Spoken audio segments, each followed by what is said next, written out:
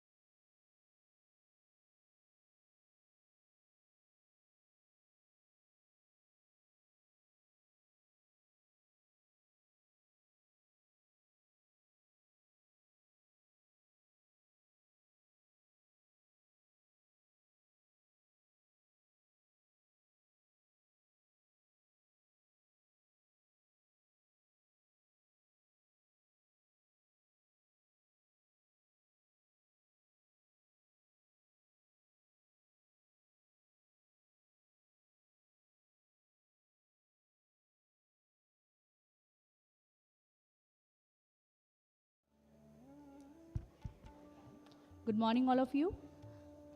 I request one kit bag has been replaced in which Mr. Hirender Singh Rana, CVO DMRC's iCard is also there and specs is also there. So I request if anyone has got that bag, kindly give it to Mr. Amit Jha. If anybody is having the bag with Mr. Hirender Singh Rana iCard and specs, kindly give it to Mr. Amit Jha.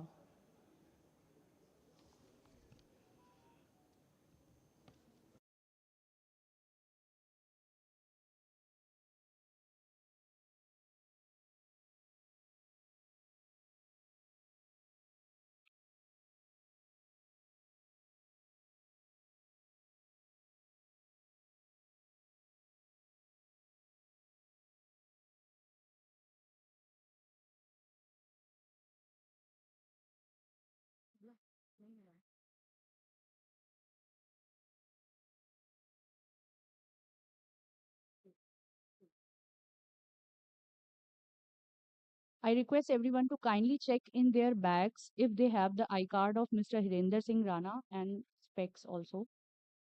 Kindly check it.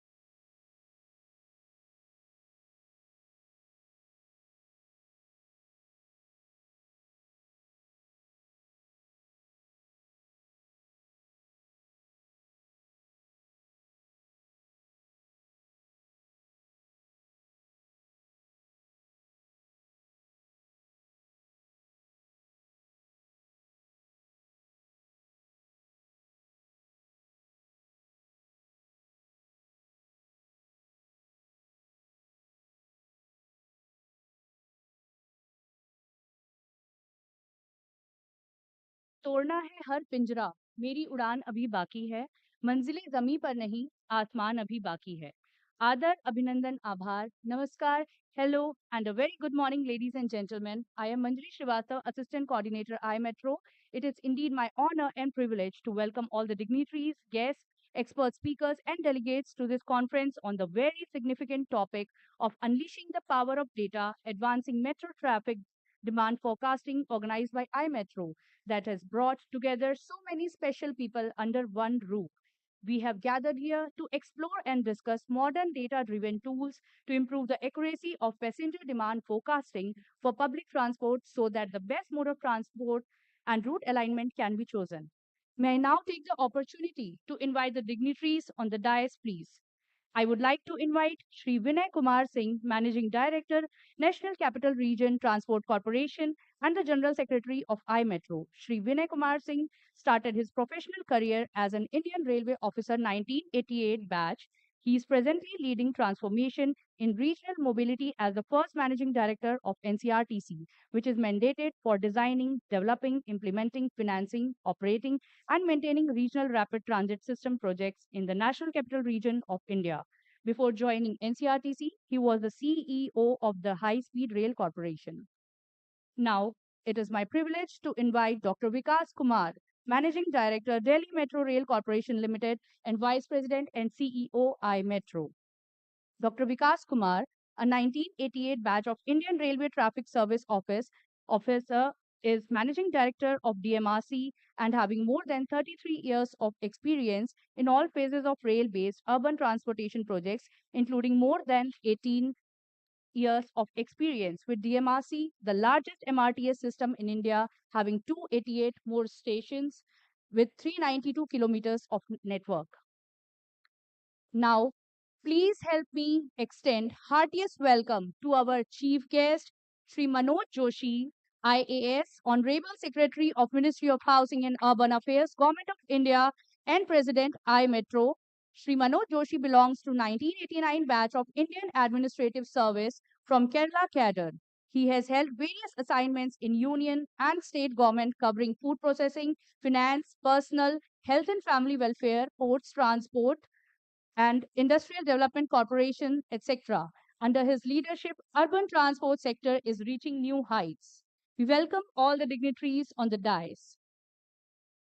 I would now request Dr. Amit Kumar Jain, Director Operations and Services, Delhi Metro Rail Corporation, to kindly greet the dignitaries on the dais with spotted plans.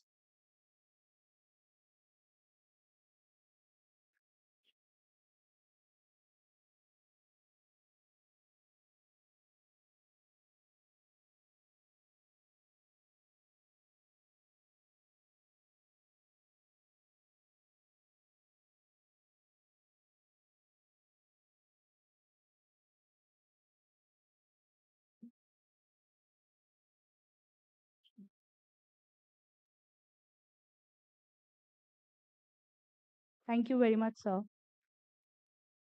May I now request the dignitaries on dais to begin this auspicious event with India's tradition of lighting the lamp. Sir, may please proceed for lighting the lamp. या कुन्देतु तुषारहारधवला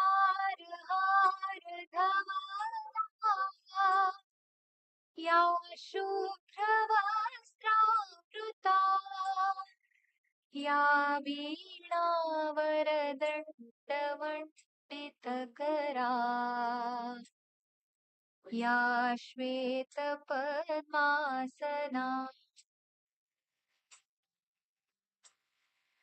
या ब्रह्माच्युतशङ्करप्रभृतिभिः देवैः सदा वन्दिता सा मां पातु सरस्वती भगवती निःशेषजाड्यापहा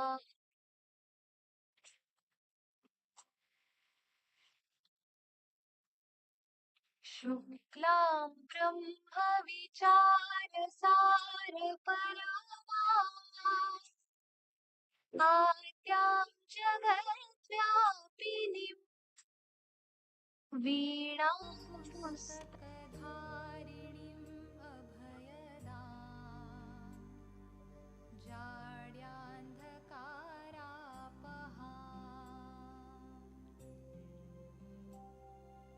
हस्ते स्फाटिकमालिकां विदधतीम् पद्मासने संस्थिताम्. Thank you, sir.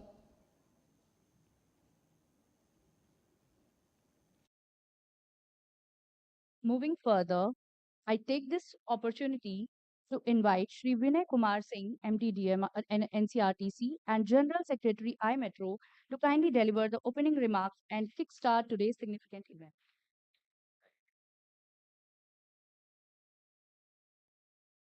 A very good morning to all of you. I extend a very warm welcome to Sri Manoj Joshi, Secretary Ministry of Housing and Urban Affairs and President iMetro, who is gracing the occasion as chief guest today. I also welcome Dr. Vikas Kumar, Managing Director, Delhi Metro, and CEO iMetro. I welcome dignitaries from metro companies, managing directors, and directors of other government entities, dignitaries from MoHUA and other central government entities. Friends, all of us know that Honorable Prime Minister has a vision of New India, and he keeps emphasizing on creating sustainable infrastructure with speed. This vision of his is very clearly seen in the outlay which has been made in the current financial year, which is of the order of 10 lakh crores in the current financial year.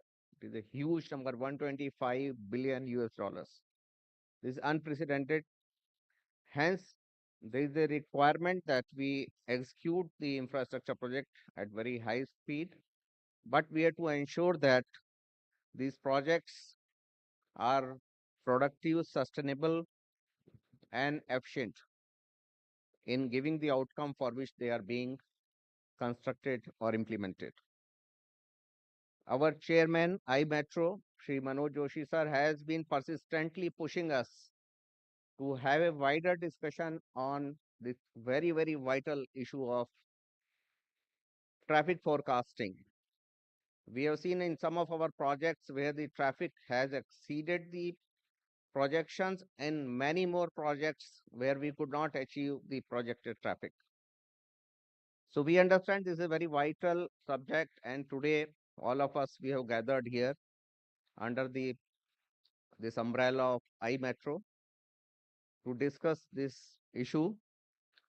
We are aware that iMetro is a organization, is a platform for all the Indian metro organizations, RRTS organization, and we keep on interacting, we keep on organizing such events where we interact with each other and share our experiences, which benefit all of us.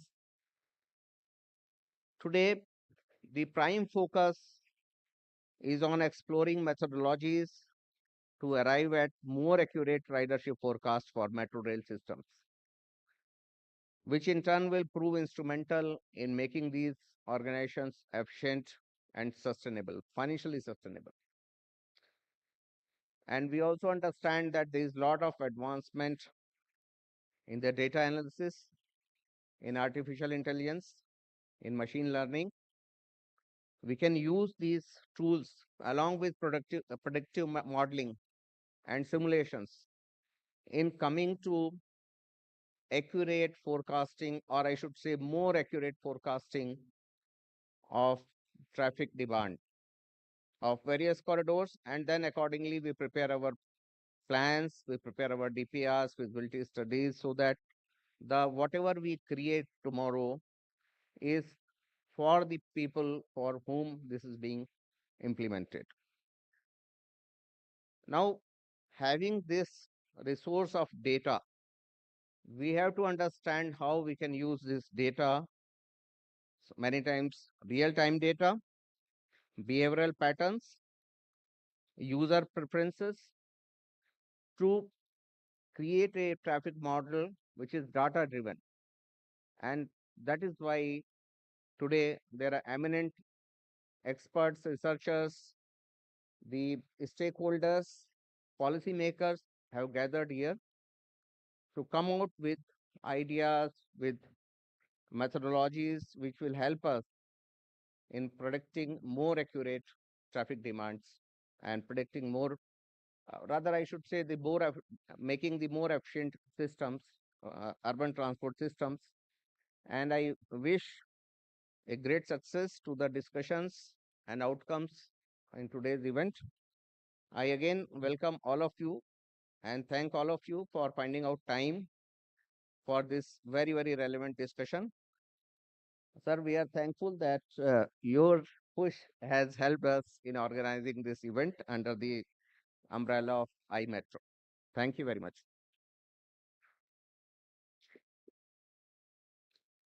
Thank you, sir, for starting the event on a high note. Now I would invite Dr. Vikas Kumar, MD DMRC and CEO I Metro to kindly deliver the welcome address, please. Sir, please.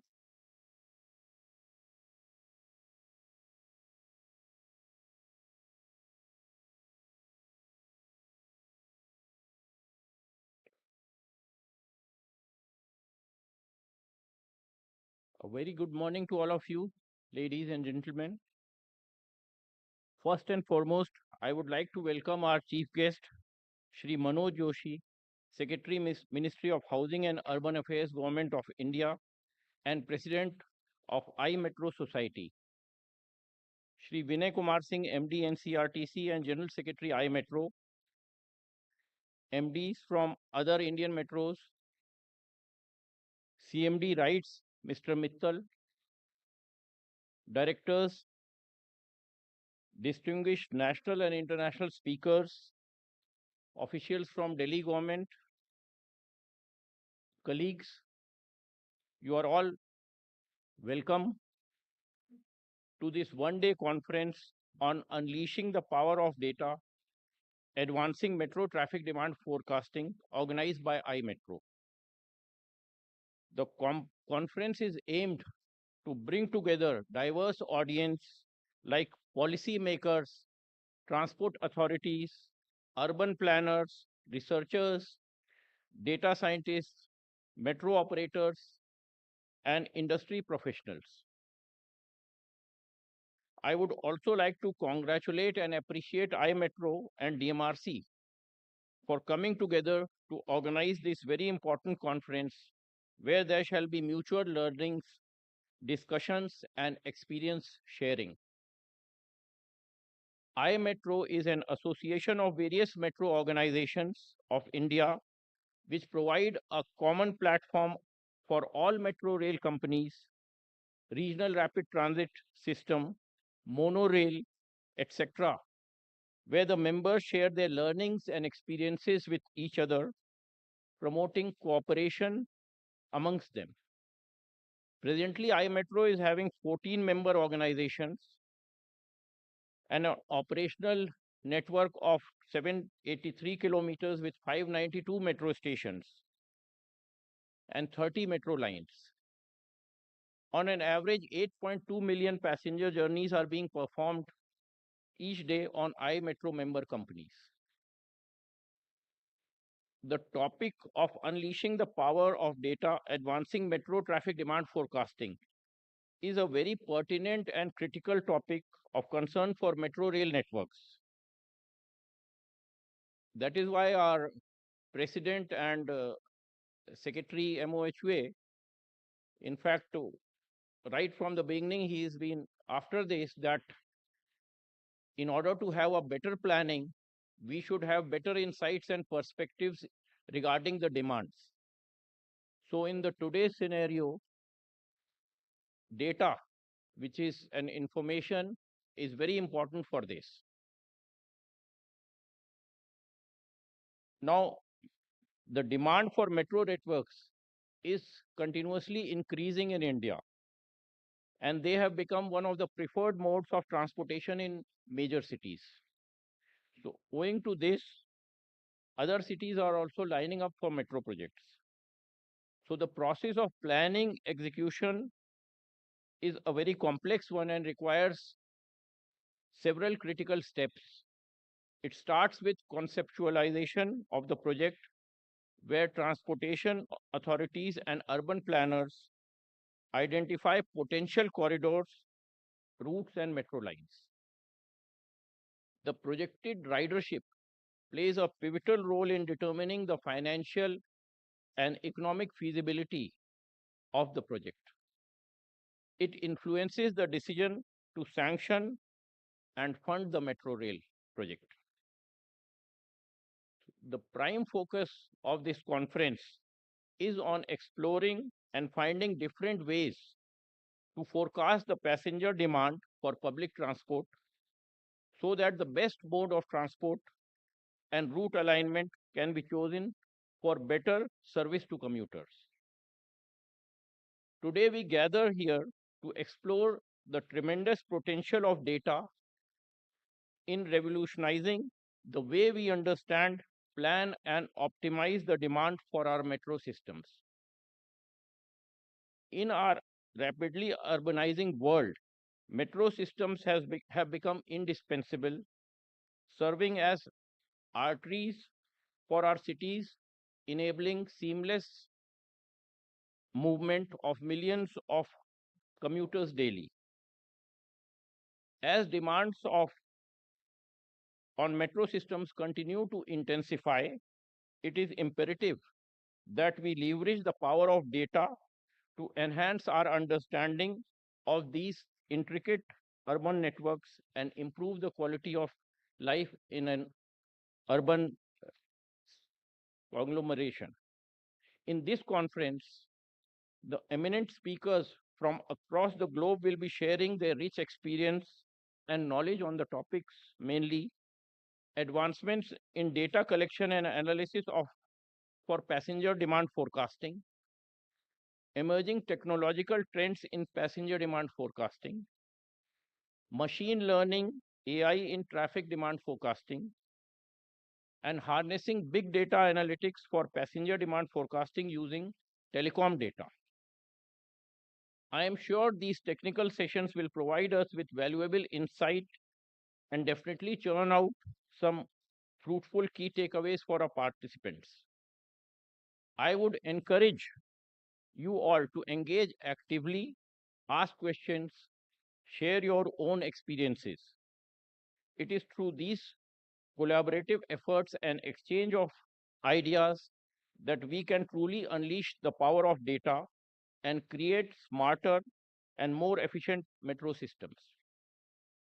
The goal is to turn data into information, information into insight, and then plan accordingly. So, together, we embark on the journey of unleashing the potential of data in shaping the future of passenger demand forecasting for metro systems. Let us make the most from this conference to learn, share, and innovate. Thank you so much.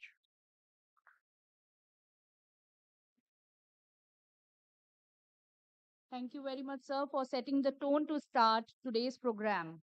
The loudest round of applause, please, as we invite our chief guest, Sri Manoj Joshi, Honorable Secretary, Ministry of Housing and Urban Affairs, Government of India, to kindly deliver keynote address. Sir, please.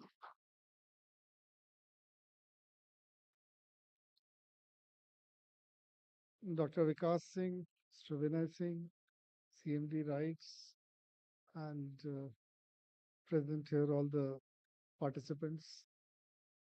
My first exposure to uh, metro planning took place when I was in Kerala.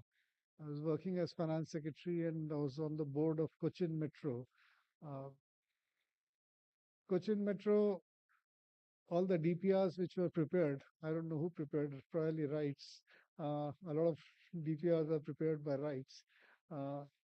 Had projected ridership of about 300,000 passengers per day with, I don't know what was the PHPDT. And when the metro had started, I think its ridership was about 60,000 people. So about one-fifth of whatever was projected in the DPR. And now I think it's reached 100,000 probably. Someone was telling me it's reached 100,000 or close to that is the ridership.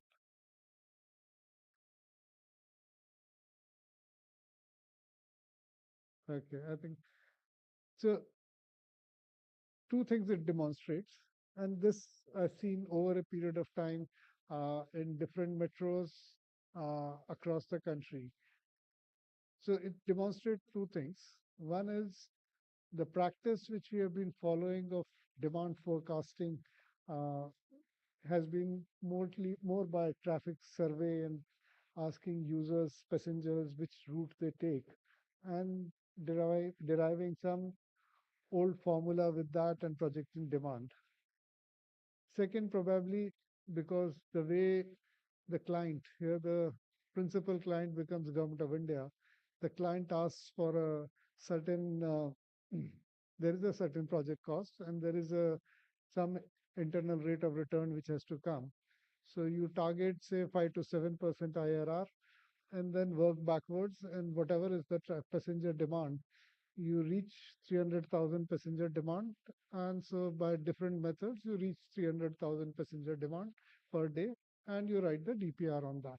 Because if you uh, so one gets two things from this.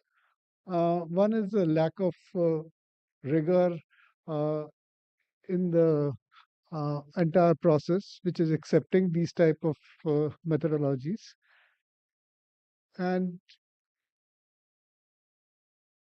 also a fault on the part of client, that is Government of India, on insisting of a internal rate of return of 5 to 7%, while knowing fully well that most of the metros are not going to make money. The IRR would be negative. Uh, they can't make money. Uh, as long as they get a good ridership, probably the purpose is served. So we get worried about metros when they don't get ridership. When they're losing money, we are not so worried because the state government has given a commitment to fulfill the losses, which invariably happens in public transport. But if the ridership is not there and you have made investments, it's a cause of worry. The second issue which comes is as time period passes, ridership increases. So when you begin, ridership is low, particularly in the first few months, it's very low, uh, except for a first month where there is a curiosity value, and after that, it declines. And then gradually, people develop different modes of transport, how to reach metro, and then the ridership steadily increases. In last 10 years, cities' populations have grown multifold. So because of that, also ridership goes up. So probably when we are making a metro for say 20, 30, 40, 50 years time period, uh, after 10 years, 15 years, ridership would reach certain levels. We don't take that into account. So one is the time horizon issue. Uh, Other related issue in this is the selection of route. Uh, we don't have a very well established methodology for route selection. It's dominated in our country by two factors. One is a political demand as to understanding of local political or administrative leadership to believe that this is the probable route. And second is the engineer's desire to on constructability. Wherever you, if since the underground metro costs much more, you want to go above ground, and on above ground, wherever you get road, you build metros on those routes. So constructability, ease of constructability, along with gut feeling of people decides the routes predominantly in, I think, across the country in India, what is probably across the globe also, this is what happens. Uh, so a factor of these two is what has happened in last many years in India. With so much of data coming in, I think we need to improve our methodologies uh, onto that. So it requires, one is whatever is best practices happening around the world to learn from that. Second is uh, developing an SOP uh, on part of say iMetro as well as on our ministry as to how demand forecasting and route selection should take place. Probably most of the consulting firms in India uh, don't really know how to do that. We need to develop appropriate methodologies and SOPs on how to do that and mandate that to all the consulting firms who are doing it for us. to adopt those methodologies. Now, it's not an easy task. Uh, it takes years to develop models for a city. Uh, so probably we need teams who work on those cities on selection of routes and demand forecasting, not just for metro, but for other modes of transport also, and work on the transportation model for the city. Uh, Moving forward, probably our ministry can fund uh, different centers and different institutions to work on those developing those models. They want to collaborate with partners around the world. We could support that. So we can come out with a proposal with inviting proposals from different universities or IITs or NITs to work on transportation model developing for a particular city uh, and collaborate with whatever best practices are there in different institutions around the world and say major cities like Delhi, Mumbai, or Bangalore or Chennai, where we are developing large metro networks. This is to begin with. I think we must do that. We'll provide all support from financial support from our ministry to such institutions to develop it, as well as I think my request to uh, iMetro would be to develop an SOP to bring out improvements in the present methodology, whatever we are doing, which is obviously inadequate, to learn from that and to mandate to the consulting firms on what they should be doing. We also get quite tempted to take to blacklist or to penalize the consulting firms who are giving these DPRs. Uh, Probably they are charging far too low. Uh, Probably we are not rejecting their DPRs.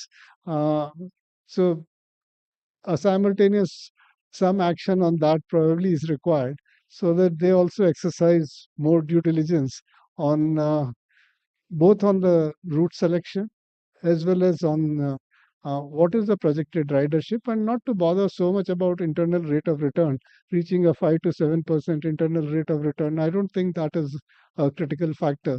Probably we can convince the Department of Expenditure and Niti Aayog not to insist on that, so that a more realistic assessment of ridership could be made. And the way Indian cities are growing, I'm sure over a period of say 15, 20 years, traffic would grow and it would gradually become more and more difficult to construct metro corridors. So may not be a bad idea to construct it now, even if the demand is low. But probably the route selection is an important aspect. A third related aspect is cities development around the transport major transport corridors. That is another area none of our academic institutions have really worked.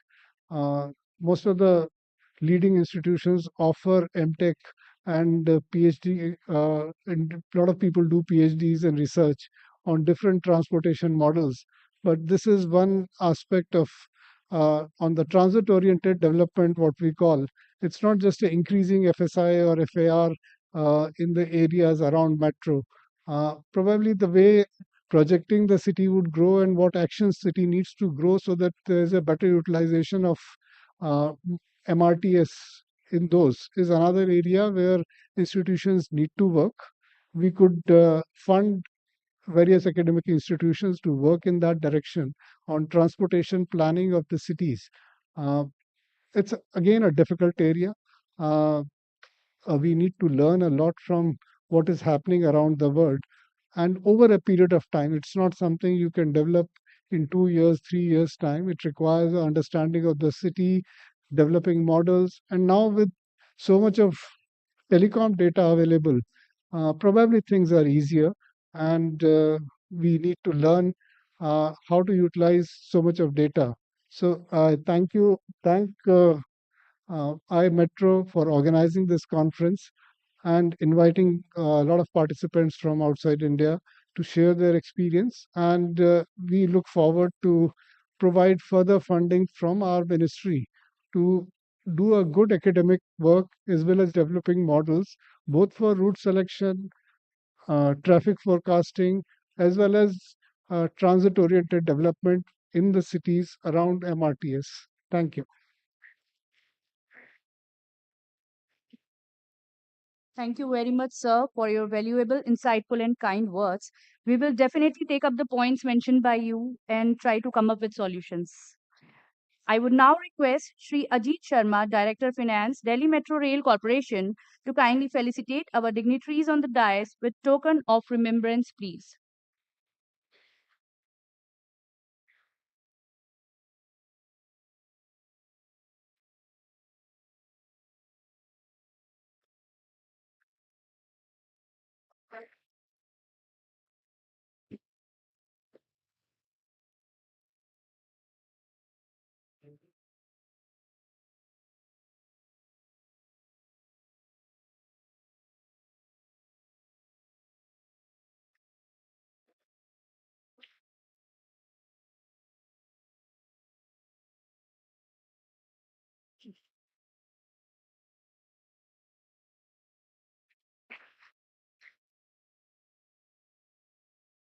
Thank you very much, sir.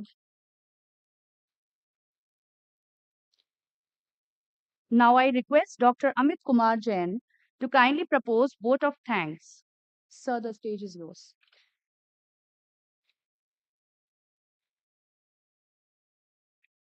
A very warm good morning. Shri Manoj Joshi, Secretary Mahua and President iMetro. Dr. Vikas Kumar, uh, MD DMRC. Shri Vinay Kumar Singh, MD NCRTC. Shri Rahul Mittal, CMD Rights. Shri Jitendra Tyagi, MD Uttarakhand Metro. MDs and directors of other metros who have connected through VC, eminent speakers and dear participants. Let me start with a little background of this conference. When I joined Delhi Metro in April 2023, MD DMRC told me that Secretary is deeply concerned about wide difference in the DPR projections of the ridership and the actual ridership that we achieve in the field during the operations phase, and which impacts the financial sustainability of the metro. Secretary sir has already explained, and very candidly he has stated that how DPRs are made, how sometimes riderships are inflated, and how route selection is made. So he has been concerned about these issues which is impacting financial sustainability. So he wanted us to work on data-driven tools to improve ridership forecasting and the route selection process. As suggested, we got in touch with Carnegie Mellon University and we have shared some data with Dr. Ashok, Dr. Seen in Carnegie Mellon University for our Line 5 ridership, and we are working on this. In the meantime, again on 19 July 2023, there was a meeting of iMetro in which Secretary Sir again he reiterated the need of such discussions, and he advised us to plan an international conference, invite international and national experts, bring them together for a brainstorming session, how we can improve the ridership forecasting. And today we are here. Thank you, sir. Today we have experts from Carnegie Mellon University, uh, Purdue University, US, KTH University, Stockholm, Sweden, University of Calgary, Canada, Transport for London, UK, Smart Public Transport Lab, Delft University, Netherlands, Norman Solutions and Technologies, UK, IT Madras, CEPT Ahmedabad, Department of Telecommunication, India, Rajagiri Institute of Engineering and Technology, Kochi. I extend my heartfelt gratitude to Shri Manoj Joshi, Secretary Mahua, and President iMetro for recognizing the imperative need for this kind of conference on a most pertinent topic, that is unleashing power of data, advancing metro traffic demand forecasting. Thank you, sir, for your open offer for the financial support to the academic institutions and iMetro to do further research in this field. I would like to express my appreciation to all the distinguished speakers who have traveled from across the world to share their experiences, to share their research projects. I would also like to extend my thanks to other speakers who could not make it to be here, but they are connected through VC to deliver their presentations online. I also like to thanks our esteemed transport experts from UITP, SPA, IIT Delhi, Triple IIT Delhi, who have graciously accepted our invitation to moderate the session and enrich the sessions with their own experiences. A special thanks to Dr. Vikas Kumar, MD DMRC, CEI Metro, and Shri Vinay Kumar Singh, MD NCRTC, for their unwavering support and invaluable guidance for organizing this conference. I must acknowledge and thank all the participants representing metro rail systems across the country, railways, academic institutions, TERI, WRI, World Bank, JICA, and others who have taken time out of their busy schedule to participate in this conference. Last but not the least, I would appreciate the efforts made by iMetro team led by Shri Rajneesh Rana for organizing this conference. Thank you very much. Thank you.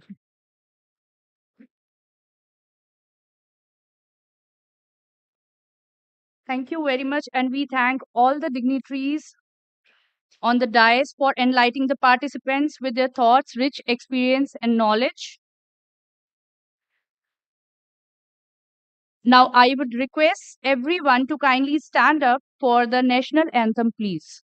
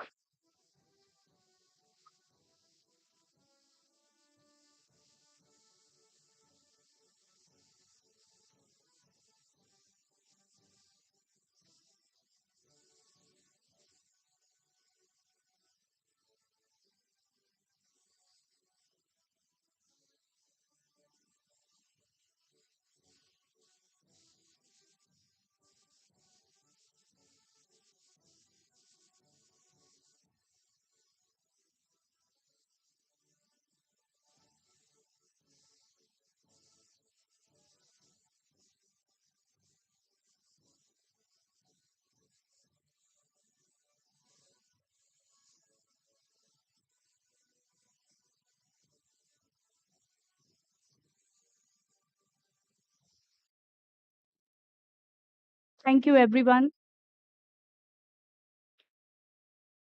And now we will be starting with our technical session that is on a very important topic, advancement in data collection and analysis for passenger demand forecasting. May I now request the speakers of the session to kindly join the dais, please.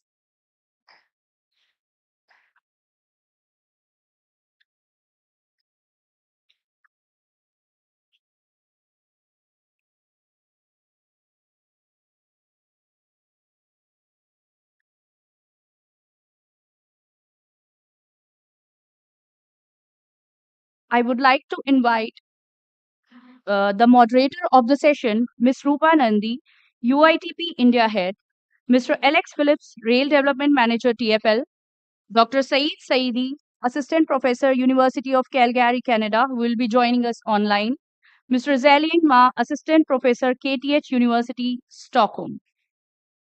Now, I would like to introduce a very renowned personality who is the moderator of this session.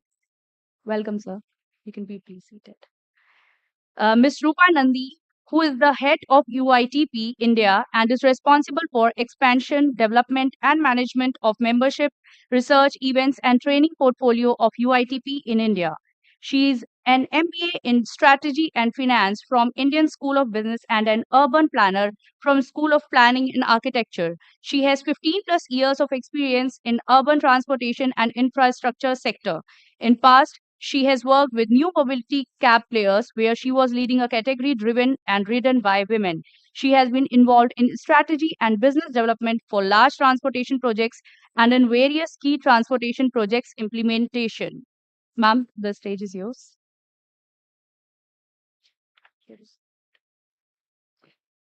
Thank you, Manjari. At the outset, I would like to thank iMetro for this opportunity of moderating this esteemed panel. Can we also have Dr. Saidi on screen so that it feels more like a panel? Yeah. So UITP, as most of you know, is International Association of Public Transport. It has 1,900 members from 100 different countries. And 92 metros of the world are our members. And I'm very proud to say India is very well represented in UITP. We have 8 metro members. Most of you are present here as UITP members. Again, I welcome you again to this conference, Unleashing Power of Data, Advancing Metro Traffic Demand Forecasting Conference.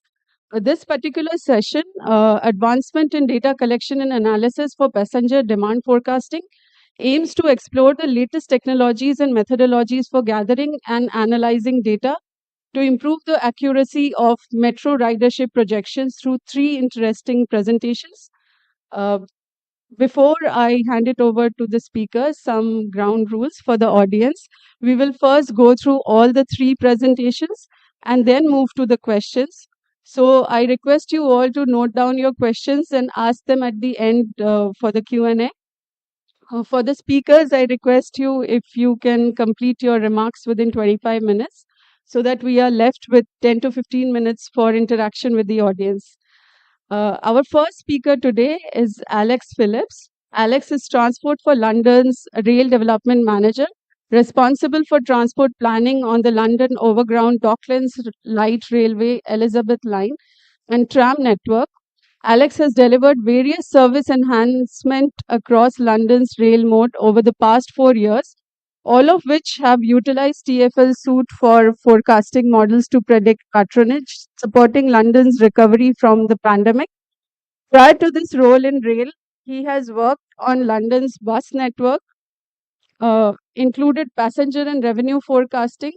Most recently, he has led the program to evaluate the demand impact of London's newest railway line. Many of you must have witnessed it online or in the television about its opening. It's the Elizabeth line, comparing the actual demand and forecast set developed through the various business case submissions. He has extensive experience in bus and rail service planning, policy analysis and evaluation, passenger demand forecasting, operational performance measurement, and business and strategic planning. I would now request him to present about forecasting demand on London's newest railway, the Elizabeth line. Over to you, Alex. Yes, please. Thank you. Good morning, everybody. Thank you very much for having me today. Will the slides be brought up on screen? Yes, lovely.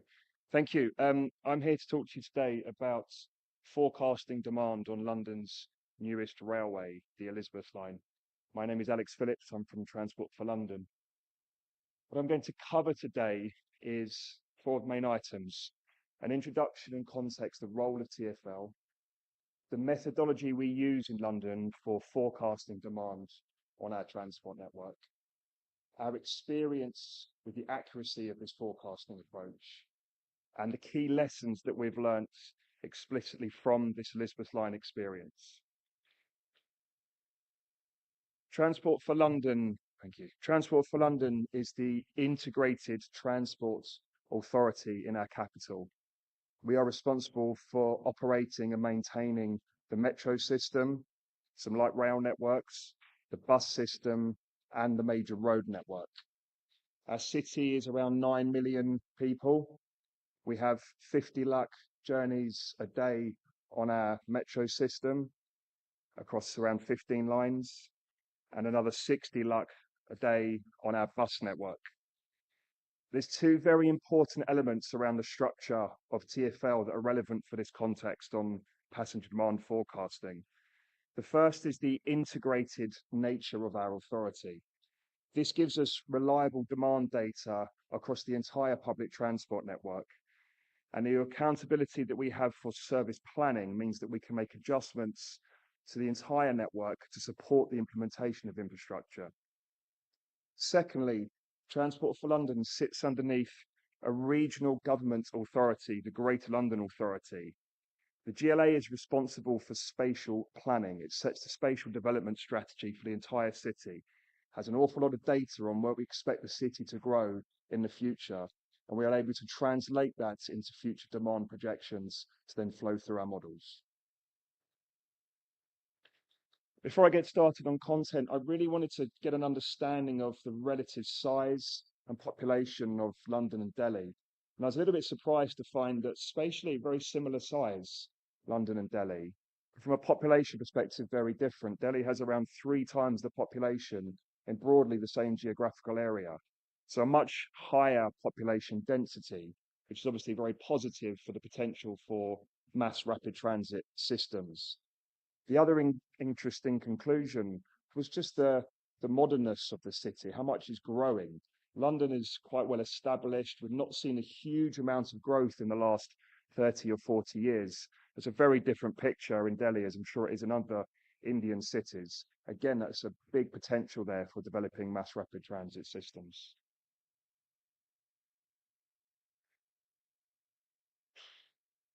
So the Elizabeth line itself, this is London's newest railway, opened in May of last year. This railway extends well beyond the bounds of London. Reading in the west here is 40 kilometres outside the city. It travels past the major international airport, Heathrow, into the suburban areas in the east and the west, including a number of quite deprived zones. It serves the major shopping precinct, the West End. It serves the City of London, the major financial district in Canary Wharf.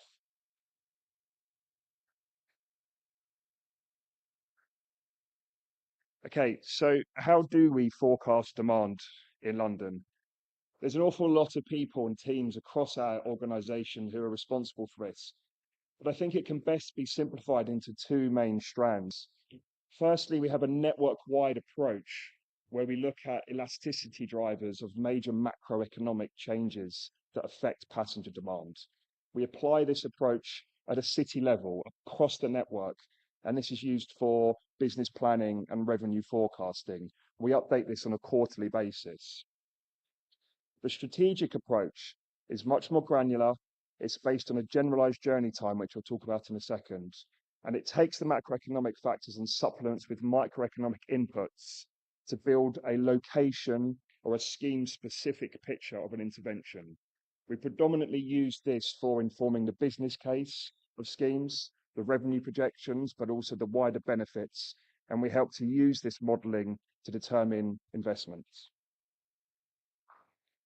I just want to say a little bit about the network approach. Some of the factors that we incorporate in this: external factors, economy, population forecasts, tourism. Quite often we place ranges around this, particularly important in the last 3 or 4 years of the emergence of the recovery from the pandemic. We look at the service planning inputs, what new lines we're going to introduce, what new timetables, new fleet. Our fleet is aging, replacing much of it, that can generate demand. The fares policy, very important for influencing passenger behaviour. Transport for London doesn't set the fares, that's the responsibility of our mayor. We have to understand what his decisions are and how they can implicate on transport planning. And of course, service delivery. How reliable is the network on which we're running? That does have a major influence on passenger demand, although on a year-to-year basis, it's relatively marginal. Just to give an indication of scale of these factors, I've presented here the revenue for 22-23 and our projections for 23-24. This is a 19% growth in revenue across the whole company year on year. About a third of that growth is continued recovery from the pandemic. We are at about 90% of pre-pandemic levels of demand. I think we're a little bit behind Indian cities, or Delhi at least, in that perspective. So about a third of this 19% is continued recovery. Another large chunk is due to our fares policy. Large high inflation at the moment, fares have gone up quite considerably, that drives revenue. But on the left-hand side here, you see the Elizabeth line. This has around a fifth of the increase in revenue year on year due to this new railway. It's incredibly important we get this forecast right if we're going to meet our revenue projections. So how do we come up with this? We have an extensive modelling suite in Transport for London for scheme-specific modelling. Have schemes for traffic modelling, cycling, land use. But what we use for public transport investments is an assignment tool, which we call RailPlan. Now, this assignment tool is a public transport model that predicts the types of public transport that passengers will use, the routes through that network that they're likely to choose, and the associated crowding impacts. It does need to take a feed from a higher level elasticity model that looks at the general quantum of demand, but Railplan is where the magic happens. So a little bit about how Railplan actually works. First of all, it segments the city into zones. There are 4,106 of these zones, and they extend beyond the boundary of London, the wider travel to London area. Secondly, then, it constructs an origin demand destination matrix, so 4,100 by 4,100, and we have the OD demand from every single zonal pair. We've got a picture of that demand today, and through our employment and population projections, we can get a picture of the demand at future points that is unconstrained. The next step then is to apply the network on top of this demand picture. We do this through a generalized cost approach, which takes the formula of in-vehicle time, the time spent on board a vehicle, plus 2 times the walk time, plus 2 times the wait time, plus a boarding penalty. We multiply walk and wait by 2 because passengers don't like walking and waiting, so we elevate that. And we apply a boarding penalty because passengers don't like to change modes, so we apply a penalty for that. This generalized cost formula gets applied to every single OD pair within the network constraints, and it assigns passengers to routes through the network. We understand that passengers want to optimize their journey time, and thus we can infer their choices through the network based on this formula. Just a little bit more detail. This is the center of London. This is about 8 kilometers across. Every zone has a centroid. This centroid enables the calculation of journey time between every other OD pair at a very granular level. Each zone has a maximum of 1 rail station within it. It can have multiple bus stops and multiple routes, but only 1 rail station. Now, there's 2 important points about this model that we believe gives us a good certainty or good confidence in its accuracy. The first is this disaggregated nature of the model. It is disaggregated zonally. We have a very granular measurement, which enables us to apply that generalized cost approach to OD pairs at a granular level. Some of these zones are 2-3 streets across. The second is the demand data that we use to feed into this model. We have ticketing data, origin destination pairs. We supplement that ticketing data with loadway, with passenger surveys, and increasingly with mobile phone data to get a really good picture of the current demand levels on which we model change. So some outputs. This diagram here shows the change in bus demand following the modelled impact of the Elizabeth line. Red is increase, green is decrease, and the width of the bar shows the quantum of the change. And what we see here is 3 areas in the southeast around 3 Elizabeth line cities, 3 Elizabeth line stations, where there's a major growth in bus demand expected as a result of this intervention. This is really important for us to understand. All 3 of these examples had relatively limited bus capacity going into those stations. The unconstrained forecast showed a huge growth in expected demand. We took this data and we supplemented bus capacity, in some examples doubling the frequency, trebling the frequency on routes going into these stations. That extended the reach of the railway and prevented us from constraining the potential of the railway around the stations. Another example output is where do passengers come from? On the right-hand side of this chart, we see the total demand. I'll come back to that in a later slide. On the left-hand side, we see where that demand has come from, modelled output. Where do we expect these passengers to come from? Now, importantly, on a mature network such as London, we're expecting 4/5 of demand to actually come from services that we already operate. That's important because we don't therefore get additional revenue from those demands.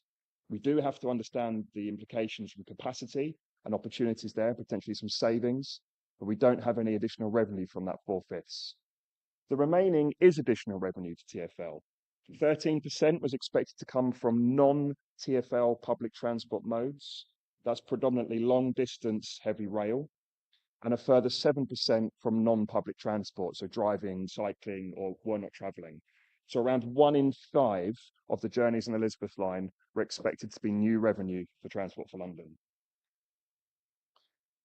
We can also, with this model, look at line level demand. This is the Central Line, another east-west existing service in the city. And what we can do is we can look at year-on-year changes in demand expected. The sort of pink line at the top shows the 2016 level. Everything beyond that then is post-implementation of the Elizabeth line. So we can understand where there's going to be a reduction in demand, as you can see towards the right, that gap. You're going to see demand abstracting away from the Central Line onto the Elizabeth line. But we can also see this point up here, where demand is expected to increase in the Central Line as the line brings passengers and feeds into it. Again, a really important conclusion from capacity planning. There was not sufficient capacity on the Central Line at that point to serve the Elizabeth line, so we had to supplement that capacity. And lastly, we can look at station levels of demand. This is a projection of demand entering Canary Wharf and the surrounding stations, and we can understand how we're expecting this to increase over time, but also the breakdown of individual gate lines, where we expect passengers to flow and ensure that we have adequate capacity within the stations for those customers. So, what has been our experience with the accuracy of this forecasting? The first thing to say is we're expecting that the Elizabeth line would form 15% of our total revenue. Absolutely huge amounts for us. This is a couple of years delayed now from the pandemic, but we're going to build to that point by probably 2024. We use this tool because we had good confidence. In 2011, we opened another line. It was the last major infrastructure that we opened. And we can see from this graph, the red being the observation, the green being the modelled, that both the shape of our forecasts and the overall quantum were quite accurate in this example. So this gave us good confidence that this model would be accurate for these purposes. Now, this is probably my main chart. 2018-19, we forecast the expected level of demand on the Elizabeth line. At that point in time, we started to get focused questions on the revenue expectations. Our argument that we had to give ranges was not grounding very well. So we approached the University of Southampton to undertake some simulation, a Monte Carlo simulation, to give us a confidence interval range around these forecasts. They did that, and they had quite a wide range, just a 95% confidence range around our original forecasts. What's driving that uncertainty? In the early years, fares assumptions. In the latter years, the population employment. We can't be certain on the population employment growth. It's going to have a key impact on these demand levels. Then the pandemic hit. We had to completely rework our forecasts. We had a red and a yellow line, which gives us the lower and the upper forecasts. The green dot there in 22-23 is what we actually have seen on the railway. So we're very happy with this. It's ahead of our sort of best case post-COVID forecast, and is actually within the pre-COVID ranges of expectation. Now, why that's a fantastic outcome for us, there's a flip side to that coin. We've been set a very aggressive target for 23-24 of around 220 million passenger journeys in this financial year. And you'll note that that is not too far off our pre-pandemic projections. We're a little bit behind that at the moment. We can evaluate the occupancy broadly as is expected. If your demand projections are relatively accurate, our occupancy tends to be, and it has proven to be that way. We can also look at the abstraction analysis. This is a complicated piece of analysis that can have a whole presentation devoted to itself. But I think the two key takeaways here really are that with the amount of data that we've got, we can conclude to some degree that we've seen what we expected. However, there's this 30% of uncertain demand, mainly driven by pandemic recovery. The important figure there is the yellow one, the 13% of demand in the middle chart, that's the actuals. The 13% of demand that has shifted from the national rail services is broadly what we expected the model it to be. That is the new revenue element. So what we thought would be new revenue, broadly we have seen. And that's mainly as a result of the assignment modeling. So what have we learned from this experience? So I've got 2 slides here.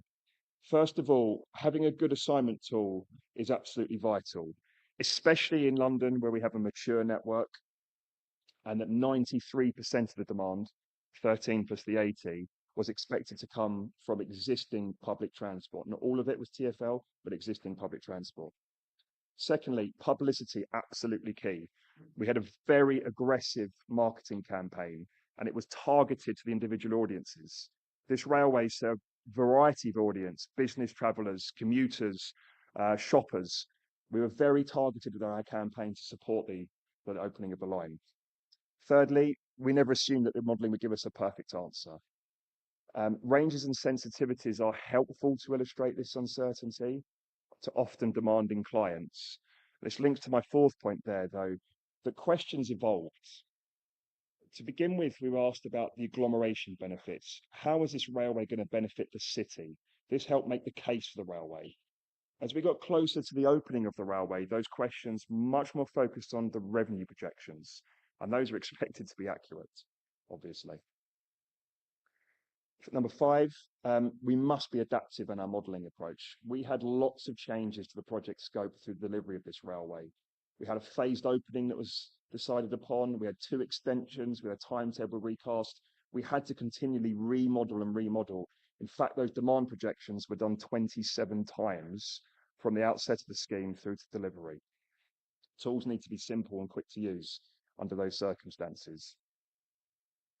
Number 6, there are limitations to modelling, especially with these macroeconomic changes.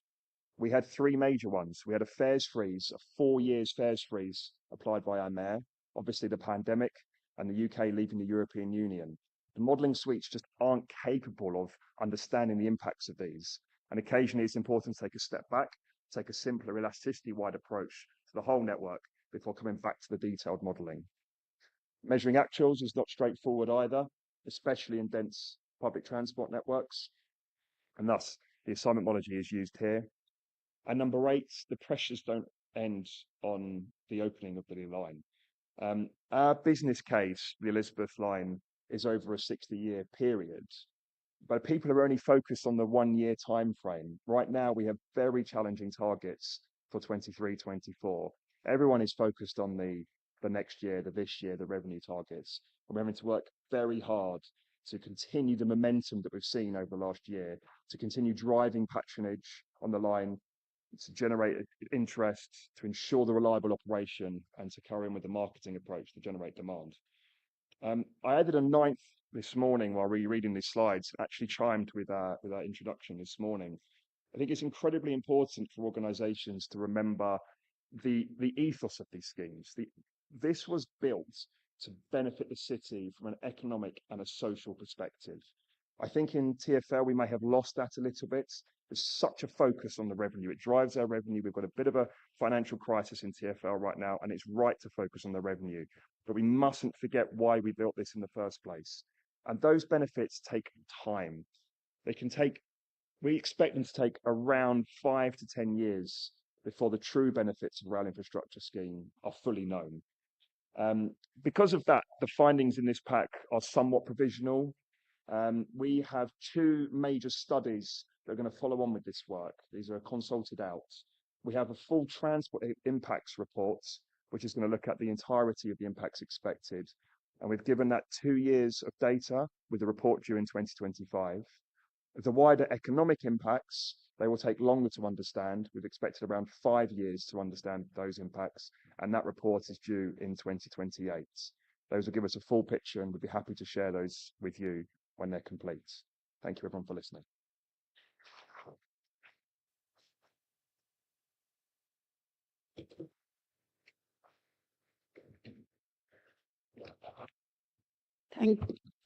Thank you, Alex. That was a very, very insightful presentation. I'm sure you're going to get flocked in the breaks, questions on how it was done and how can we adopt the same.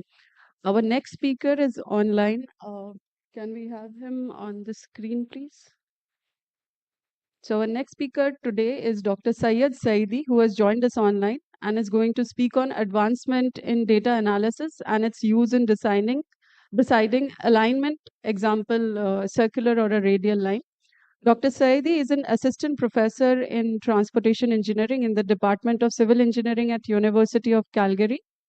Prior to joining the university, he has a postdoctoral associate at the Institute of Data Systems and Society, IDSS, at Massachusetts Institute of Technology, MIT, and a member of MIT Transit Lab. He earned his PhD and MSc in civil engineering with transportation engineering and planning specialization from University of Calgary. His main research activities are on transportation network modeling, public transport planning and operation, and big data analytics using mobility sensing data. He has extensive research experience on planning and modeling of urban rail transit networks, particularly ring transit lines. His research has resulted in creating actionable intelligence for cities and transport authorities, such as Calgary Transit and Massachusetts Bay Transportation Authority. He's a member of Rail Transit Systems Committee at the Transportation Research Board of National Academies. Over to you, Dr. Saidi. Thank you very much for the kind introduction. I just want to make sure that my audio and slides are okay. Yeah, everyone at the back can hear him clearly? Yeah, it's all good.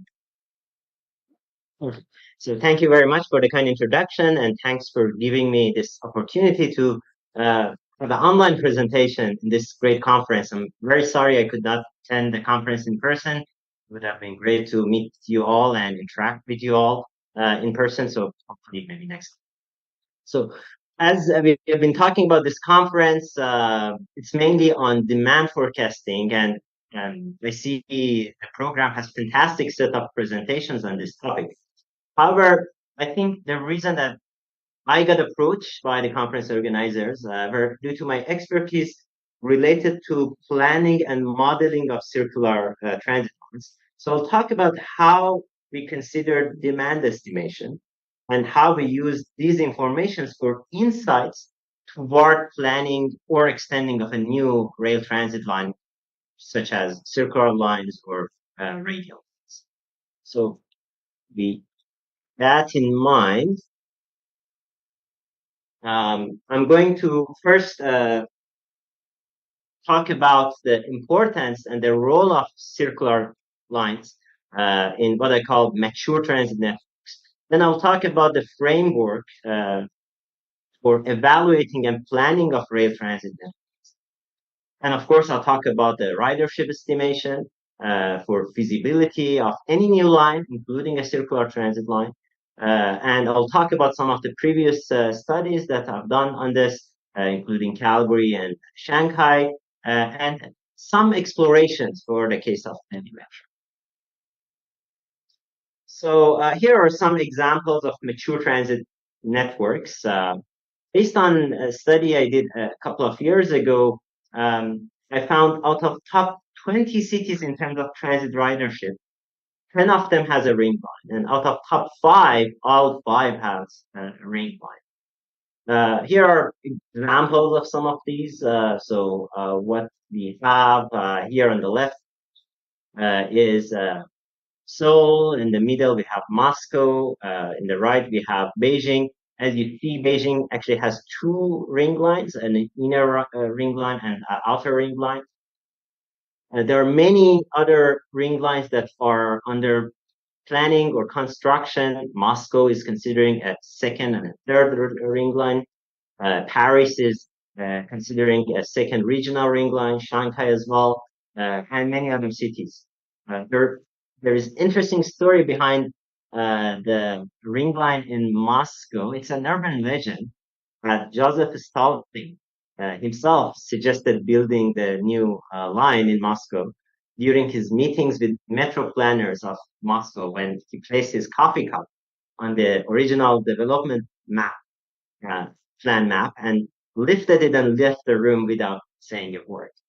And the circular brown stain of coffee left on the map around that center of the city were interpreted by the Moscow transit planners that he's indicating that we need to build a circular one. And if you actually look at the color of the ring line in Moscow, it's in fact brown. So maybe suggesting that this might be a true story. So apparently it's not just the transit planners that are involved with some of these projects. So Professor Wukan Wujcik, who's one of the gurus in the area of public transportation, had an earlier paper in 2014 where he talked about properties of circular lines. The first four bullets are from his report and paper, providing more direct trips. That's one of the property of the ring line, distributing the congestion away from the CBD. So this way, more transfer are possible around the city and not just concentrating in downtown. Providing more connectivity in the network and serving in the busier areas outside of the city center. So connecting basically mini business districts, high density areas, TODs that are outside of the city center. So in my study, I added some additional properties to this list. One, I found there is a difference between the nature and the function of an inner and an outer ring. It's for the cities that actually has two ringlets. So the inner ring is mainly for providing a better transfers, but outer ring is just providing more direct trips. Additional coverage, again, on the periphery is another property. Usually ring lines have higher number of transfers compared to the typical lines. And as well, ring line would provide more robustness and redundancy to the network. So as we have been talking about this since morning, for any network extension, adding a new line, extending the network, we need to consider two factors. Of course, the cost, so the capital cost and operating cost, and as well the demand forecasting.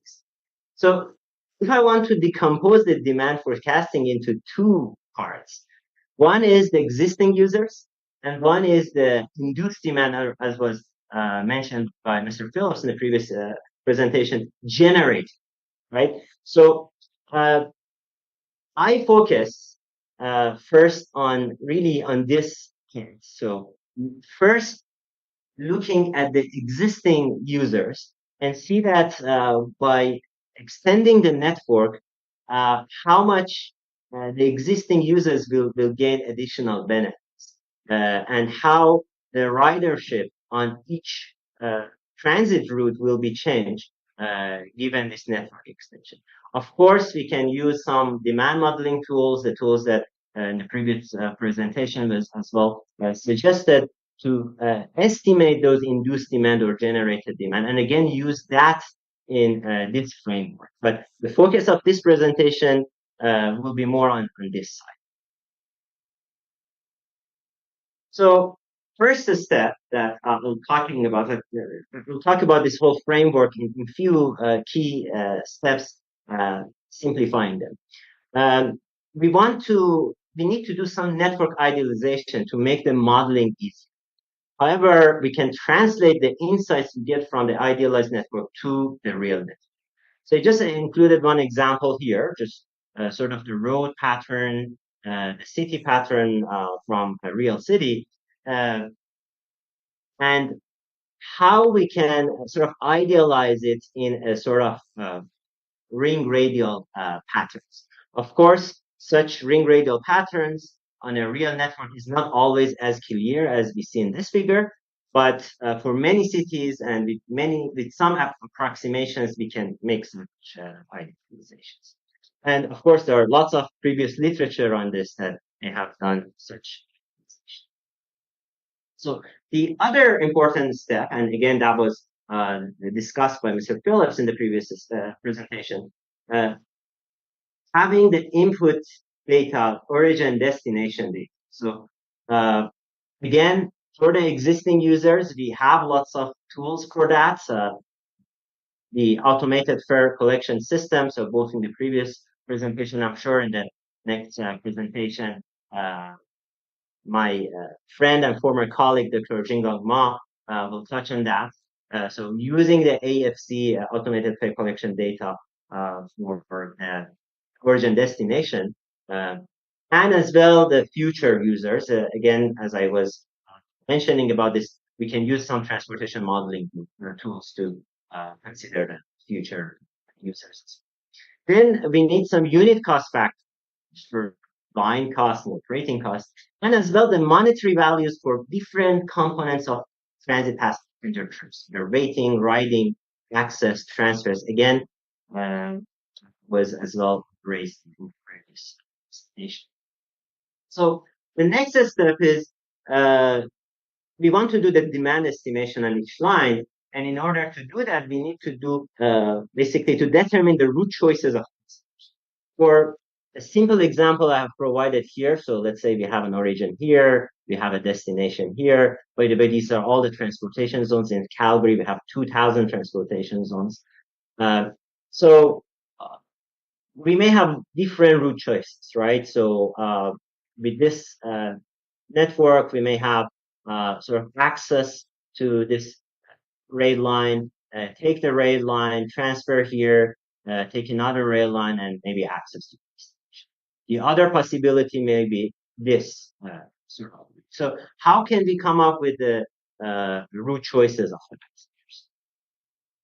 passengers? We can use this generalized passenger cost as a sort of a mathematical function. Again, a similar function of that was presented in the previous talk. So we decompose different components of passenger trips. So their ride time, their waiting time, their access distance or egress distance, and their transfer. And then we can estimate those parameters that how much, using this value of time concept, how much each of those components of transit trips basically worth, basically monetizing those costs. So again, for this route choice problem, I provided one simplified example again. So we have, let's say, a ring line here. We have two radial lines, and we are looking at all the demands that are originated in this area, and the destination is here at the center. So again, it's a simple visualization, sort of simulation of where are the route choices. So passengers here, all the passengers located here would access directly to the destination here. Passengers here in this yellow area and here would take the radial line and go to their destination here. And passengers located here would take the ring line and may as well take the radial line and get to the destination. So what happens if in this theoretical example, we decrease the spacing between these two consecutive radials? We see that less and less passengers or areas will have the ring line as their lowest cost option. So we have less number of passengers taking the ring line in case that we have most of the trips to the CBD. So this is sort of one conclusion we can get out of this, that if most of the trips are mainly toward the CBD and coming back, then a circular line would not be too beneficial compared to a radial. But in reality, the destination could be anywhere, right? So what if the destination is here in this black dot? So these are all the passengers that would take the radial line and not taking the ring line. These are the passengers in orange that will take the ring line in order to get to this destination. Of course, changing the destination, the route choices would be different. So this is just one very simple example, but just to show that how the problem, this route choice problem, is important here. So with the process I explained, we can come up with the ridership estimation for a network with and without the proposed extension. So we can translate all of those into some benefit estimation. So say for every OD pair that we have, all these sort of zones that you see here, we can find the root with the minimum cost, right? And multiply that value, the generalized cost between each OD pair, and multiply that by the demand, the origin destination demand between each OD pair. And summing up all of those, we can have the total generalized cost for existing network and total generalized passenger cost for extended, right? And the difference between these two, this Z1 and Z2, can be defined as the total passenger benefit. So now it's just all about the comparison between the capital and operating costs versus the total passenger benefits that you are gaining. So as you see, there is nothing about the fare revenue here, as it was discussed by the keynote speech. It's all about looking at the ridership and find the optimum trade-off between the user and the operator. So this flowchart explains the more details. I briefly talked about few of the steps, especially related to the demand estimation, but you can refer to these papers for more details. So we implemented this model for city of Calgary for different scenarios, for different demand projections, existing demand, future demand projections, and different scenarios for these existing networks and expansion of the existing networks. What we find in this study was that for the current OD demand, a ring transit line in Calgary is not justified. But in future, considering some of the OD projections, a rail line may be justified, and optimum location of that is basically showed here within the range. We as well did this for case of Shanghai. As I mentioned, Shanghai already has one ring line, but we use this model to look at the sort of feasibility of locating a second ring in Shanghai. Again, we consider different scenarios. I won't go into the details, but using that, we came up with this range, again annotated here in green, as the proposed second ring line in Shanghai. And in fact, recently, as Shanghai is developing the ring line, what they're actually doing is pretty close to what we came up with back in 2016. And another interesting insight that I want to talk about, again, this is the case of Shanghai, is looking at the stations that gain the highest benefits by introducing this hypothetical ring. So if we add the second ring line, the stations shown in black dots are the stations that gain the highest benefit. As you see, most of these stations are outside of the outer ring line. So it's basically indicating that the ring line, especially the outer ring line, is providing more direct trips to all these OD pairs that are outside of the ring. As well, the other analysis we did was to look at this proposed corridor, that for the second ring line, and see sort of the coverage in terms of population and employment.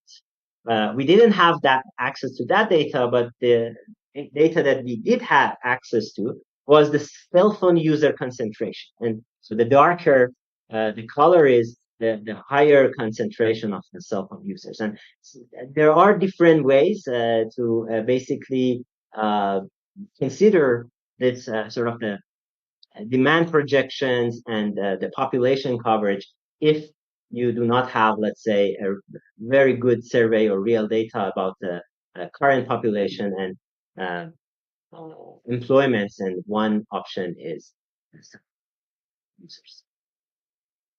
The other study that we did, we looked at the network design of 6 mature transit systems and tried to do some apple comparisons. So we idealized those networks, the 6 cities with mature transit network, and we normalized the network size in a way that as if all of them had the same total network length.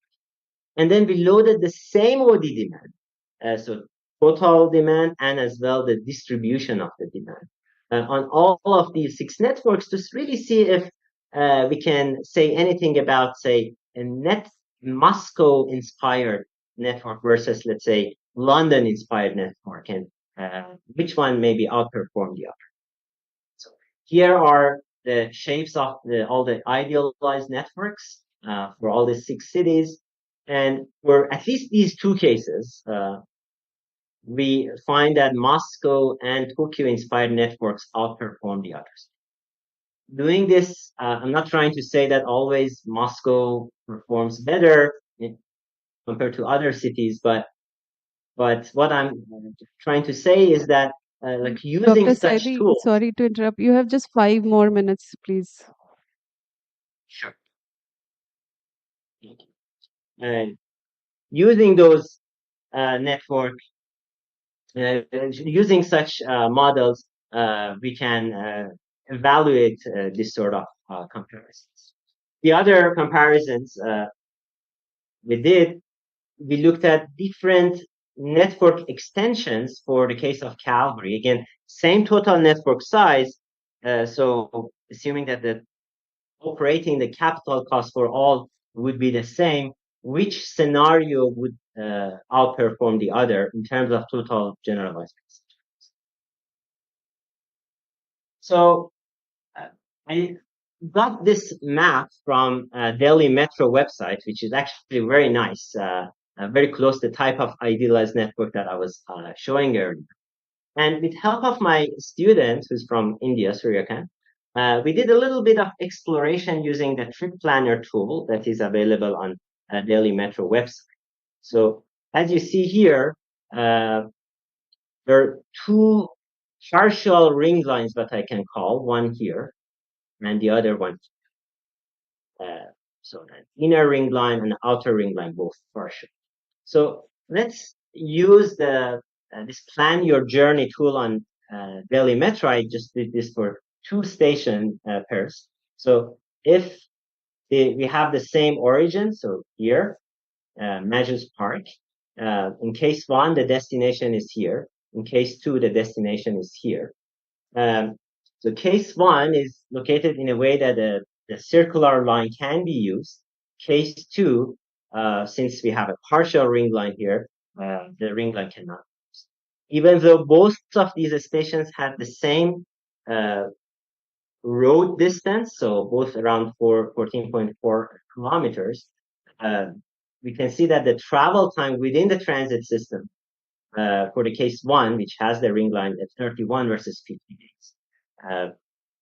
So all these numbers are coming from the Plan Your Journey tool, just showing that how much travel time savings could be for case 1 versus 2, where case 1, the circular line can be used. Another comparison, now this is for the outer ring line. So again, the same origin here, but a different destination. So this is case 1, this is case 2. So case 1, the distance between the origin and destination is actually 29.5 kilometers, so almost double the road distance in case of for case 2.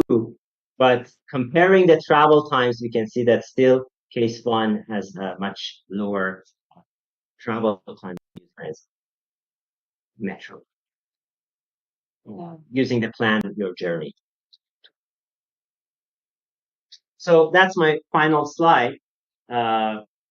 Demand forecasting, as correctly identified by the organizers of this conference, is very critical step here. And in this presentation, I described how we can use the demand estimation and how we can translate that to equivalent dollar values in terms of benefits so that we can use that for optimizing the networks, such as considering the location or alignment of a circular line or any other network extension. Of course, the idealized network assumption can be relaxed, and we are actually working on this. One of my PhD students is currently working on this. And as well, the induced demand or the generated demand by introducing a new line can be estimated using some transportation modeling tools, again, as was discussed in the previous presentation. And we can use that. So in this study, we use this as an exogenous factor, but we can combine the proposed framework with the existing demand modeling tools to also consider the induce. So with that, thank you very much for your attention. Happy to take your questions, and you don't have the opportunity to meet in person, but happy to stay in touch over email and over link. Thank you.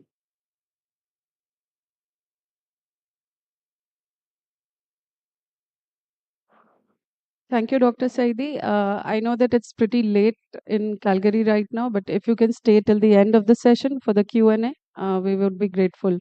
And that was a very interesting case for the case of Delhi Metro, that hypothetical case that you showed us. Now we'll move to our third presentation, which is from Mr. Zheng Liang Ma. And we are back to the dais again. Dr. Ma is an assistant professor and a docent in transportation science and a faculty member of Digital Futures and Integrated Transport Research Lab, KTH. He was a lecturer at Monash University and a postdoc at MIT Transit Lab, where he co-managed the MIT MTR Hong Kong Research Partnership. His research focuses on applied artificial intelligence, public transport, intelligent transport systems, and multimodal mobility systems. Until now, he has published over 100 academic research papers, led and participated in research and industry projects from Sweden, the UK, the United States, Hong Kong, and Australia. His research work on data-driven network performance estimation and travel demand management was transferred from MTR Hong Kong to support the metro operations and tactical planning. I would now request Dr. Ma to present on deconstructing data and AI for passenger demand forecasting in metro rail systems. He has a very long and complicated presentation, so I request you all to focus a bit on it. Thank you. Over to you.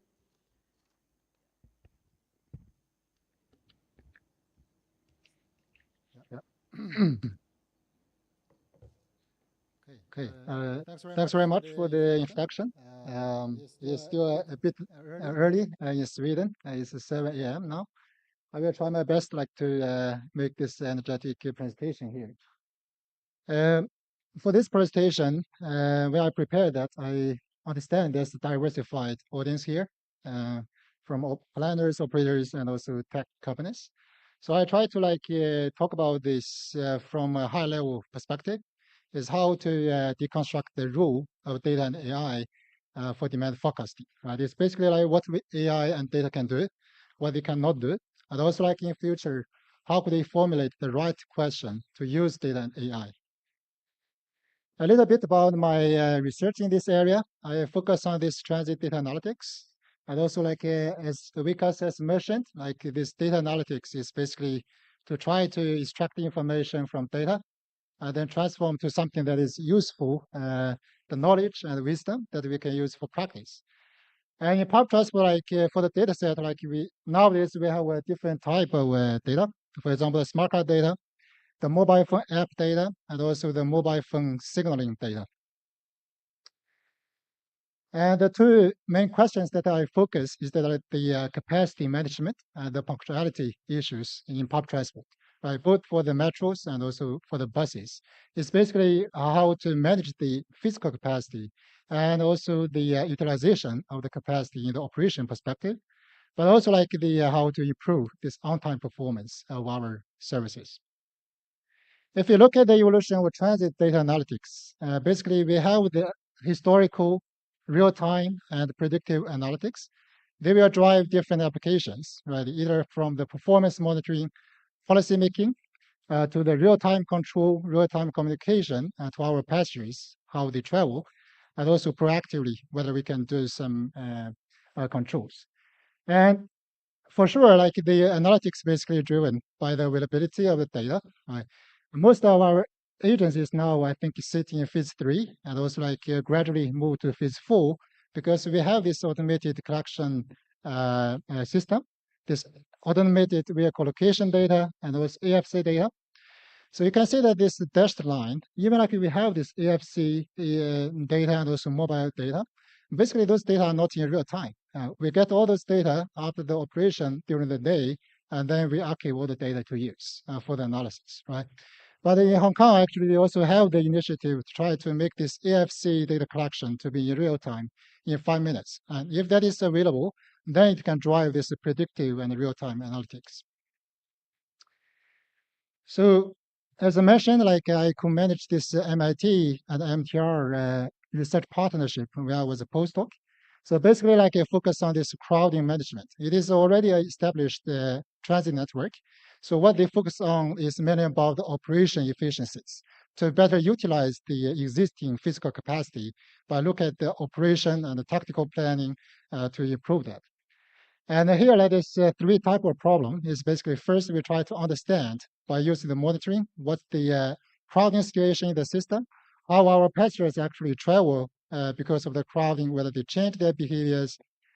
And then like gradually we want to develop some real-time models to inform the operations and also inform our passengers when they could travel and which route or station they can use. And in the long term, basically we need to improve and increase the physical capacity of our metro system.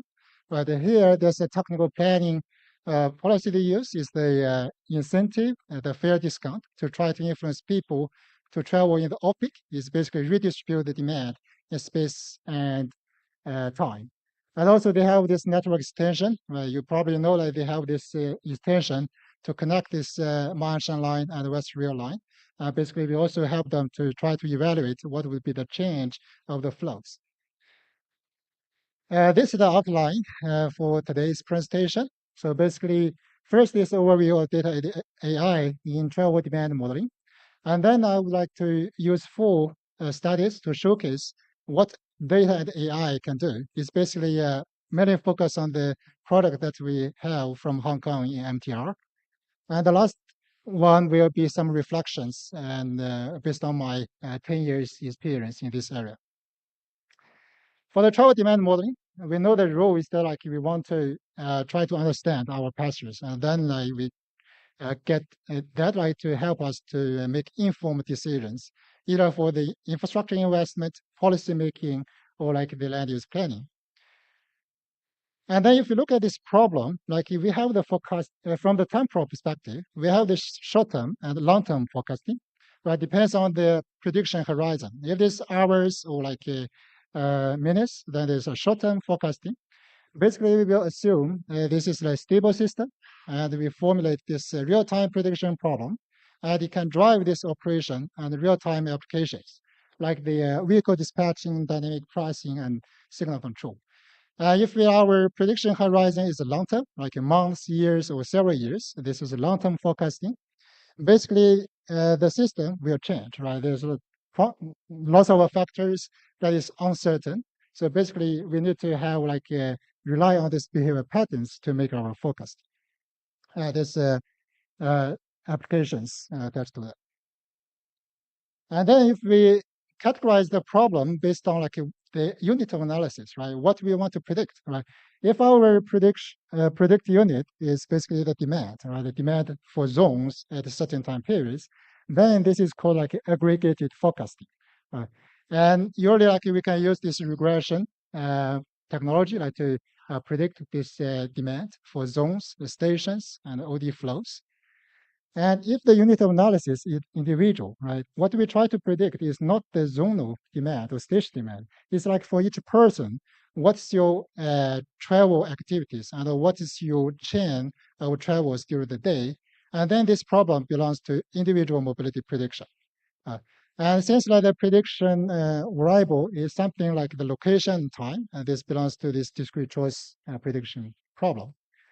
For the 4 case studies that I mentioned, like if we put them into these 2 dimensions, basically we have the short-term prediction, like either aggregated, like the demand prediction. We also have this individual mobility prediction. If we look at the long-term, we also have this choice modeling. Basically, it's the behaviors that we try to understand from the data that we have. Right? Instead of using survey, how could we use smart card data to do that? And the last part is like from the modeling perspective, right? We know we have this 4-step demand modeling, but how we also have this activity-based modeling. But how our mobile phone data, the smart card data, can help us to do that? Right? That is like the 4th case study. Given the time, I prepared the slides. It's very complete with the background and methodology, everything. But probably I will focus on the problem description and also the key findings. I will skip the methodology part. So the first one is the short-term prediction, right? Basically, it is mainly target this predictive control and information provision to the passengers' applications. And if we do this OD demand prediction, it's basically for the next 30 minutes, how many people go from one station to another station. So one problem is that like we have some data that we cannot really observe, right? Suppose our prediction time is showing like here. It's not like showing there. And then like for some trips, because depends like when they end, the data may not be observable, right? Some trip may have finished, and then we can use this information. But if the trip is not finished, then we cannot use them. And mathematically, is that like if we want to predict the OD demand at t+1, and then depending on the distance of the OD pairs, the availability of the observed information depends, right? We call these problems that like we have the observation that is partially observed, we have the observation that is fully observed. And that is like something that is very important to maybe think about how to formulate this problem for practical use. If you look at the literature, basically they all assume all the information that is before like t+1 is fully observed. Well, that is not true. We developed the deep learning models to try to predict it. And then we tested like using the data in Hong Kong. So here, like we choose like 12 typical OD pairs. Basically, we try to cover different demand levels, different distance levels, different directions, and transfer trips. Try to test our model. So basically, our model performs the best compared to the state of the art. But something that I would like to share is like what we want to predict, because we also do further analysis, right? Some like knowledge that we extract from this studies that like when we formulate this problem, right? We want to predict the OD demand, but you are not necessarily like to predict the demand directly. You can predict the OD demand deviations. And regardless the complex of the methodology that you use, if you simply change your prediction target from OD demand to OD demand deviation, and then you plus the average, then you can get the OD demand. So basically, this will improve the accuracy 1 to 2%, regardless what model you use. Either it is regression models, deep learning models, or others. And then there's also like practical considerations, which is very important when we formulate this problem, like especially for the data quality issues and also the data communication and the delays. So the second one is the individual mobility prediction, right? As I mentioned, the unit of analysis here is for each person. We want to predict for each person, what's your next trip or what is your next location, right? For the next trip, it has like both when your next trip is and also where this trip happens, right? This problem is basically called like individual mobility prediction. Again, like we have developed this natural language processing based methodology to try to predict for each individual. Given now you are here, then I can predict in the afternoon if you use the metro system, which station you are going to use, and also what time you are going to use that. Again, like we use the MTR Hong Kong system to try to test this. And We also compare with the baseline models in the literature.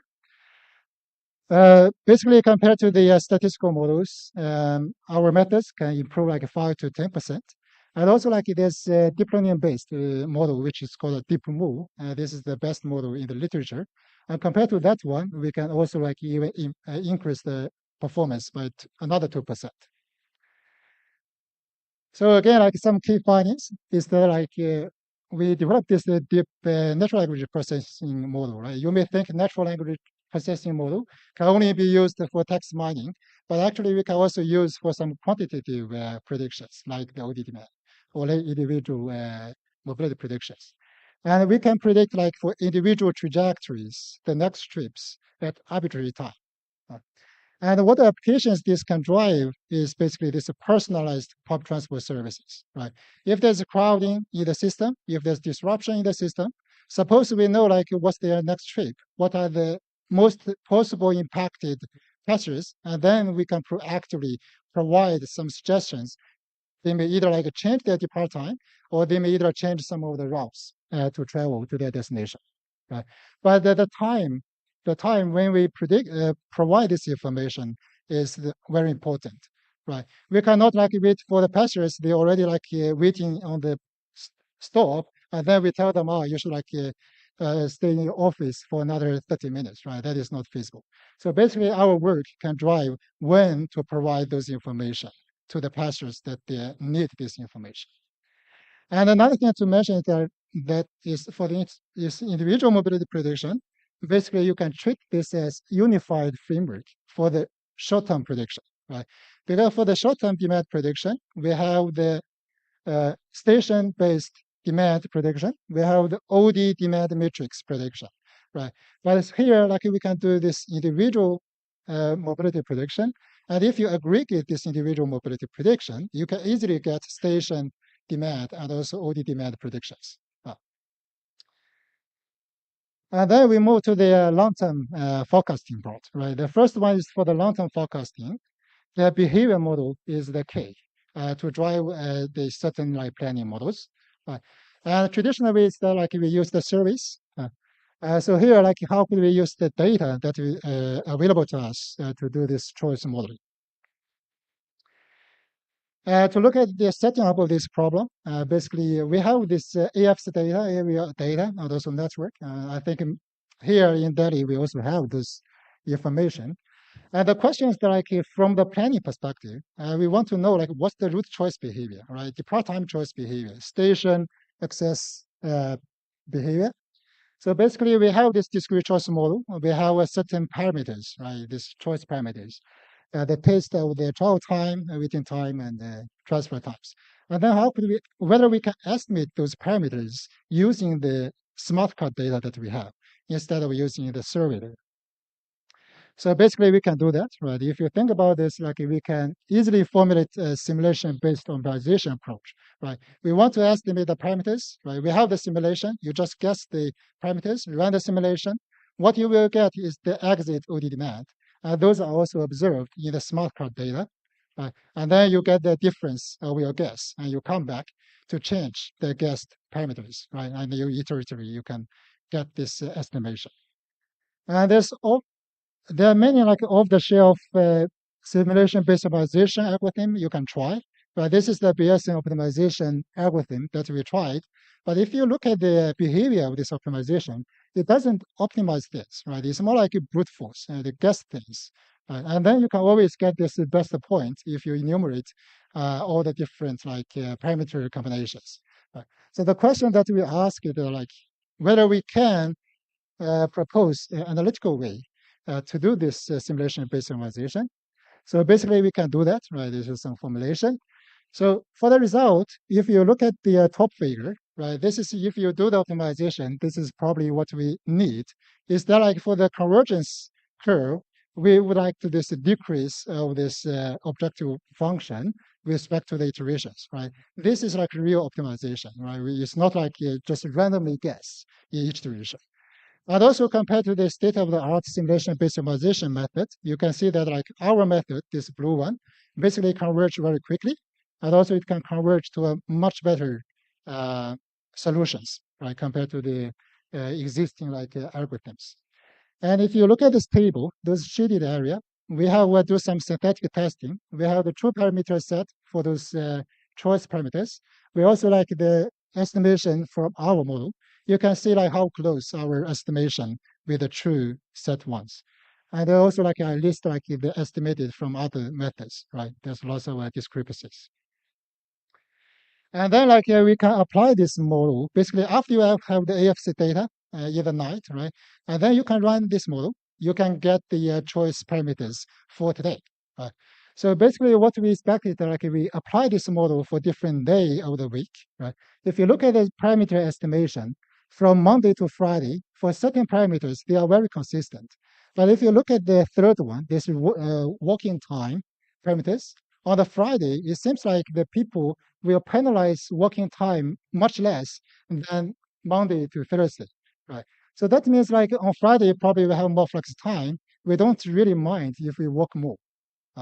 So this is actually the merit of this model. Basically, for each day, if you have the AFS data ready, and then you can run this model to get the behavior for that day, right? And then if you think beyond this, right? If you have a policy, right? If you want to do the before and after analysis, you want to know the change of the behavior because of the policy, or because of the infrastructure investment.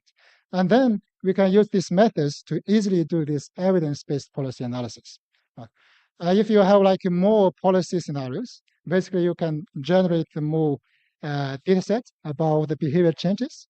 And probably you can also develop this strategic policy demand modeling functions to help us like to better predict for the future policy makings. So the last one is basically not only like for the metro demand itself, right? Because 5 minutes. Because if we want to do the metro planning, we need to look at the beyond the metro system, the whole ecosystem in the cities. We know we have this 4-step demand modeling, right? We also have this activity-based model, which is deemed as much better than the traditional 4-step trip-based models. And basically, like it model the activity behavior because our demand is derived because we want to perform some activities, right? Theoretically, it can also like explicitly model the dependencies of activities during the day, and also the constraint of the choices, spaces, and times. Right, it's deemed also as a unified framework for the future demand forecasting. And if you look at the framework, different like agent-based modeling framework, they are very similar. Basically, they have 3 steps. Right. For the traditional 4-step, we have a trip generation, trip attraction, right? Trip distribution, and then mode choice and the multimodal assignment. But for the ABM, they combine the first 2 steps, right? They have this tour generation module. So what we try to see here is that like whether we can use the cell phone positioning data to try to replace the tour generation, right? Because for the mode choice and also the assignment, those are very well established methodology in our either like in practice or in our studies. So basically, we train the AI agent using the cell phone data. For the trained AI agent, it basically can generate for each individual what is the chain of travel activities during the day, right? What activity you are going to perform for work, right, for shopping, when it happens, where it happens, and also how long it takes for that activity, right? This is how these trained models will generate. And basically, like it can drive this, as mentioned, the first fundamental step for the activity-based modeling, right? After that, we have this choice model and multi-assignment model, which is already like existing in our planning practices. Some reflections, there's not much time, but basically like very brief reflections. This is not really related to the topic that I mentioned. So we know that data is enabler, right? But much is unknown because 10% of the data that we use is actually structured data.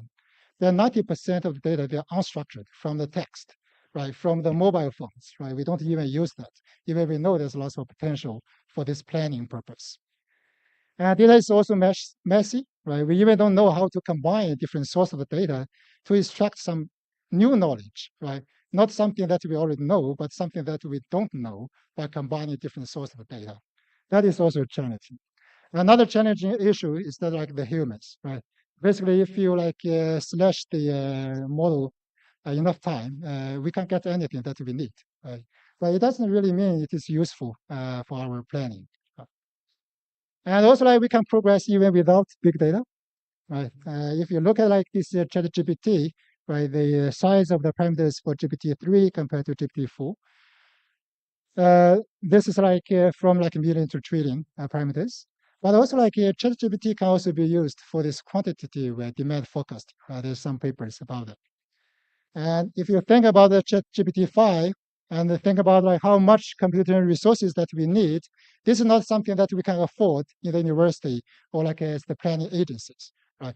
But again, as mentioned, we can use the trained models to build on the trained models to retrain it in transport, and then we can do our planning practices. So the last slide is that like how could we use AI, right? If you like map our current study to different levels, we use AI in this. Basically, from this Nature paper, they have mentioned the use of AI in 4 levels. The first level is that like use AI as tool, right? Like a prediction. We do the real-time prediction or like long-term prediction. It's basically you have the model, you just apply it to transport, right? You can also use this as a microscope to discover new knowledge, right? For example, like we can understand the behaviors is something that is not obvious, right? We need to discover deeper to understand from the data. But from the level 3 and level 4, it's more like a generative intelligence. It's like discover new knowledge. But it's not something that's there. It's some new ideas that we can use. As a human, we never think about it. I think given the time, I will stop in this slide. Another thing to strengthen is that like for the AI, basically they are mapping functions. They are very good at mapping inputs to output. But for our planning purpose, what is the challenge is not the mapping function itself. It is the predict the model inputs, right? There's tons of like uncertainties of the factors that may influence our planning practices, right? And basically, what I suggest is that like we need to shift our planning practice from forecast to foresight, right? And yeah, I think I will stop here. Probably we can discuss more after this. But this is thank you very much.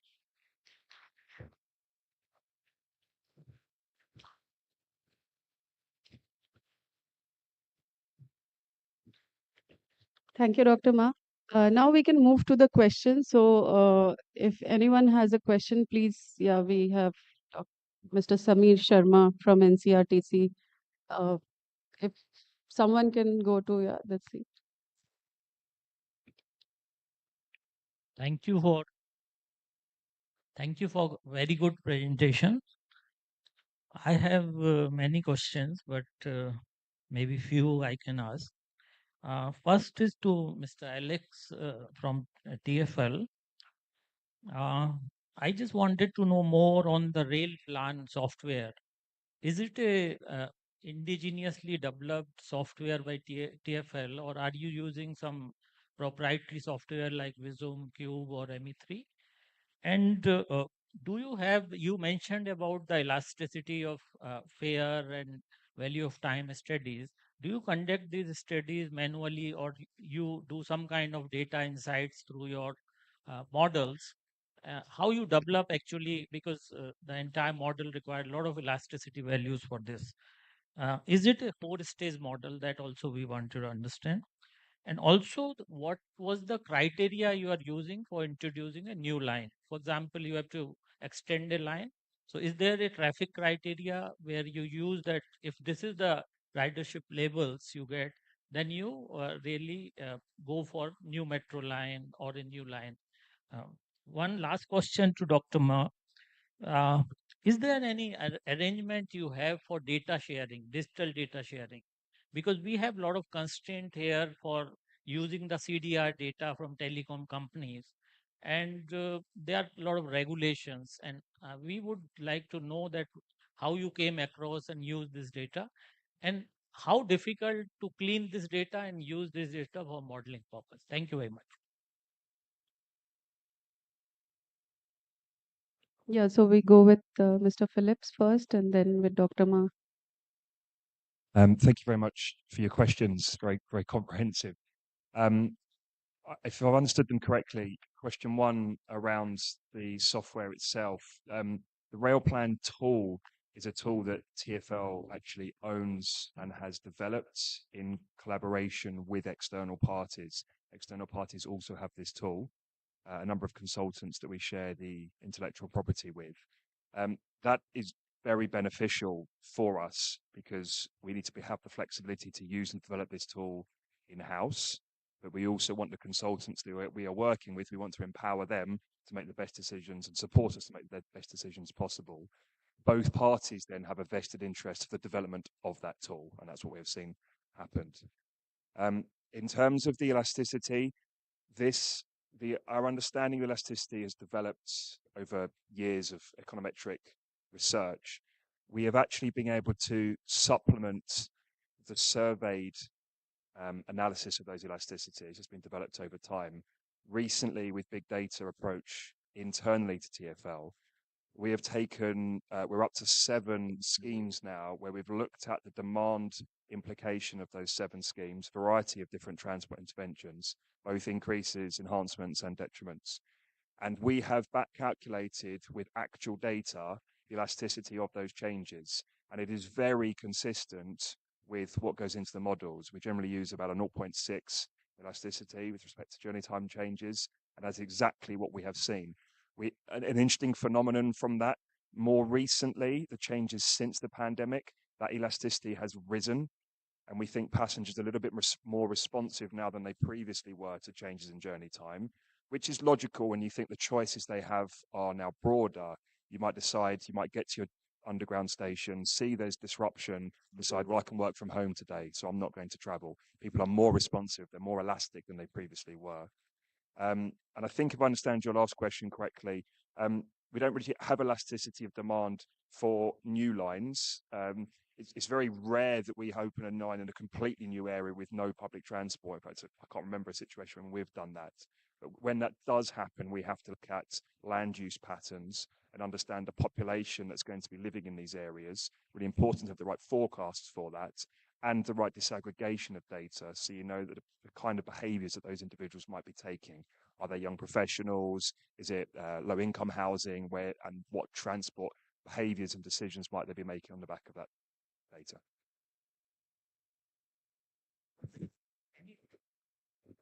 So criteria, I mean, so many riders per kilometer or something like that. Sorry, do you Using a new line, do you have any criteria, threshold criteria? Any threshold criteria you have, for example, per kilometer, if you have 10,000 riders in the forecast, then you will take this line, and another line which is having 1,000 only, you are not taking that line between the the competition of the funding. Yeah, so I understand. So a good example is in East London, where we have what's called the Docklands. There's basically nothing there at the moment. It's a former industrial area, brownfield site. We know that there are going to be thousands of new homes built on that location. We specify with the private housing developers that they must submit a transport assessment for those schemes. Now, those private developers will have to enter a commercial agreement with the consultants who have access to the RailPlan data.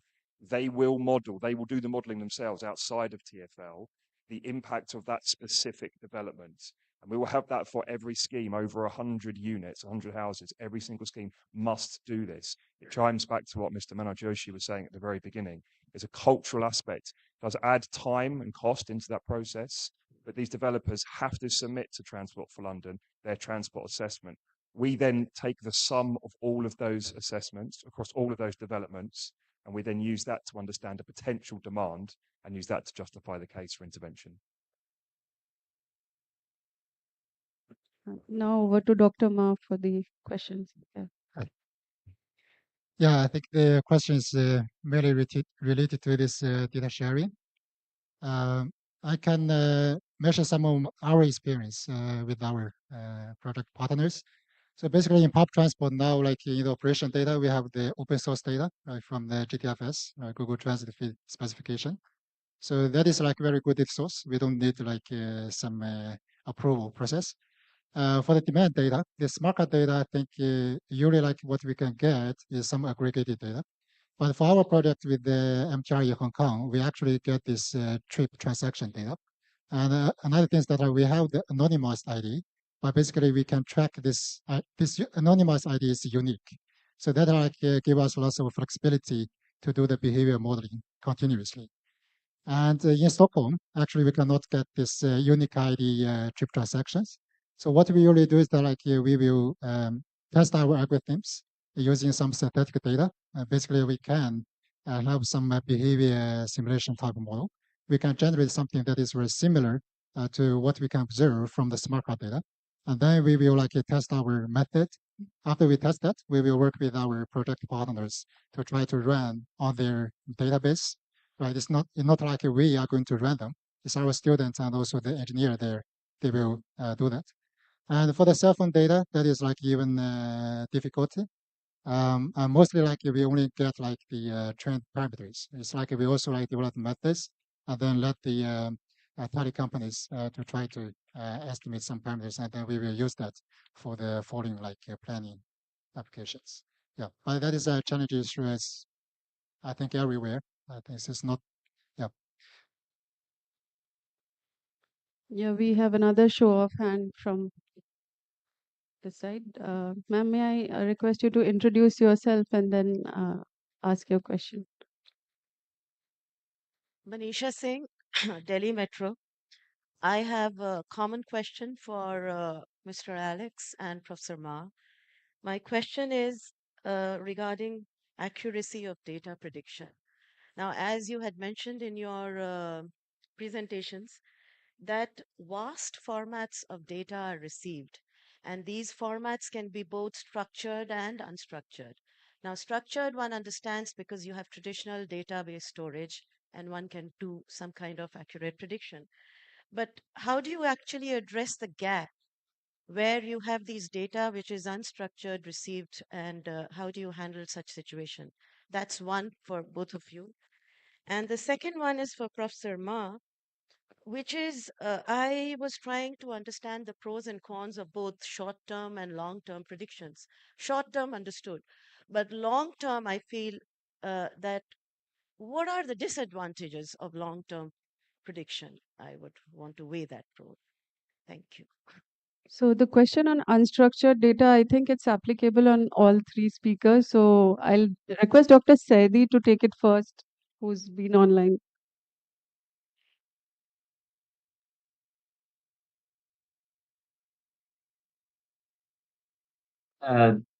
May I answer after the other speakers? Sure. So we'll go with Mr. Phillips. I'm not sure there's a huge amount of insight I can share to your first question, other than we have rigorous data cleaning processes, and we apply those in particular to the demand data that we have. Those have been evolving over many years. For example, the origin destination data, which we assign to the transport network, that makes mistakes, that puts passengers on trains that exceeds their capacity.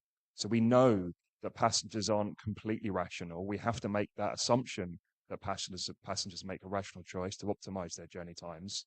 But we see that passengers don't make rational choices sometimes. I have one example where an individual took 100 buses in a day. We challenged the data. We didn't think that was right, but it was. Someone actually did that for whatever reason. So we have to be able to clean the data, and the more experience you get with the data set and the more breadth of data sets you can bring into that, I think the better that you can be, but it's a continual process.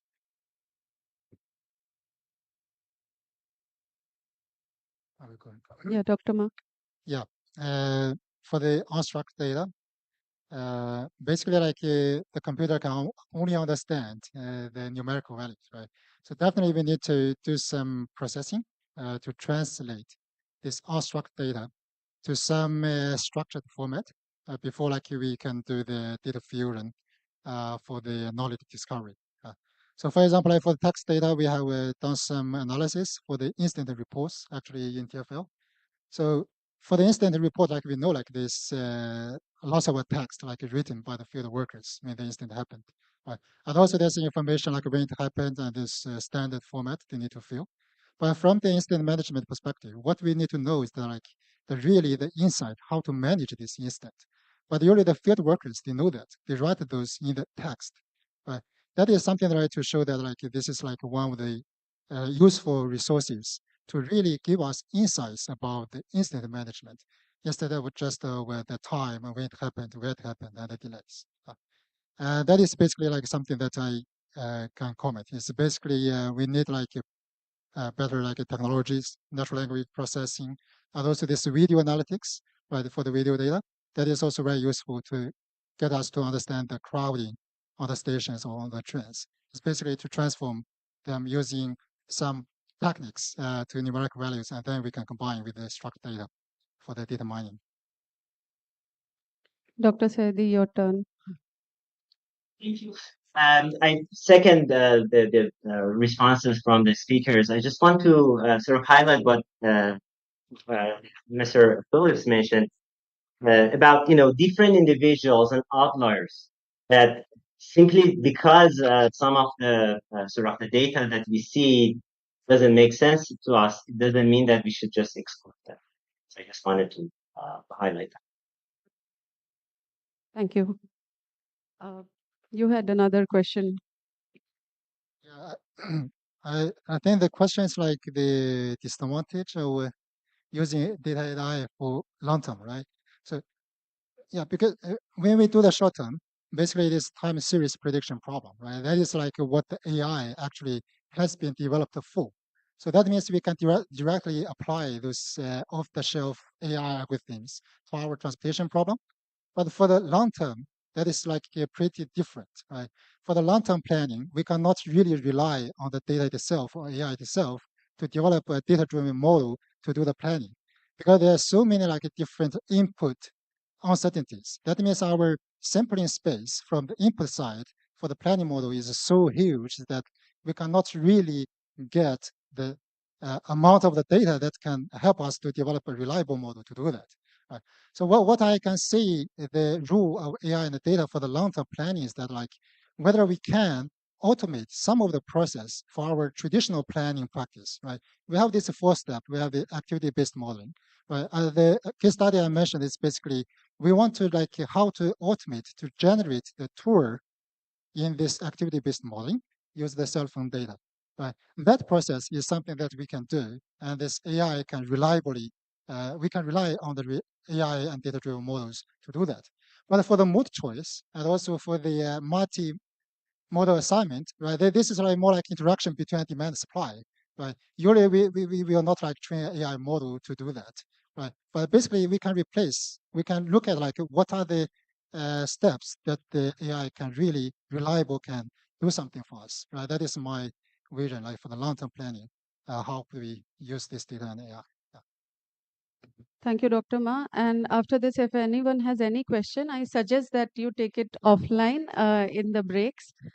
Because we are running just in time.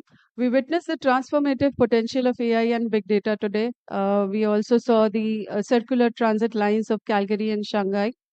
And we also got to see the prediction versus actual in the Elizabeth line. So thank you all for being a patient audience. Here, I would also want to highlight a bit that UITP IT committee has published a report in which is exploring technologies for better managing passenger flows. And now the committee is focusing on the business case of it. The report would be out in 2024 early, and the previous report is available in our library. So the members can access it anytime. And I'll end this session here and over to Manjari.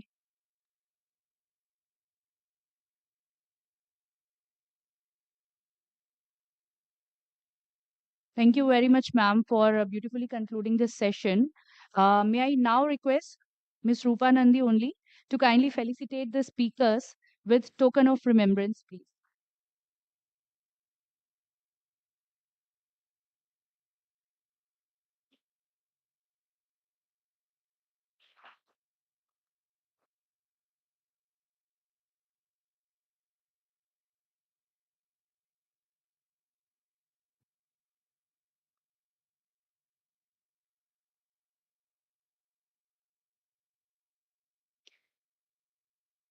Thank you.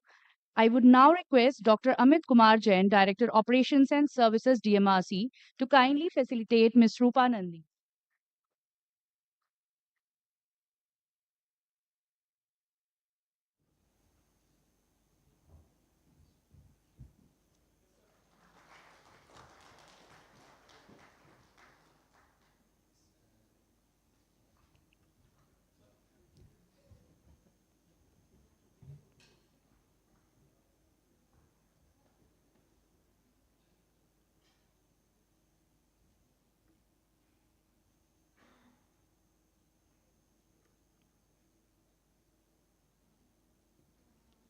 Thank you very much, sir. Thank you, ma'am. And I thank all the speakers for gracing the session with their rich experience and presentations and taking out time from their busy schedules. And thank you everyone again on the dais. After the power packed start and very informative technical session, I would request everyone to join for tea, please, in the lobby area this side. And we will be back here by 12:15 to start another quite interesting session as there are many more things to be learned. So I would just request to be back, try to be back by 12:15, please.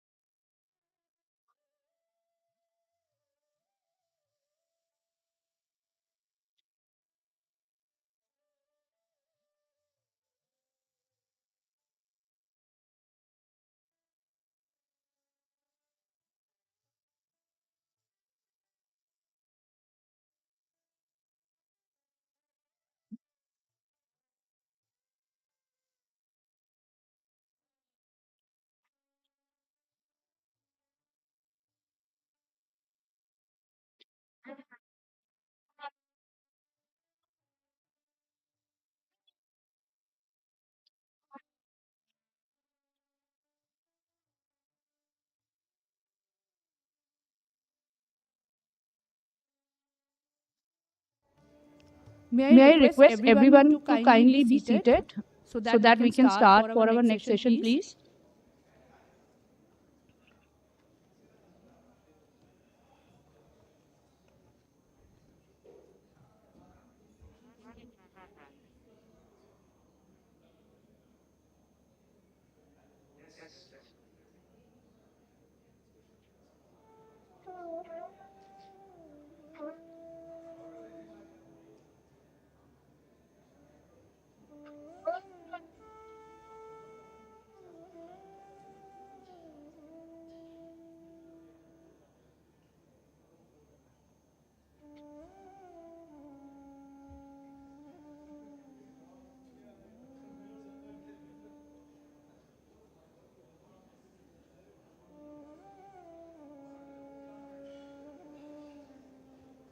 I request everyone to please kindly be seated so that we can start our session.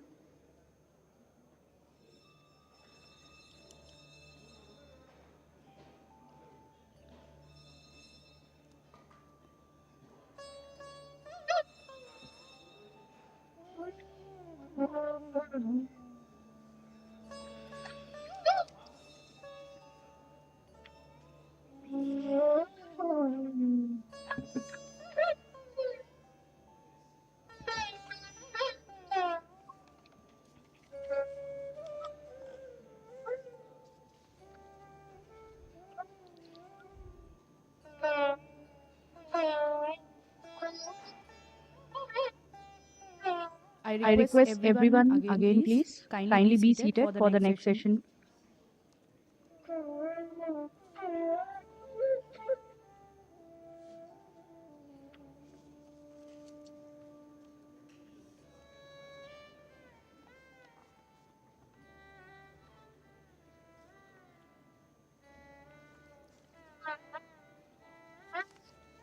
We are going to start our next session shortly, so I request everyone to kindly be seated.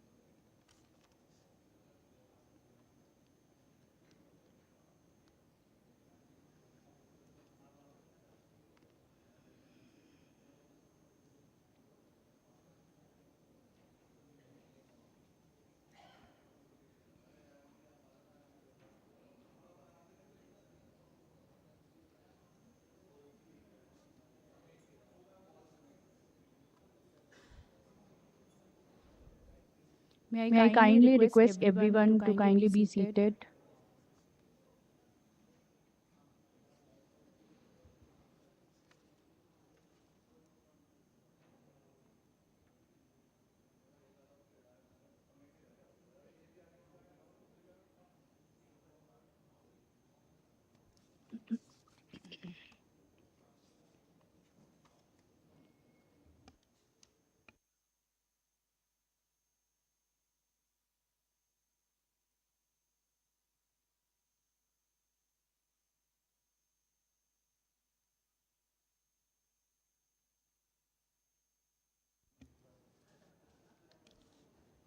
After the tea break, I welcome back everyone for the second very interesting technical session on emerging technological trends in passenger demand forecasting.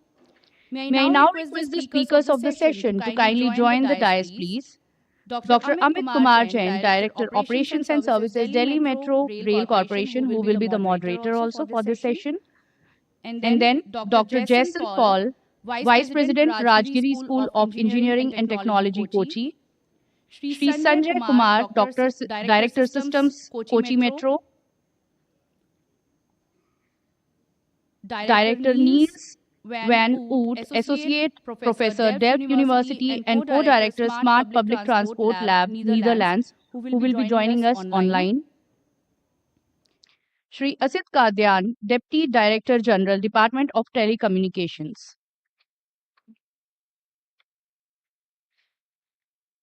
I would now take the opportunity to introduce a very distinguished personality who is the moderator of the session, Dr. Amit Kumar Jain. He is the Director Operations and Services of Delhi Metro and IRTS Officer of the year 2000. Dr. Jain has over 2 decades of experience in numerous key leadership positions. Prior to taking up this role, he was working as General Manager, Center for Railway Information Systems. Earlier, he had also worked as the Head of Operations for the Delhi Division of Railways and as Director Railway Board. He is a gold medalist from IIT Roorkee. Dr. Jain has authored books titled Excellence in Metro Operations and Management, Best Practices World Over, and many more. Sir, over to you, please. Thank you, sir. Good afternoon. Very warm welcome to the second session of the conference, which is Emerging Technologies Trends in Passenger Demand Forecasting. This is natural extension of the earlier session, which was on advancement in data collection and analysis for passenger demand forecasting. Today, we are witnessing rapid technological advancement in all spheres of our life.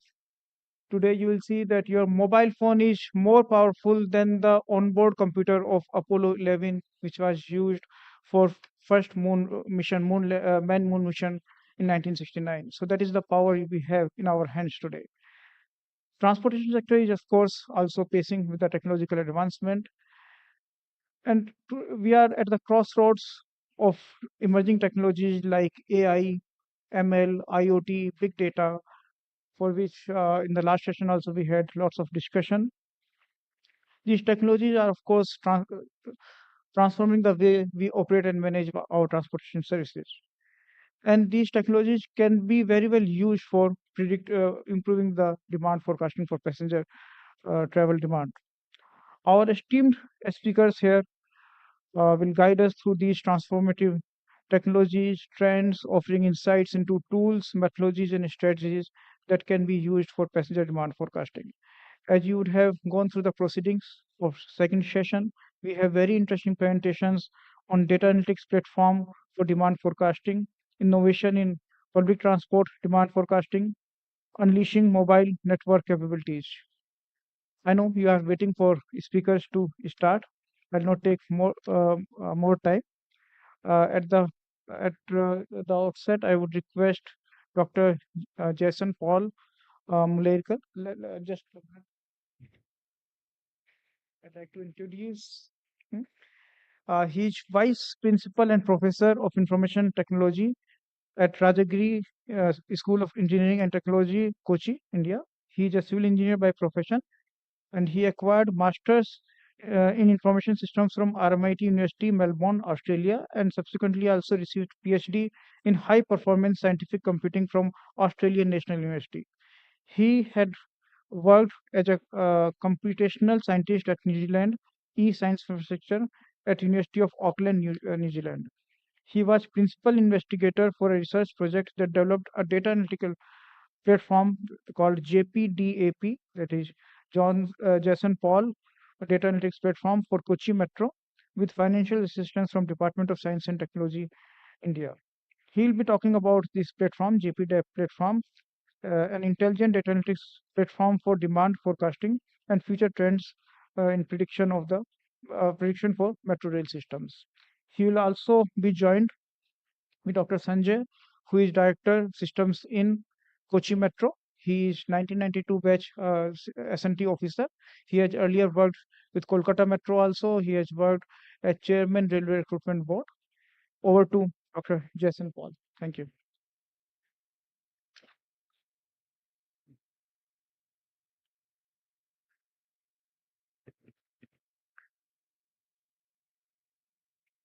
A warm good afternoon to all.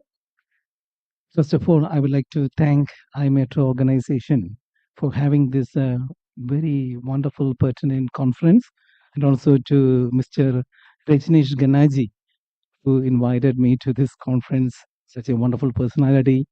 I think they contacted Kochi Metro, and the MD, Loknath Behra, straight away called me and asked me, "Can you just come and maybe share my thoughts in the conference?" I said yes, because I think this is the first time a conference on metro data is happening. And I'm from Rajagiri School of Engineering and Technology, and we are having a long-standing relationship with the Cochin Metro, because Cochin Metro became operational in 2017. I think KMR started in 2013 or something, but starting operational in 17. But then we had interactions prior to that, and we signed an MOU with Cochin Metro, especially on data sharing and all, because without the data, we cannot do anything, and data is the new fuel, as we all know. And so then eventually we submitted a project to Department of Science and Technology, and we got a project, funded project sanctioned. And so this is a team that worked behind this project for the last maybe 4 to 5 years. And as a result of this project, we have developed a platform, and that platform is called JP-DAP. And this is a kind of a dashboard for the platform, but there is a lot behind this platform. As you can see, we imagine that the data from metro railway systems will be a big data eventually. So we designed this platform in such a way that we put Hadoop infrastructure as the base of it, and on the top of that we got other modules. We are not going into the details of the architecture of the platform, but the conference is based on, our conference is basically on the forecasting model. So what are the things that we have done on this one? And we think that this is a kind of first kind of effort from India. So a kind of Make in India initiative, and we keep it more open source rather than proprietary. And when we talk about the platform, we start with the data. So what are the data source? There are so many data source that is available in a metro. The JP-DAP is designed in such a way that we can incorporate, we can absorb all kinds of data, including the video, images, etc. But still, for this particular project, we are looking into the AFC data or the ticketing data. And we know that there are cards and then paper tickets available, and we get the origin, destination, all of the details through this data. And now we envisage this data or categorize this data into two. Basically, we say that there is a real-time data as well as a historic data. And how do we actually do analysis? So data analysis is one part, the machine learning or the prediction is the second part. And the data analytics, we got the extraction as well as we got the visualization. So visualization is an important factor for the management, those who are behind the screens. They want to see what is happening. And the other one is, can we actually get the trends and forecasting, etc. Okay. Now, forecasting models, there are so many models available. We don't want to rework on so many models. And in the industry, as you can see, we got regressive models as well as then machine learning and AI deep learning models available. So on the left side, we can see the top models that is available in the industry. And as part of our project, we have experimented with at least some of them. And as you can see, we got some autoregressive models. I will explain that why we have taken those decisions. Then ANN, then LSTM, then spatiotemporal LSTM, station memorizing LSTM, because these are variants of LSTM, and then GREM. Okay, now when we approach this data, basically the ticketing data, first we took a sample and then done some experiments, and we try to find out which kind of model, an algorithm that we need to use. Then the regressive models. We gone for that, and we found that the regression, as you can imagine, may not be the right candidate, because that is the result that we got when we did the comparison using the different parameters like mean square error and mean absolute error, etc. So that is a standard process that we all do. So that was our first inference. We cannot go in that line. And then what is the next one that we have to do? Okay, so we've gone for the ANN, so that means artificial neural networks, and then we applied. What we've done is we got the historic data for nearly 3 years before the COVID. So after the COVID, the model is invalid, but before COVID, we got at least 3 years of data from Cochin Metro, and we generated models out of this data using our algorithms, and then we applied this model onto a 6-day window and then projected it for the next day, and that is the focus for the next day. So we will get a prediction for the next day, and what happened was, okay, where is the machine sitting? Okay, yeah. Okay, then we found out that LSTM has the more accuracy, and we have done the regular ones like SPR and other regressive models and regression tree, etc. Finally, the more resolution that we get is in LSTM, long short time memory, and so we gone for that, and then the results we have published in the peer-reviewed journals, one of the top ones like IEEE Transactions, and it is peer-reviewed, and the resolution that we get, accuracy that we get is something like more than 90%. So that's what because we got the entire 3 years data. So we, there is a training set, and then we can compare that with the data in the previous the next months. So that's how we validated the result.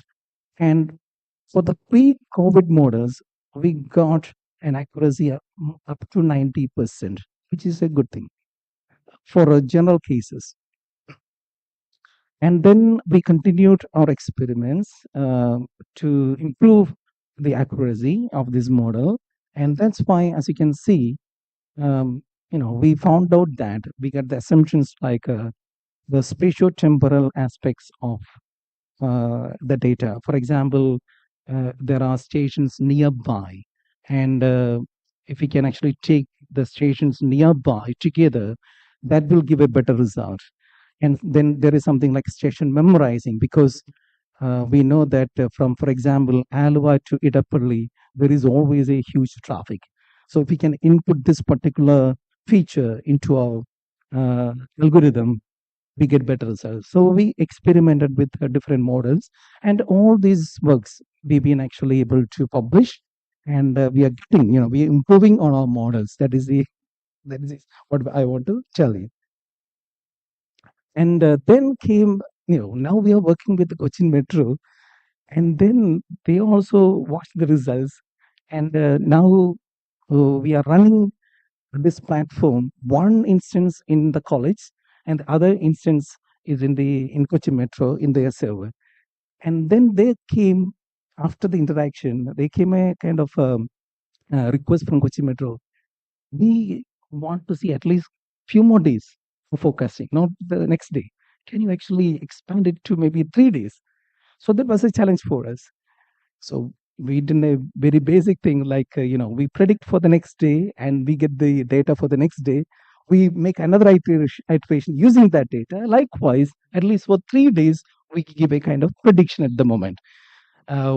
We need to improve this model, but still, this is how we think, because we are working with the Metro on a day-to-day basis. So that's why we are able to make these kind of improvements.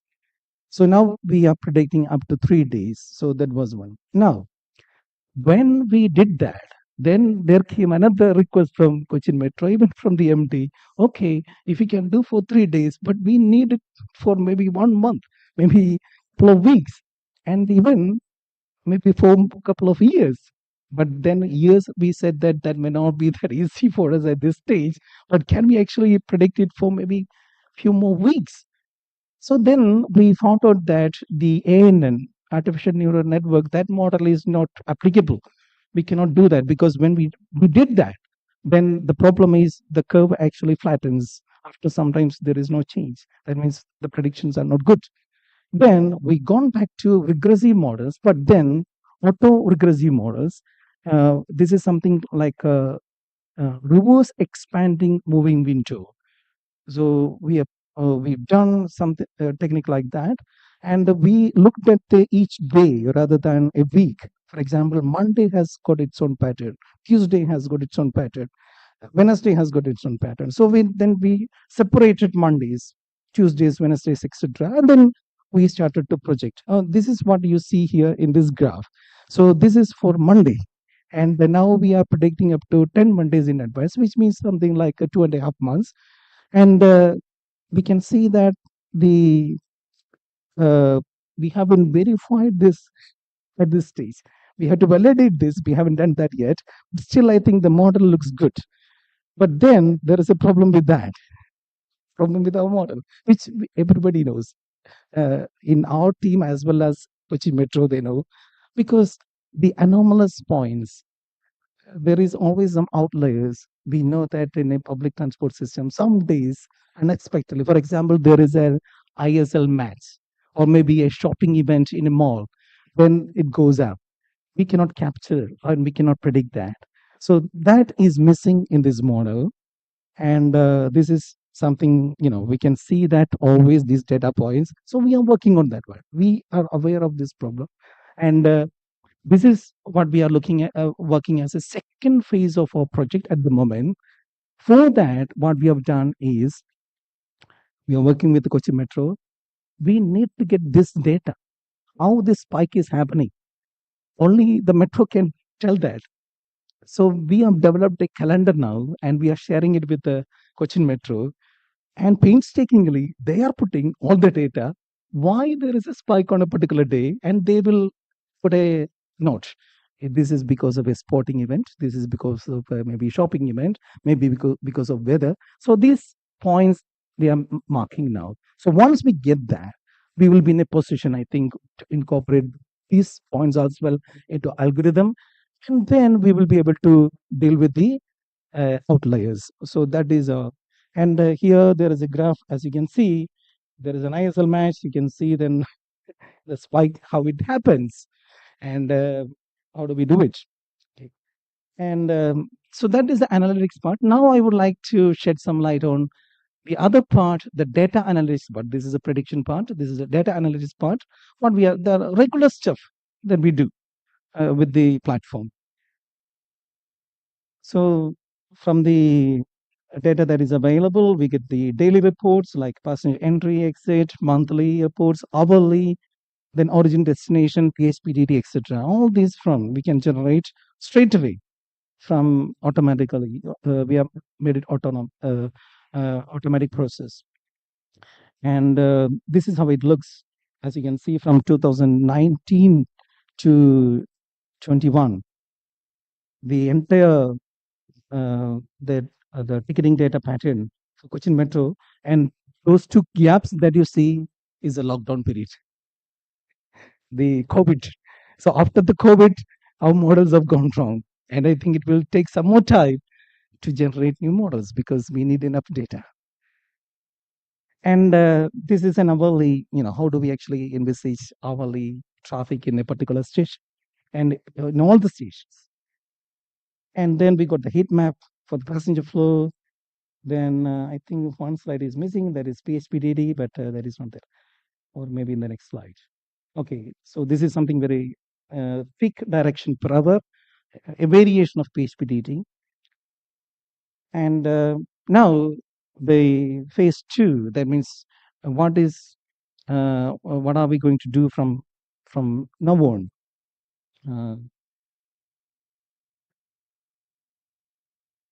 Okay. So one is forecasting based on external parameters. As I mentioned earlier, there are so many factors that affect the prediction, and now we would like to incorporate, for example, weather data. I think that is available. We are in Kochi, a lot of rain, and how that is going to affect flood. That is how it is going to affect then sporting events, other events. So once we get the enough data, we should be able to incorporate them.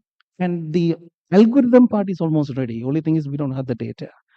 The next part, I think Cochin Metro is very keen on. I think maybe every metro will be very keen on the gender and age identification, because we just give the ticket, and even we do not know, how many men and women, male, female. That is very, very difficult. So now that is also in the second phase. So we are using a camera to capture it and then do the analysis, etc. That is a big project that is happening. I think our Sanjay sir will shed some light on that one. And the other one is the multimodal one. Now Kochi has got water metro as well, and this was also in our mind from the very beginning.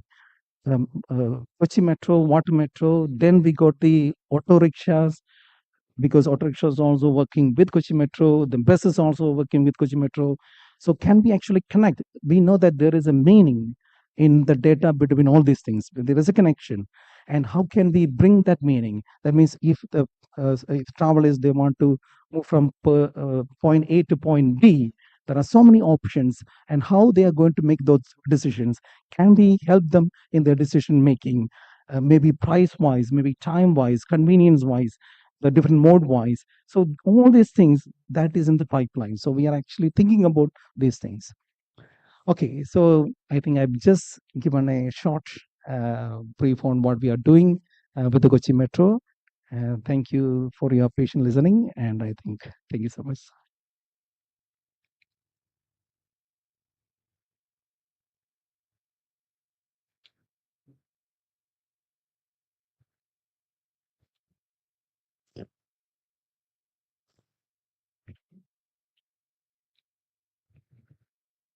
Good afternoon to you all. Thank you, Father Jensen, and organizer, for giving me at least a few minutes time to compliment Father Jackson.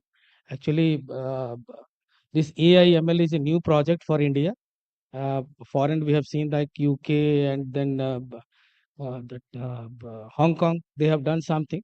So on that line, we have also started doing with the help of institutions, and we ourselves are also closely associating, so that in case any shortcomings are there, so that maximum our what we predict, it should be accurate. One second. So power of data. Basically, the conference is for the data harnessing. So everywhere there is a data. So it's through that there are tools, various tools like AI, big data, cloud computing, blockchain, Hadoop, UI, UX, and so many more. Through that, we are analyzing the data and coming to the some positive conclusion.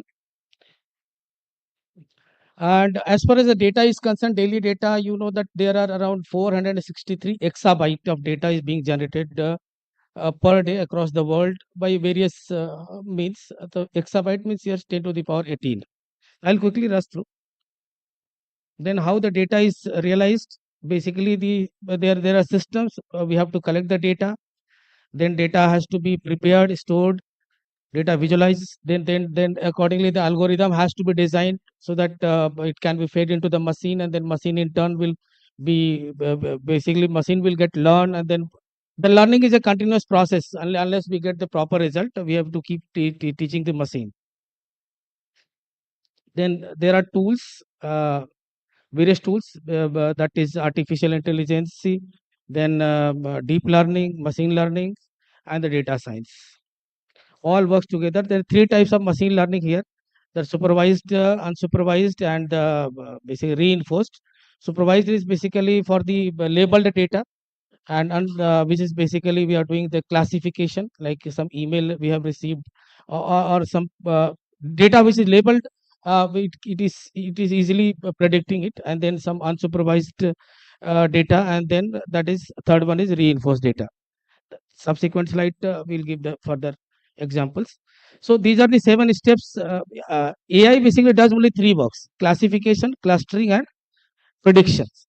And how it does, there are 7 steps that in my previous slide I told that their data collection, data preparation, choosing the model. There are various models, as the Dr. Jansen told. There are 12, 13 models are there, and then they are using 7 models. So we can choose one of the model which is appropriate and suitable for us, and then we have to train that particular model, what model we have chosen along with the input data, and then we have to evaluate, and then accordingly then we have to do the predictions or classification.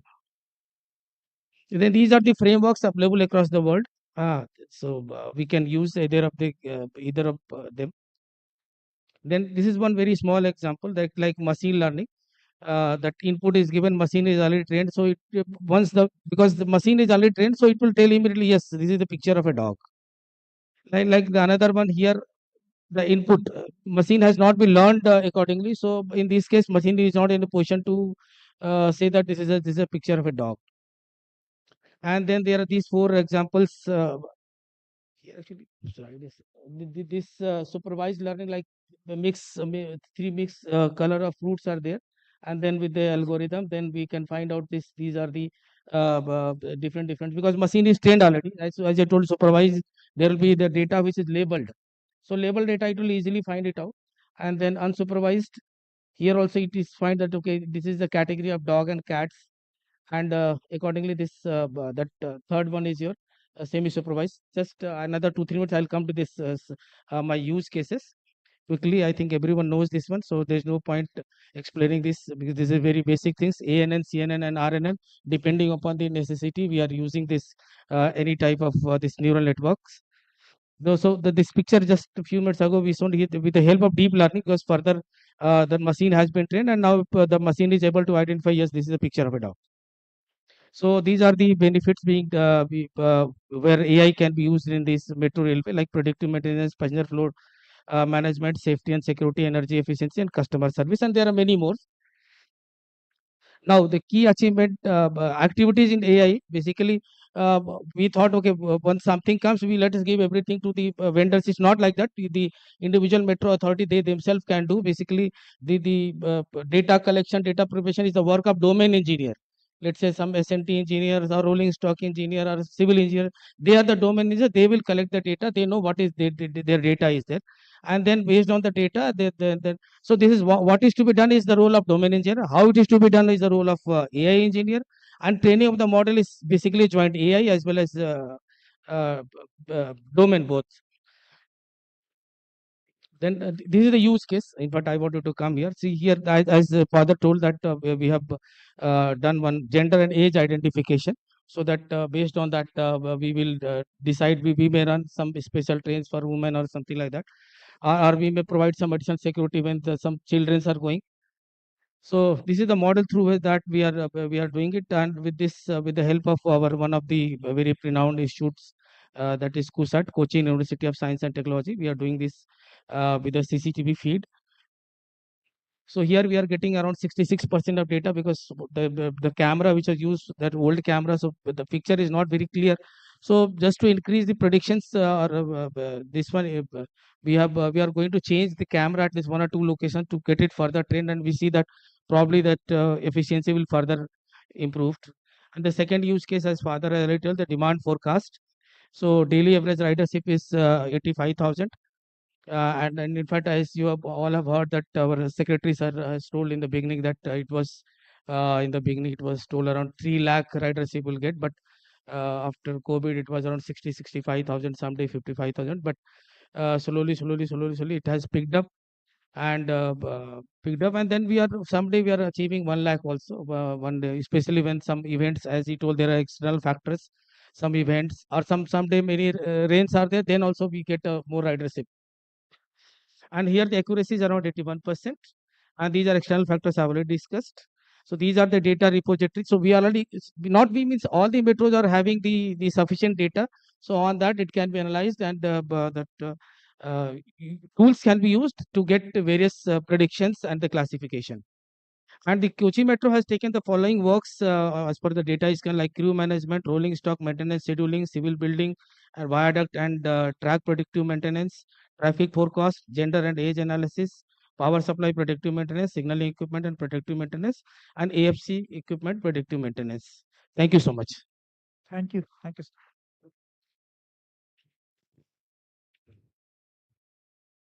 Thank you, sir. So quickly moving to the next presentation, that is on innovation in public transport demand forecasting by Dr. Neil Van Ord. He's connected online. He's an associate professor public transport and shared mobility at Delft University of Technology and is co-director of a Smart Public Transport Lab. Earlier, he has worked as senior consultant and a strategic public transport planner, where he was involved in public transport projects for over 20 years. His main fields of expertise are public transport planning, data driven design, with a special interest in passenger perspective, multimodality, and modeling. Over to Professor Dr. Niels Van Oort. Thank you. Yes. Good afternoon, everybody. I hope you can see and especially hear me. And also my slides, I see them on the screen, so that's good to be aware of. For me, it's good morning. For you, it's good afternoon. Warm regards from the Netherlands and Europe. I'm an associate professor indeed at Delft University of Technology. And I would like to share my respectful gratitude to the organizers for this great seminar. And also, thank you very much for inviting me to share our insights and innovations in public transport modeling. And the innovations in these presentations will not only be in the domain of science and theory, but I will also show you practically applied innovations, which is actually what I like to do in my job in the Smart Public Transport Lab, to apply, to develop theories and innovations which are helpful for the industry to apply in their work. I used to be a strategic planner myself at an urban planner, urban public transport company. I was a consultant in transport modeling, but since 6 years, I'm a full associate professor at Delft University of Technology, still well connected to the industry, but only focusing on research and teaching nowadays. My PhD research was about service reliability, which will also be a small part of the presentation at the end.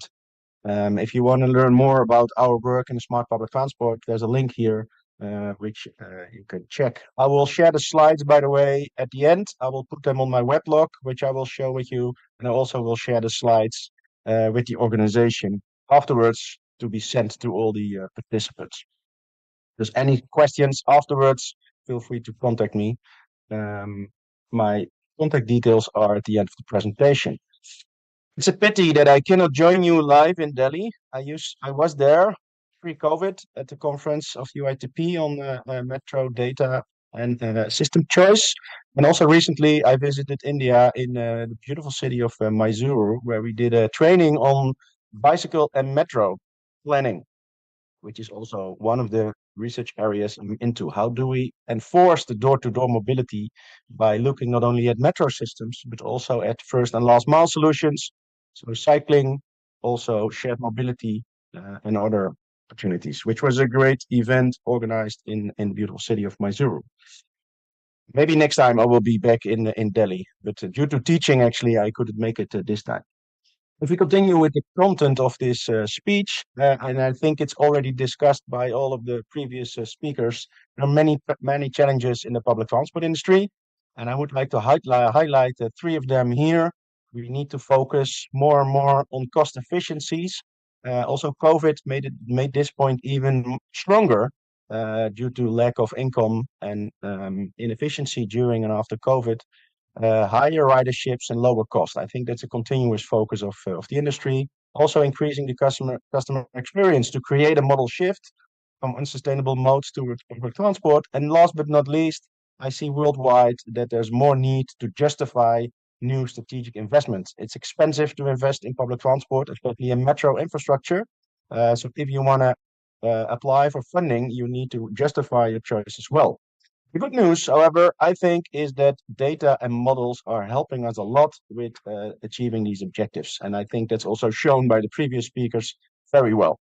And on the one hand, what I see in academia and in practice, a more detailed and more theory development. And on the other hand, I also hear more and more the call for simple solutions, which are applicable next day. So there's actually two trends also in my research. We have the sophisticated in a high innovative work with AI and all those things we're also learning in this conference. But on the other hand, we also invest in trying to develop simple models. And I can assure you that developing simple models might sometimes be harder than actually developing complicated models. We have a lot of data sources already shown by previous speakers as well. And for us in our research, data is our oxygen. And I'm very happy that in the last 10, 20 years, we see a huge development in the availability of data sources. I hear one of the previous speakers discussing about mobile phone data, which is very promising. Journey planners are also very interesting to see what the expected behavior of public transport users will be. If you want, we have some work available there. Social media, vehicles, AVL data, and also smart card data also discussed before. And those are also the focus of this talk. I only have 30 minutes, so I cannot discuss everything. And then if we move from data to modeling, I think the main goal of modeling is to predict what will happen if, to design, but also to optimize your planning and your operations. And again, also to justify your investments. I teach my students that in general, it's easy to calculate what the costs of a project are. It's much harder to predict what the benefits of a project will be. And what my experience is in my life as a researcher and also as a practitioner in the world of modeling is that many models out there started or were focused or are focused actually on car traffic, which is fine, but then incorporating public transport in general is a complicated step. When I worked at a consultancy company, my colleagues at the modeling department actually didn't like public transport because it's much more challenging actually to model public transport versus car traffic. Let's not talk about cycling, by the way. That's even more challenging. And I see many nice developments in that domain, and I would like to share two of them with you. First of all, what I see in this pragmatic approach of developing models that could be applied by non-scientists, we see a complaint of many models that are heavy and slow. And that's the first part of my speech, which will be about simple data-driven models. The second one is about every model, or most models, I must say, assume excellent operations, while we know that in practice, not all operations are excellent. We have to deal with deviations, we have to deal with crowding, we have to deal with unreliability. And we also want to predict what would happen if we move from current operations towards excellent operations. What if I change an unreliable bus service into a reliable metro service? Many models are not capable of dealing with that because they already assume excellent operations. And that will be part 2 of my speech at the end to show you. Of course, there's many more things to discuss about innovations in public transport research, and I'm happy that you have a full day to discuss about it, not only about AI or agent-based, which we're also involved in, but also with regard to multimodality. As I said, first and last mile solutions and also first last mile modeling is complicated and challenging. Also the impact of crowding, many more things to be looked at in our lab on my website. But for now, I would like to stick to 2 parts of this speech. And we start with the data-driven modeling. In general, if we look at the current landscape of models, we have on the one hand the traditional transport 4-step models, and on the other hand, we have the easier spreadsheet kind of models, which are very pragmatic and easy to implement. But we saw actually that both of them, they have their pros, but they also have their cons. If we look at this 4-step model, it's a very time consuming, it's heavy, as I said, often focused on road traffic. It's non-intuitive and hard to explain, which is very important, as I said, to justify your investments and a lot of other things. And also for the quick scan models, the spreadsheets, they are easy to use, but the level of detail is very low, often inaccurate, and there's too much relying on unclear assumptions. So what we did is we tried to find the best of both worlds. Still, there's a reason to use your multimodal transport models, your 4-step models. Still, there's a reason to use your spreadsheets. But I think in the current situation, we also could use a third category, which is in the middle, which is an elasticity model. And what we try to do is to combine the best of both worlds, so to speak. So what we did, we developed a tool which is focusing on a network, so not line-based, but network-based, which uses the visualization of current existing platforms, but is also focusing on public transport only, is transparent and has, and that's the most important point, has a short calculation time. If you have 40 alternatives to be discussed and to be calculated, and it costs you 2 days to calculate, that's not going to help you. What I really proud of is this approach, which I will explain you in a minute, is that we also apply it, or actually we, the public transport operators in the Netherlands, you see the logos here of The Hague, Amsterdam, Rotterdam, and beyond. They're actually using these tools. And that's, as I said, what I like to do as a researcher, develop theory and tools that are actually usable in practice.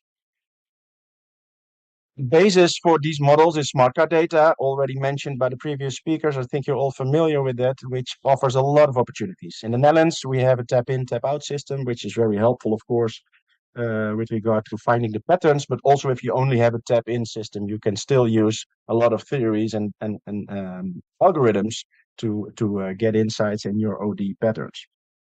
What we do in our approach is we connect this smart car data to a transport model. In our case, we use Omnitron software, but that could be any transport model you use, whether it's Visum, Aimsum, or anything you prefer. ME2, you all know that. So we connect the data towards an existing transport model, and then we apply what-if scenarios by changing the level of service. And that offers us with this method quick insights in the impact on cost coverage and also expected ridership and occupancy. And I think with this approach, we actually started a new generation of transport models, which are, as I said, trying to combine the best of both worlds in the middle. There's 4 steps to do. First, we need to import the network. So for that, we use GGFS or AVL data. You see an example of the network of the public transport in The Hague, which is all available nowadays, the data. Then we need to connect the smart car data, so the origins, destinations. And if there's no smart car data, you can also think, for instance, on mobile phone data or other sources. Then the next step is to process and match the data, and we have to clean the data, and we have to make sure that everything is well connected. This is also, if I talk with my students, the hardest step for them, because everybody knows who's working in data, that there's always some missing data, there's some errors there. So it's better to spend some time on this part as well. Also, fare evasion, for instance, is an important thing to consider. And then the last step, when the smart car data is included in your transport model, you can also use it, as also mentioned by one of the previous speakers, you can also use it to monitor and to visualize your current flows, which is also helpful to find your bottlenecks, to find your current achievements and operations. But of course, we are here to talk about modeling and predicting the future. So we use a simple what-if approach, namely an elasticity approach. If you're not familiar with an elasticity approach, what we do is we focus on the generalized cost for every OD in your network. How much does it cost to go from A to B? And then all the origin destinations connected. And the cost is not only focusing on the ticket price, it's also the time, it's also the weighted waiting time, it's also the weighted transfer time, etc., which we can relatively easy calculate if we follow the steps I just showed you. And then we follow this scheme. We have an assignment of a base scenario, and we also have a new scenario which we want to predict what is happening. So we need a cost matrix for the base, and we also need to recalculate the cost matrix for the scenario. For instance, we add some links to the network, we increase the frequencies, we increase the trip times, and all the new generalized costs can be calculated quickly by a transport model. That's relatively easy mathematics and can be quickly done. And then we find what the relative changes are for every cell in your origin destination matrix. And given that we know what the demand elasticity values are, and given that we know the original origin destination matrix, we can calculate a new matrix which we can assign to the network. That's how we work in this work. And with regard to elasticities, there's a lot of rules of thumb, but of course, there's also a lot of literature showing you these elasticity values. People that have experience to work with elasticities know that there's always some points of attention in applying elasticities. They only apply for relatively simple changes. They only apply for the short term, only level of service changes. And we always, whatever model you use, no one can predict the future on 6 digits. Be aware of the accuracy of your method. In general, what we see in an application of this model, if we are in the starting phase of a project and there are plenty of alternatives, we use this tool to predict the first 40, 100 alternatives. And then if we filter them towards the best ones, we move to a more sophisticated, detailed multimodal model to calculate more detailed results. So this is not replacing anything. It's actually part of a chain of different models, helping us in every stage of the project with the appropriate tool. And then afterwards, we can see in the end what the output of these changes is. What is the impact of changing frequencies on a specific line of extensions, etc. That's it. It's about the first part. The second part is a bit shorter, but not less important, I would say. It's about service reliability. As I said, I think we can all relate to service unreliability of public transport. And one of my observations after finishing my PhD was that most models do not incorporate service reliability at all, while passengers actually consider it a very important topic. And in general, we also know that the current operations are not fully reliable. So given we have new insights in the interaction between passengers and demand, which I developed in my thesis, and also given that we have new data available, I thought to start developing methods and tools into this direction.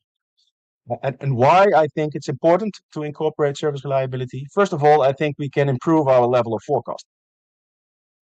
By better realistic scenarios and models, we can better predict the future. But I think it's also an additional application of the model. As I said, imagine that your project is actually focusing on improving service reliability. Currently, there are not so many tools that actually could help you. Again, what if you change an unreliable service into a reliable service? What would happen with your ridership? Everybody would expect ridership will go up, but we don't know exactly how.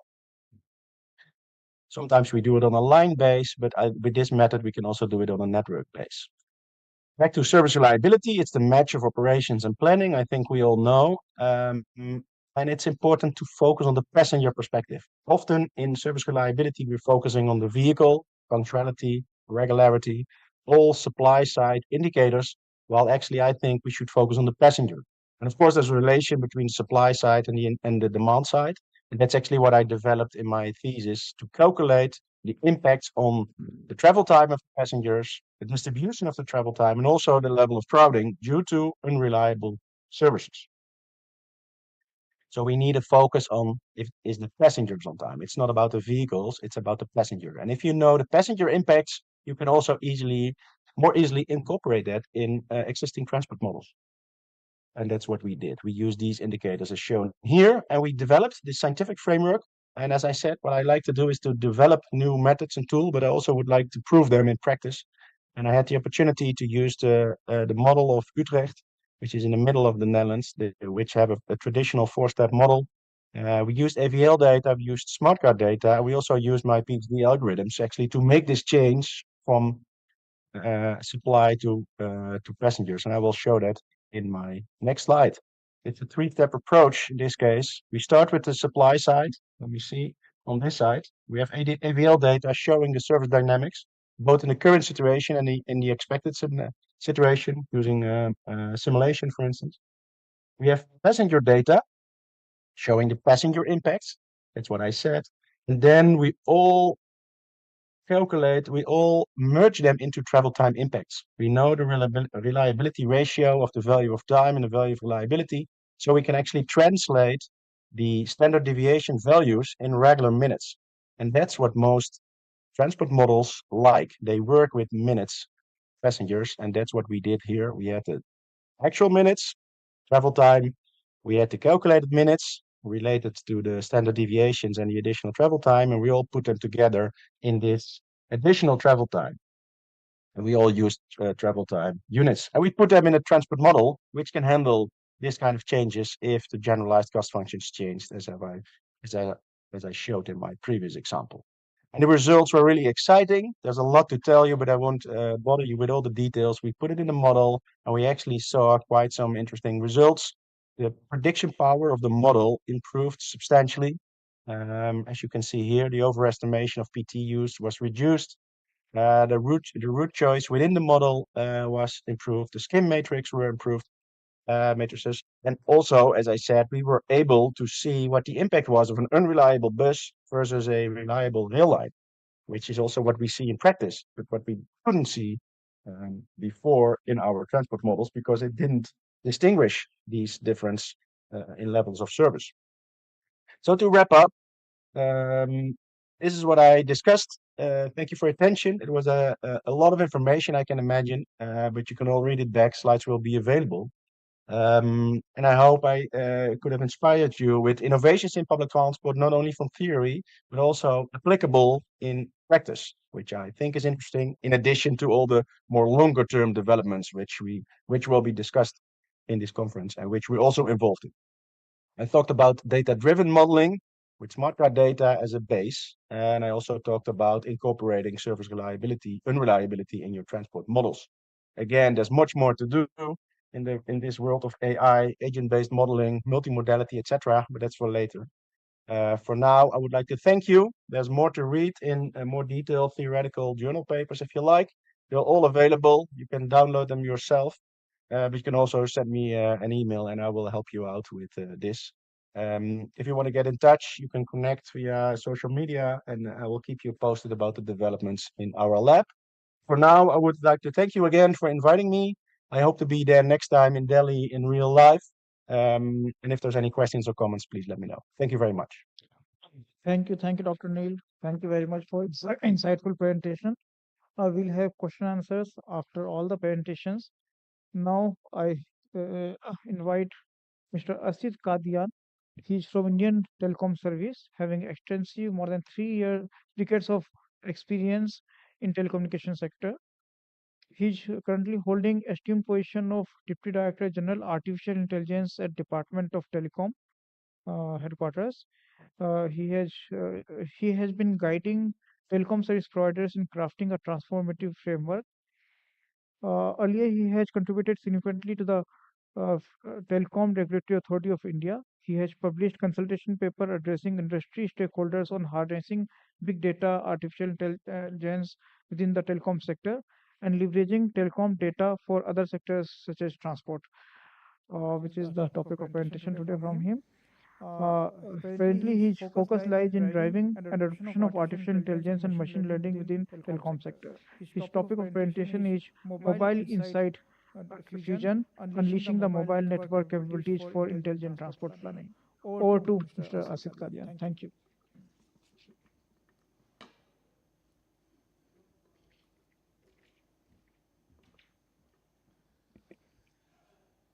Thank you, Mr. Jan.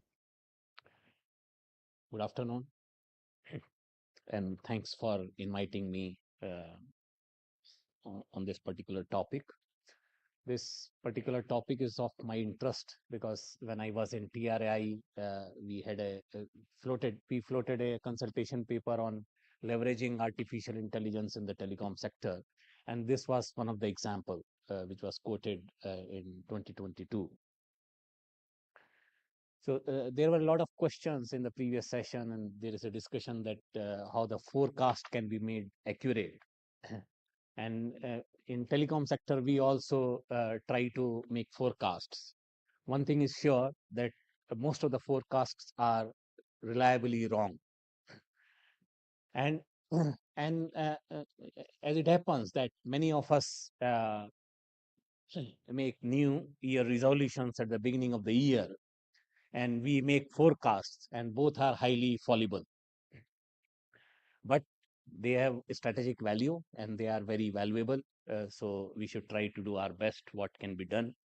And how the telecom can help in this, I will touch upon those points.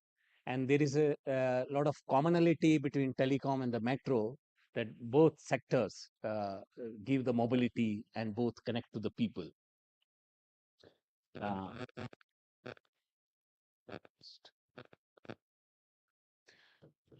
So as mobile networks keeps regular watch on their subscribers, and it is required for their functional purposes, because whenever there is a incoming call or incoming communications, networks have to reach out to the customer. So it is very much required. It is nothing special that we have to generate this for any other purpose. So it is available there, and we can generate origination and destination matrix for transportation purpose. That is very sure. And we have used this monitoring kind of things during COVID times, but it was altogether for different purposes. During COVID time, mobile networks were being used to make people immobilize during the lockdown, and it was being checked whether the people are following or complying the lockdown regulations or not. But this time we want to check, or we want to know where they want to go or from where they are coming. So it can be generated in an aggregated manner from the telecom network. And we have received in the end of the last year or the beginning of this year from Chennai Metro that whether we can do some exercise, and we have worked upon that, and we could generate a origination destination matrix, the hotspot areas, hot mobility hubs which are there, and with the for different time windows, how from one cluster to other clusters movements are happening.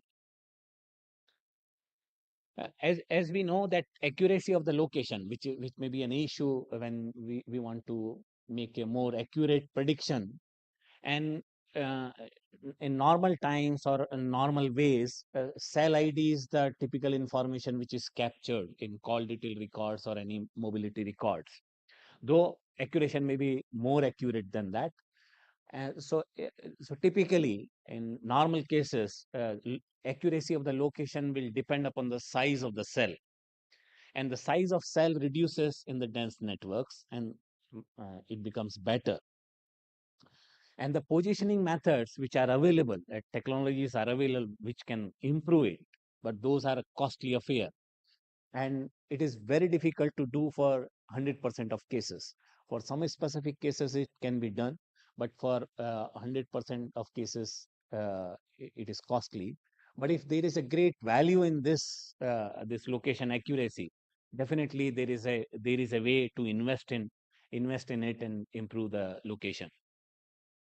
So what happens that whenever there is a communication, networks usually makes an announcement that there is a call for you, and mobiles or mobile users raise the hand that I am here, please connect to me.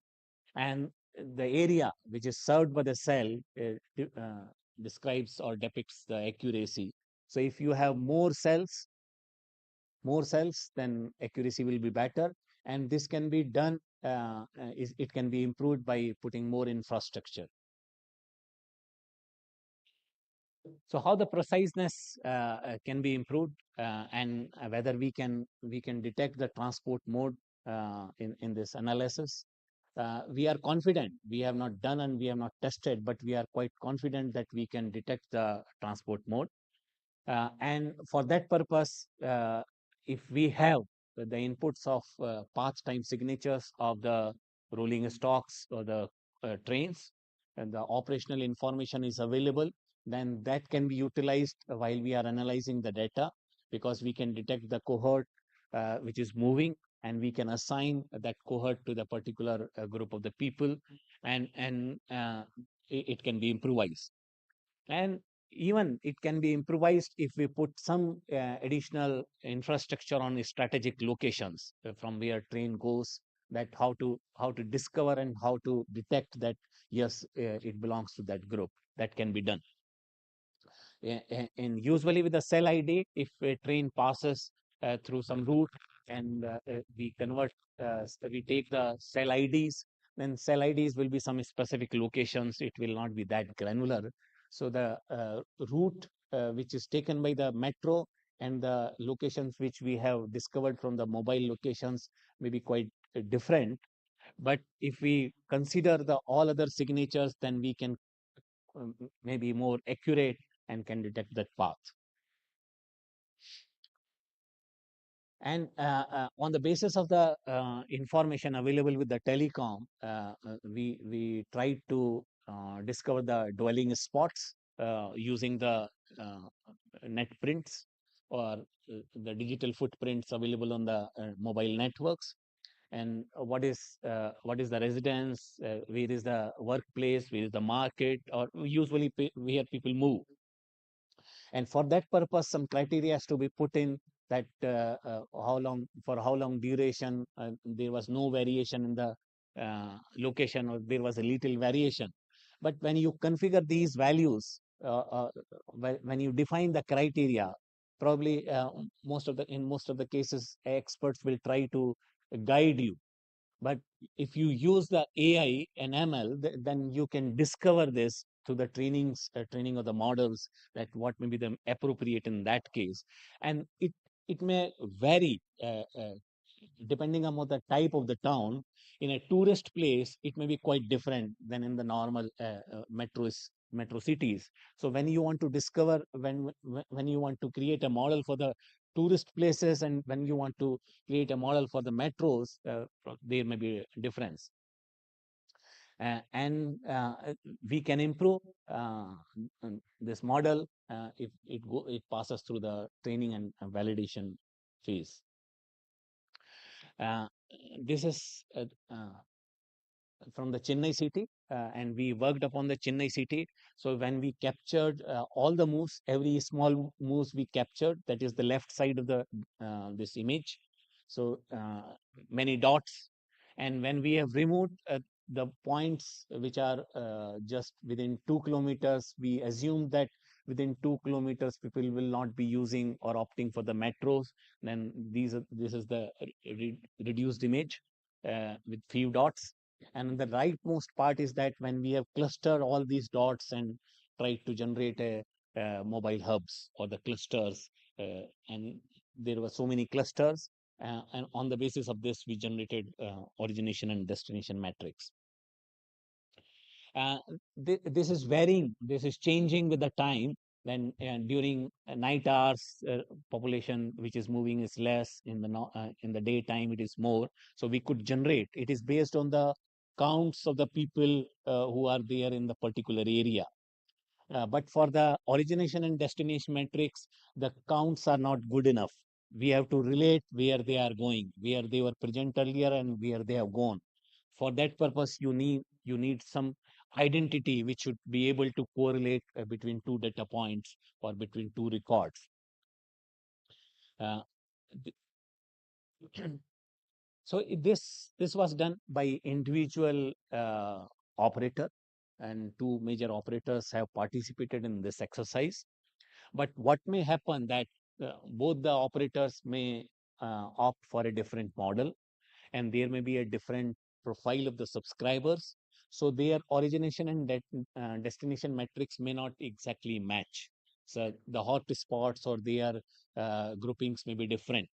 So the challenging part is that when you want to merge that, and no operator wants to share the information in a raw form, even the aggregated form, they don't want to reveal that where their customers are more, in which area they have more penetration or not. So they are sensitive to that. So we are working that how the federated learning can be used to combine this, and the differential privacy kind of a approach can be taken, that without revealing the input data, we can compute, we can generate a consolidated matrix. And how the model can interact with each other, and they can tune, and we can discover that what is the right way to merge them. But another important point is that for addressing privacy, because we are dealing with the privacy sensitive data, there may be some personally identifiable information. And the immediate thing which comes to the mind is that anonymization can be done. And anonymization seems to be the key to address the privacy, but that's not right.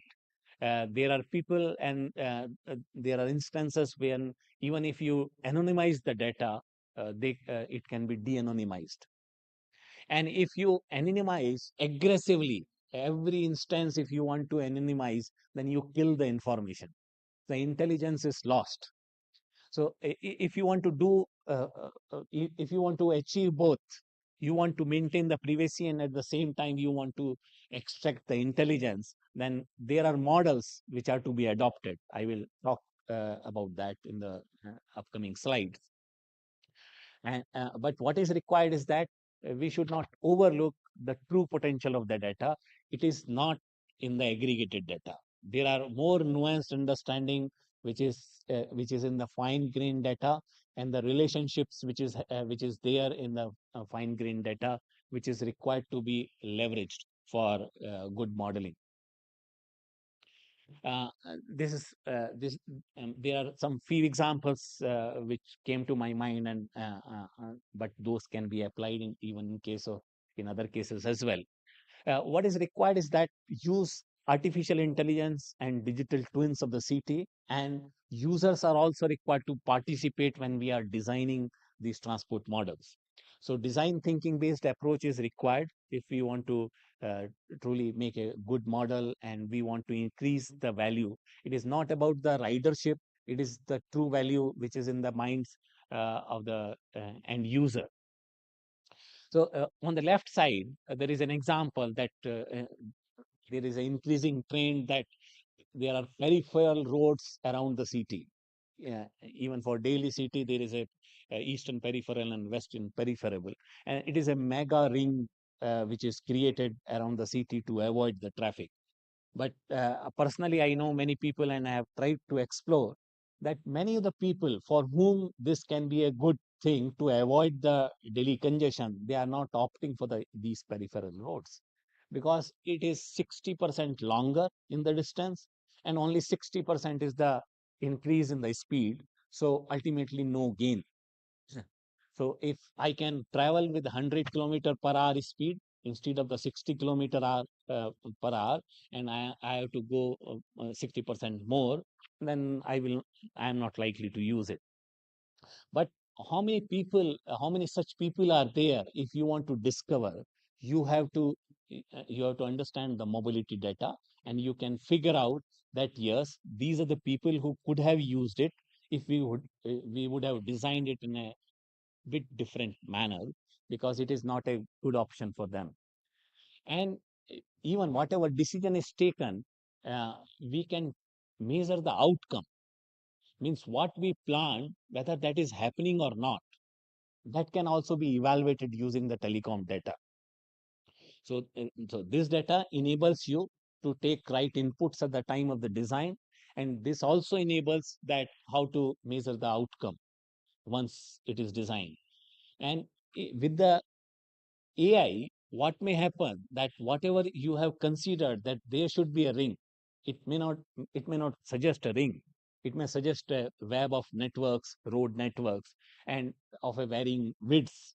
So totally different things may emerge, or suggestion may be different from the conventional uh, ways of designing a road or a metro transport networks. On the right side, there is an example that uh, on every festive season, we see the surge in the traffic, and we see that there is a congestion on the roads and congestion, or metros are crowded. But if you analyze, then all the surges are not of same nature. For example, in Raksha Bandhan, which is a brother sister relationship celebration, if you try to make a graph how people move, that is quite different than the graph which is there on the Diwali or celebration, because family gatherings are happening in one case, in other case people are moving from brother to sister and sister to brother kind of locations. So the graph is different, and if you want to discover the graph and you want to understand that, then aggregated data can't help. It is to be processed with a fine grained data. Uh, And we need to venture beyond the bounds of origination destination matrix. And with the generative AI and the advanced AI, as it was mentioned in the previous presentation, the right thing is to ask right question. And if right question is asked, then probably you will get a better solution. And now there is a focus on formulating the problems. The formulation of problem is equally important than the solving the problems. So how to formulate, and there is one project of Massachusetts Institute of Technology, that is Digital Hearth, where they collect the local voice, and they have created a local voice network, and where the conversations, the individual conversations can also be recorded, and using AI and NLP, you can convert all those conversations into a narrative. Which narrative is useful for a designer? They can formulate their problem statements in a far better way, because they have a good understanding what people want, what people think. So what is required is that if you want to leverage the true power of the data, then we should unleash the power of imagination. AI will not give the answer, final answer, but AI will give you, AI will trigger or spark the creative thinking. So you will start imagining that how the things can be solved, or how the problems can be solved in a newer ways. So that is required. So we are interested more to have a AI insights. So so what we propose, or what we think that we should move, it is not just a sharing of origination and data destination matrix between telcos and metro corporations. It is not just that you generate a OD matrix and share the data. What is required is that every operator or every entity will be having its own local model, and data will reside there. Because what is happening, that custodian of data and user of the data are different in this case. So if you want to maintain the privacy, data should not escape the boundaries of the custodian of the data. That is very much required. And how to run that model, and how the local models can interact with each other, and how the local models can be trained and validated. So some kind of independence will be there, freedom will be there, and some kinds of a guidance will be there, so how to move ahead. And in this participation, other participants are also required, like a navigation app, or traveling survey app, or a computer vision related information which is gathered from the CCTV service providers, or a cab service providers. How we can come together and help each other, that is required. So because nobody wants to share the commercially sensitive data, and we need to evolve a privacy preserving models, so that we can truly leverage the data. So important is not to share the data, important is that ask the question and get the response. And when we have to adopt privacy enhancing technology, and for your information, United Nations has established a PET labs, privacy enhancing technology labs, to demonstrate how the input data is not is not shared, but results can be computed, and the inconsistencies can be figured out. But that lab is mainly for the international scenarios, but similar kind of labs can be established for our own purposes. And we need to showcase the capabilities to give provable privacy guarantees. So important is that we should demonstrate that privacy is maintained. And once this is done, this AI can also be used for having a targeted survey.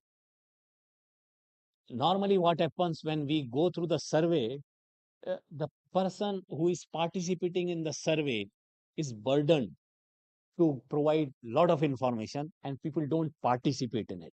If something can be captured intuitively and intelligently, and it is not required to be submitted, and only relevant and pertinent questions are asked from the participant of the survey, then success of the survey will be more, and you will be more sure that you get a good data. And there are number of studies where if you try to do survey in a single stroke, you will get wrong results because people don't share the correct information. When it is done in a iterative manners, a number of times, survey are more accurate.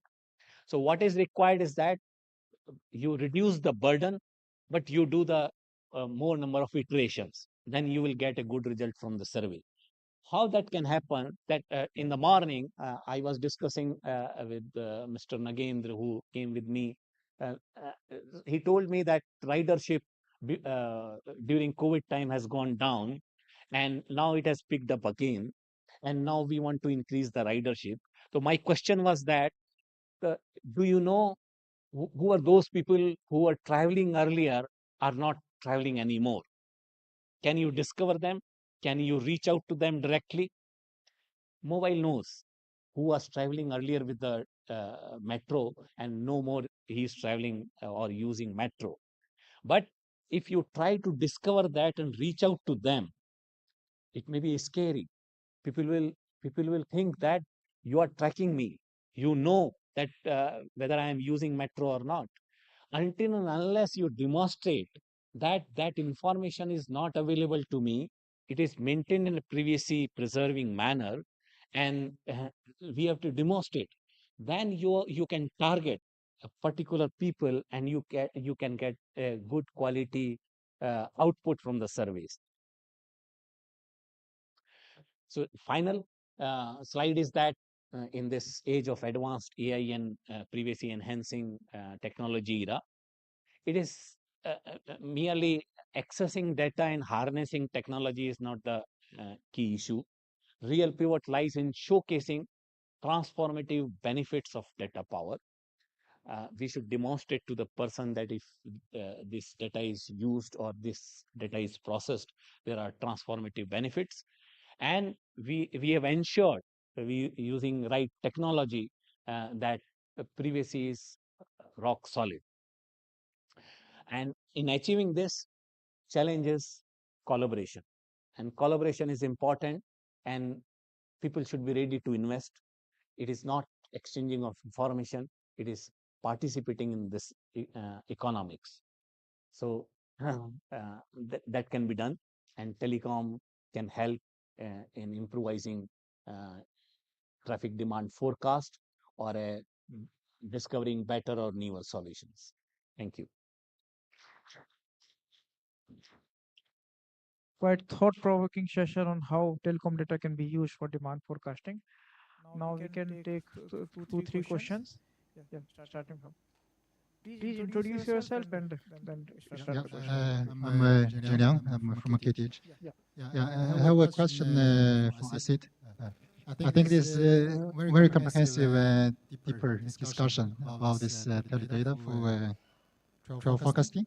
Because currently also we are working with the Swedish Transport Administration to try to validate this value of this mobile phone data for the travel forecasting. I think you mentioned like several issues already. This location accuracy, that is like a really big challenge. But there's also like two things. One is like the sampling biases for the mobile phone users, because like for the planning we need this OD demand or the trip attraction or generations, right? But if you think about the mobile phone users, not like everyone use this your service, right? And that could cause lots of biased estimated OD metrics. I'm not sure how do you address this one. The other one is like from the communication operation perspective, right? You also like rerouting the communication traffic. If there's a lot of users try to call here, probably you will use different routers. And that also causes bias to the OD metrics, right? And yeah, for those two aspects, I just want to see like if already have some solutions for your team. And yeah. Can you repeat? Hello.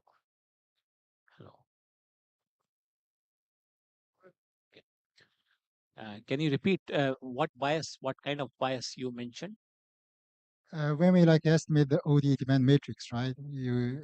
From the user perspective, not everyone use the same tele services, especially for some specific group, like for the children's or aged people, they may not like use mobile phone anyway, right? That is like one bias. The other bias is that like from the communication operation perspective, you'll be rerouting traffic. Right? Even I call here, the nearest tower is here, but basically you'll be rerouting me to a further tower. That means like my location where I call is actually not what I'm here. Yeah. Those are like two different social biases. Definitely, there may be some issues, and what we have not validated our model, and we need to validate it.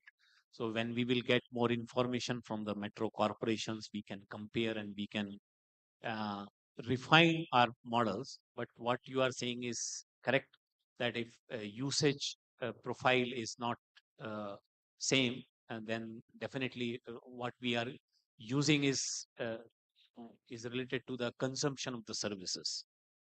So if things are not being consumed, and then the records are lesser. But what can be done is that if there is a true value, you can get locations even when it is services are not being consumed. You can capture periodically. You can also capture periodically, but it is a network initiated triggers when you capture the information, and it consumes resources, additional resources to get that information. But that can be done. That requires some investment, that eats out the resources. And about the accuracy, my point is that you can improve the accuracy by putting more infrastructure as well. So if you are interested on the metro sites only, and connectivity is to be improved for the metro, so if both collaborate, then you can put the sites on a strategic locations where you want to discover more, or you can be more aggressive in a particular area for a shorter duration. So instead of capturing information more frequently in a larger area, wherever you are doing a study, you narrow down to that, and you become more aggressive and you capture more information. And if some path signatures are available, then you can identify that the person is in that cell site, or person is temporarily locked to that site, or if you want to know with a certainty, then some location based triggers can be, for advanced positioning methods can be triggered to detect or to be sure, and that may help. But we have to do. We have not done so far. We will try. Thanks. Thank you. Good afternoon. Manisha Singh, Chief Architect from Delhi Metro. My question is to you, Father Paul, and a thought for Professor Neil. We at DMRC have been facing challenges of coordinating with various state agencies and private players. You spoke about multimodal integration, and just recently I have been to Amsterdam, and I realized there was a smart card which I was traveling with, but it was only valid for state-owned transport systems, not for the private players. Um, we, since have been facing these challenges, have you faced these challenges in coordinating with various agencies, Father Paul? And if so, how have you addressed those challenges? Thank you. Thank you for that question. I think myself and Sanjay sir will be able to answer that question. Multimodal is always a challenge, which we know. And at the moment, the Water Metro is working under Kochi Metro. So that is an advantage for Kochi. So both these modes are combined. Rajagiri is about to sign an MOU with Water Metro for the data sharing, which means those two will come. And again, I think one good thing about KMRL is they are also working with the buses, private buses. I think there are 7 private bus associations working in collaboration with, I think, KMRL took the initiative and put them together. So which means their data is also coming one way or other. And also, we are working with the State Transport Corporation, KSRTC. we are in touch with the minister and all. And they are also willing to share their data, whatever that is available, because now GPS data is available. And then Auto, Cochin Metro again took the initiative to bring E-Auto. Yeah, that is Ozo app or something like that. But we haven't got the data yet. But we are pretty sure that we will be able to get that. And again, we put a project to Mauha to mark the parking in the city. So if that happens, if the project is through, then we will be able to get the parking spots and the availability of parking. Then we will be monitoring the parking loads. So then we will connect parking loads with the modes. And also we got another project, and that is a project of interest, academic interest, is a blockchain-based project where we can have multi-modal tickets, which is based on smart contracts. So that means even if it is managed by different agencies, the ticketing can be clubbed together, and accounting can be done together accordingly. So these are the things that is in that we are actually thinking. Maybe the rest I think is. I request Dr. Neil if he would like to add about on this multimodal challenges. Dr. Neil. Yes, thank you. Thank you very much for your question from the audience. Indeed, I recognize your point. Maybe for some context, if you operate public transport in our country, whether it's a train, a bus, or a ferry, or anything which is public transport, you need to connect to the smart card data, smart card.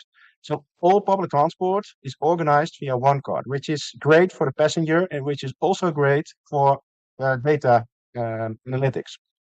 However, we need to consider privacy, of course, and we also need to consider business interests because in some parts of the country, these companies are also competing with each other. So sharing your data is a point of attention.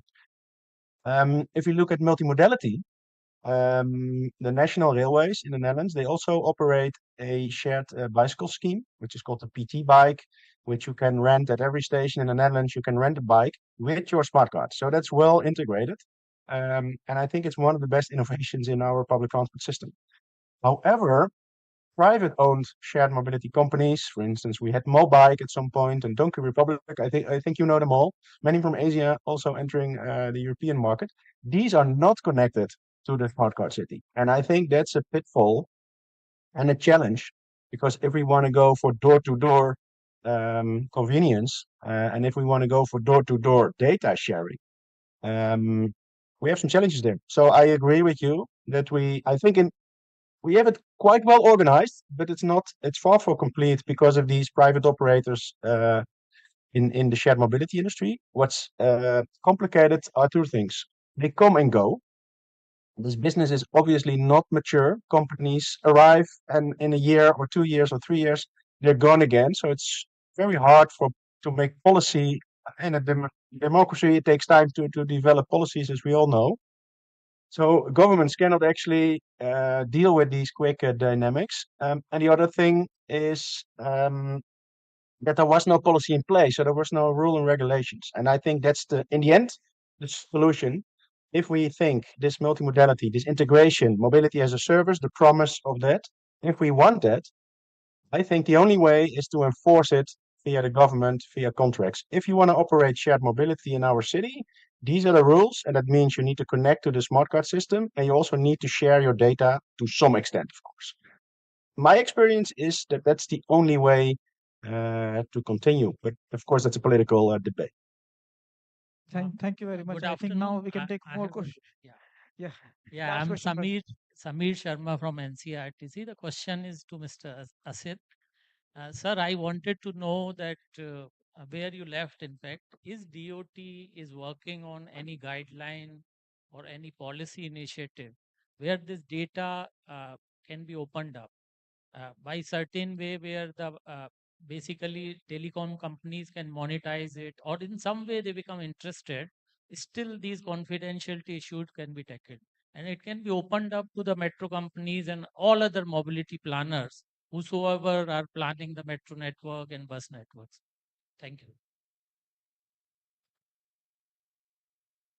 So we are working in I think we have to work together while framing these policies. In raw form, this data cannot be shared, and anonymization has its own challenges. Aggregation kills the value. So what is required is to come up with some solution which achieves both the objectives. You can plan or you can extract the intelligence, and the same time privacy can be maintained. For that purpose, what we see is that we should identify few technologies which should be adopted. And already Privacy Data Act is in place, and we should demonstrate that privacy is honored and we can extract the intelligence out of it. So we will try to identify some PETs. Yeah, just last question. I'm Sudhir Saxena from NCRTC. A very small question because we are playing with the personal data of all of us, and I only want to know how does it infringe basically the Digital Personal Data Protection Act, which is probably in the offing now. So what is your take on that, to Mr. Asif, please? Can you repeat what is the challenge?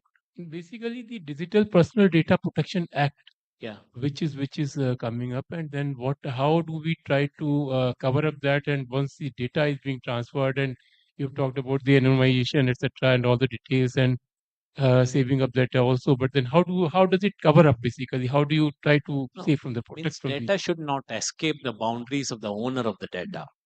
If we can achieve that, and only insights are shared, not the data. So if I, as a telco, I can generate some insights which are useful for you, but I am not sharing data. And I am processing that within my own premise, where data is already there.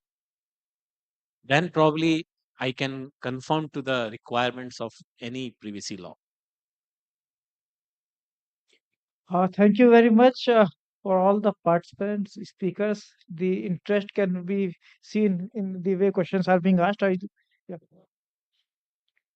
We can take question during the break, sir. Oh, okay. Anyway, sir, Professor Sarkar. Yes, sir. Did, and I have just, yeah. Thank you for giving me the opportunity to share my concern, because nowadays I see that you generate huge amount of data through call data recordings, and this is one of the good areas to make use of the artificial intelligence. And in fact, I know that there are some researchers in Japan, United States, they have done a considerable work in converting the call data recording generated to the mobile ultimately to develop the OD metrics, and which gives a fantastic results. So they have done a lot of work. I know some researchers in Bangladesh also has done a lot of work.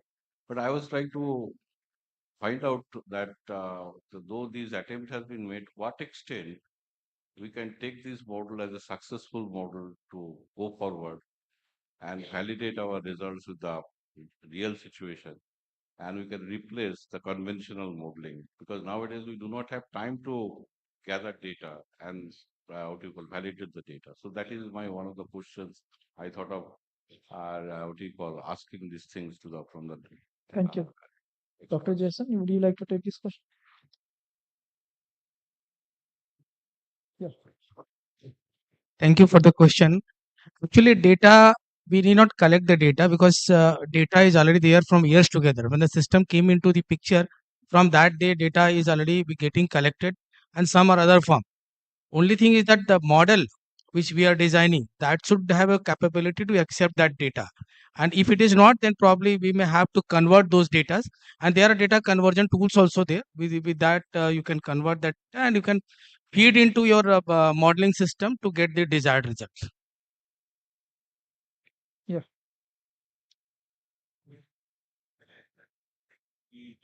The model. Sir. There's a lot of the complexities comes. I know because the data being generated through the mobile systems, and it's huge data. That's how to get into the what do you call synthesizing the data, processing the data. Ultimately, do you really resort onto the application of soft computing, for example, fuzzy logic, artificial neural network or genetic algorithm. If you do so, because I have done a lot of work initially using the limited data, but now we have a horizon to capture huge data. So therefore, what is the probability to see the accuracy of the results when you compare to the real data? That's my question. Okay, sir. Thank you for that query. More the data, more the merrier. I think that is the principle in ML and AI.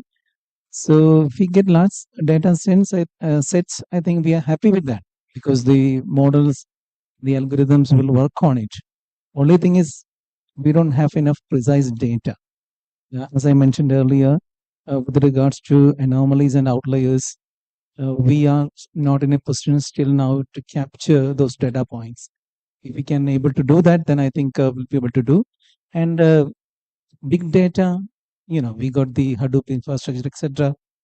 We can hold the data. That is okay. But then pre-processing, etc., we got challenges, but I think we can manage it.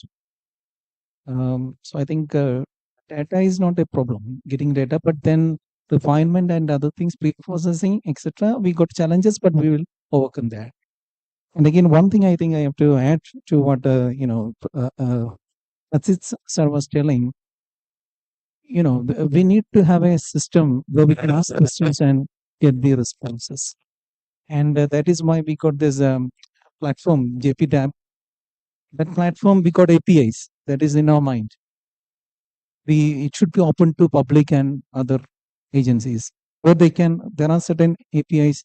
They ask questions about the data that is with the Kochi Metro and other modes of transport. They cannot get hold of the data, but they can ask questions and they get the results back. And I would like, sir and others to take some initiative to bring a framework where we got some kind of standardization for these kind of APIs. That is what we are looking at. Thank you. Thank you very much for questions. And let me just summarize the sessions and then we'll break for the lunch. Dr. Jason, thank you very much, Mr. Sanjay, for insightful presentation on the JP depth model. You illustrated how historical data and ASC data can be used for demand forecasting using artificial neural network for short-term forecasting and autoregressive model for long-term forecasting, and how it can be presented in a powerful visualization models dashboards. Thank you, Dr. Neil Van Ort, for giving insight on how multiple sources like Bluetooth, Wi-Fi, GSM, traveler app, social media, signaling, and vehicle location data can be used for demand forecasting. You discussed about the transport model using network data, smart card data, processing this data, and converging this data for the route choice and visualization option. You introduced a very interesting concept on service reliability, how service reliability can be taken into transport modeling and how it can be used to enhance the ridership actually. Thanks, Mr. Asit Kadian, for making us aware what kind of telecom data is being available, how it can be used for transport modeling, and the privacy issue involved, which are very important, of course, and how this data can rest with the owner of the data, that is the local model, and it can be used with confidence and privacy in the. And you also talked about mobility hubs, Chennai case, how hourly variation in the demand to travel demand can be seen. Thank you very, very much, all the speakers, and we are. I know everybody is waiting for the lunch now. Thank you.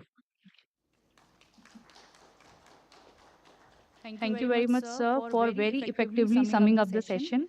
And may I now request Dr. Amit Kumar Jain to kindly felicitate the speakers with token of remembrance, please.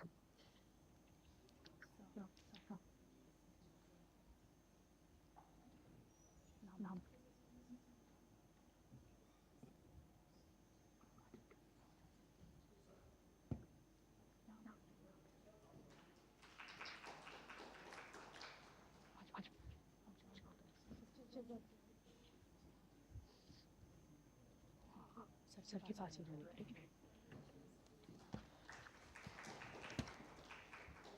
नहीं वाला, नहीं।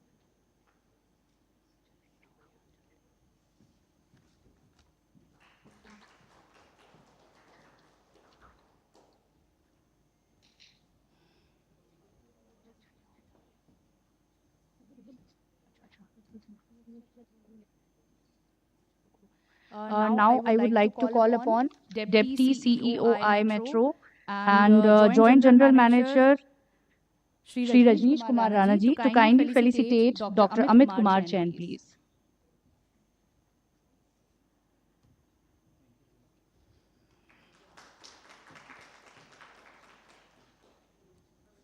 Thank you very much, sir. And I thank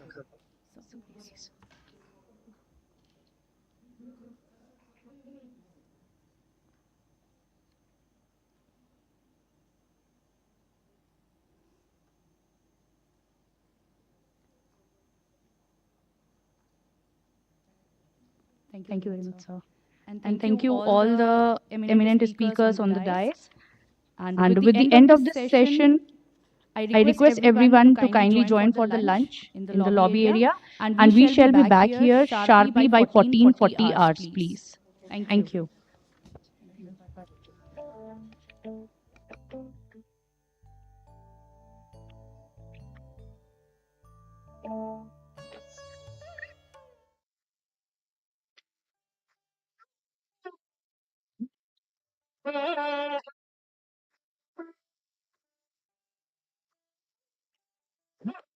Recording stopped.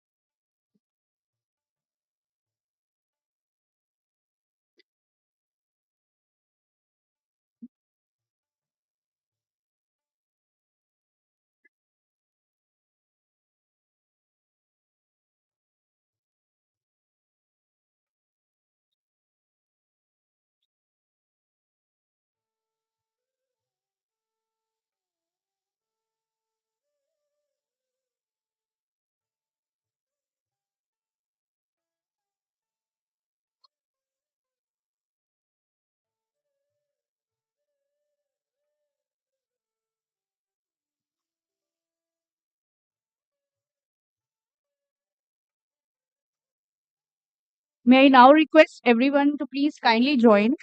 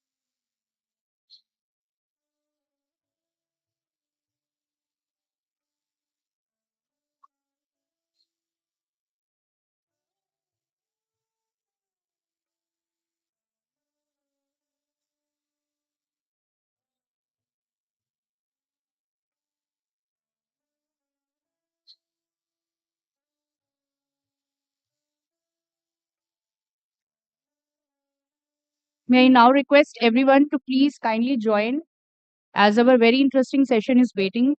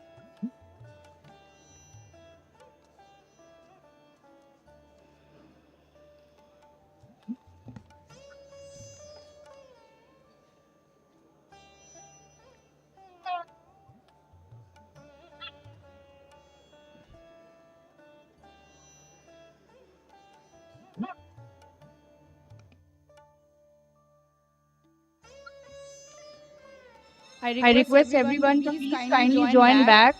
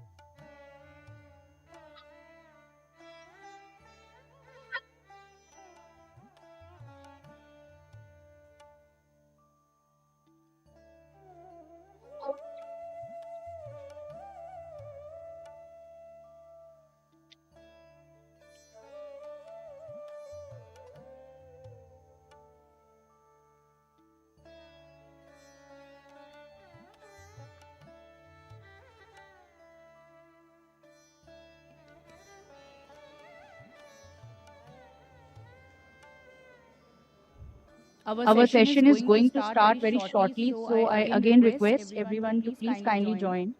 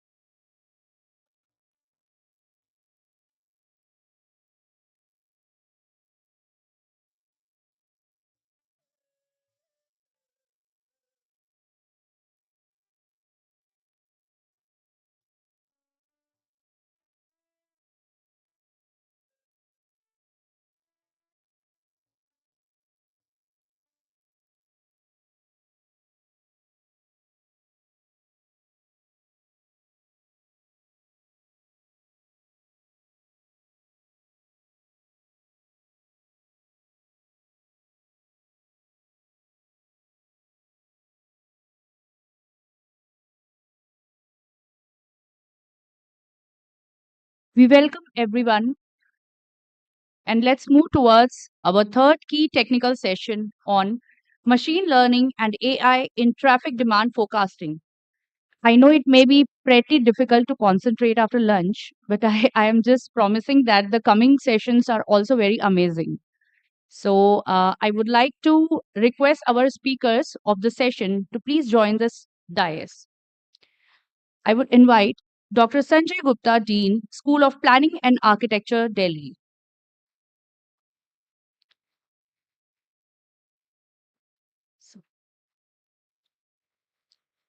Mr. Shagun Mittal, Research Assistant, Purdue University, USA.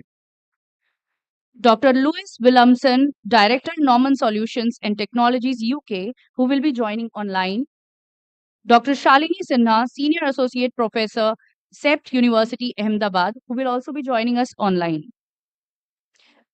I would now like to introduce the very eminent personality who is going to be the moderator of this session, Dr. Sanjay Gupta. He is presently serving as Dean Research and Faculty Welfare and Professor of Transport Planning at SPA Delhi. He has nearly 36 years of experience at SPA Delhi, including about 32 years as full-time faculty in the field of urban and regional transport. He is also coordinator of Center for Urban Freight Studies and Center for Shared and Electric Mobility at SPA New Delhi. His areas of interest include urban and regional transport planning, public transport planning, mobility issues, climate change, sustainability issues, and policy aspects. He has been an expert member on the Expert Appraisal Committee Infra 2, Ministry of Environment, Forest and Climate Change, Government of India, besides member State Expert Appraisal Committee, Ministry of Environment, Government of Delhi. He was also an expert member on committee of DDA's UTTI PEC, besides being the member of the jury for selection of national awards for Urban Transport, Ministry of Urban Development, Government of India since 2011. Over to you, sir. So thank you so much. A very good afternoon to all of you. At the outset, I think I would like to kind of convey my thanks to the organizers for giving me this opportunity and be part of this very interesting theme of this conference, uh, unleashing the power of data, advancing metro traffic demand forecasting. And in this particular session, before I kind of invite the speakers one by one, I just wanted to kind of flag off the importance of transport data per se. All of us are here professionals in our own right. We all know how important transport data is for any transport systems planning. And obviously, the conventional transport data which we have been gathering, while it is essential and it is mandatory, it often takes a lot of time, it takes a lot of money, it probably sometime is not available readily. So there is obviously a need, and with the changing mobility paradigm, which is more getting into behavior oriented solutions, I think it's very important that we need to look up into data sets which are automated, which probably can be collected without much of effort. And very interesting papers which I have just gone through as a moderator, looking into mobile network information and how that can be used for modeling purposes. And this all so-called big data which we have and which probably remains unutilized most of the time, I think that is what is the essence of I would call it a priority for we professionals to take it forward. And in times to come, we should probably become more intelligent in data handling. It goes without saying that user, operator, both of them actually will benefit from such kind of data bases which are available through mobile networks, through smart cards, through WhatsApp, through social networks, wherever they are available. Uh, Particularly with the reference to the metro, since Delhi Metro is the organizer for the conference. We all know there are maybe a couple of complexities which go into a metro operation in terms of daily and seasonal variations, in terms of events and disruptions which can happen because of unforeseen circumstances, or very importantly, to look into study the passenger behavior of such systems. That is where I think AI based techniques, machine learning techniques can really come in very handy, and they have been used. And you will soon see some of these presentations by the speakers here. We can get into pattern recognition of passengers in terms of is there a recurrence of travel behavior, recurrence of travel patterns, what time of the day they are traveling. We can do predictive modeling in terms of using a historical data and not doing a plain time series analysis modeling, but actually using historical data and clubbing up with other determinants of demand. For example, how does the weather impact your behavior? So we need to and that is where the big data applications to me will come very, very handy. We also can look up into real time adaptation, which is more to do with monitoring of metro systems. And finally, we can get into optimization models.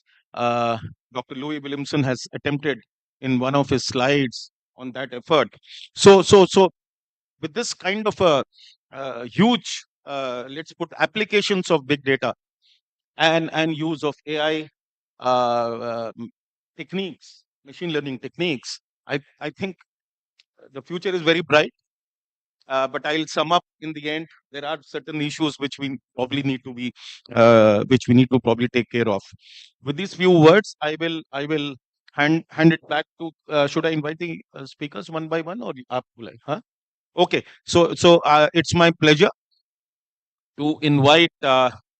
Shagun Mittal. I'm still not referring him as doctor because he's still pursuing his PhD from Purdue University, and he's going to speak on accurate and granular passenger demand assessment for effective transit planning. All yours.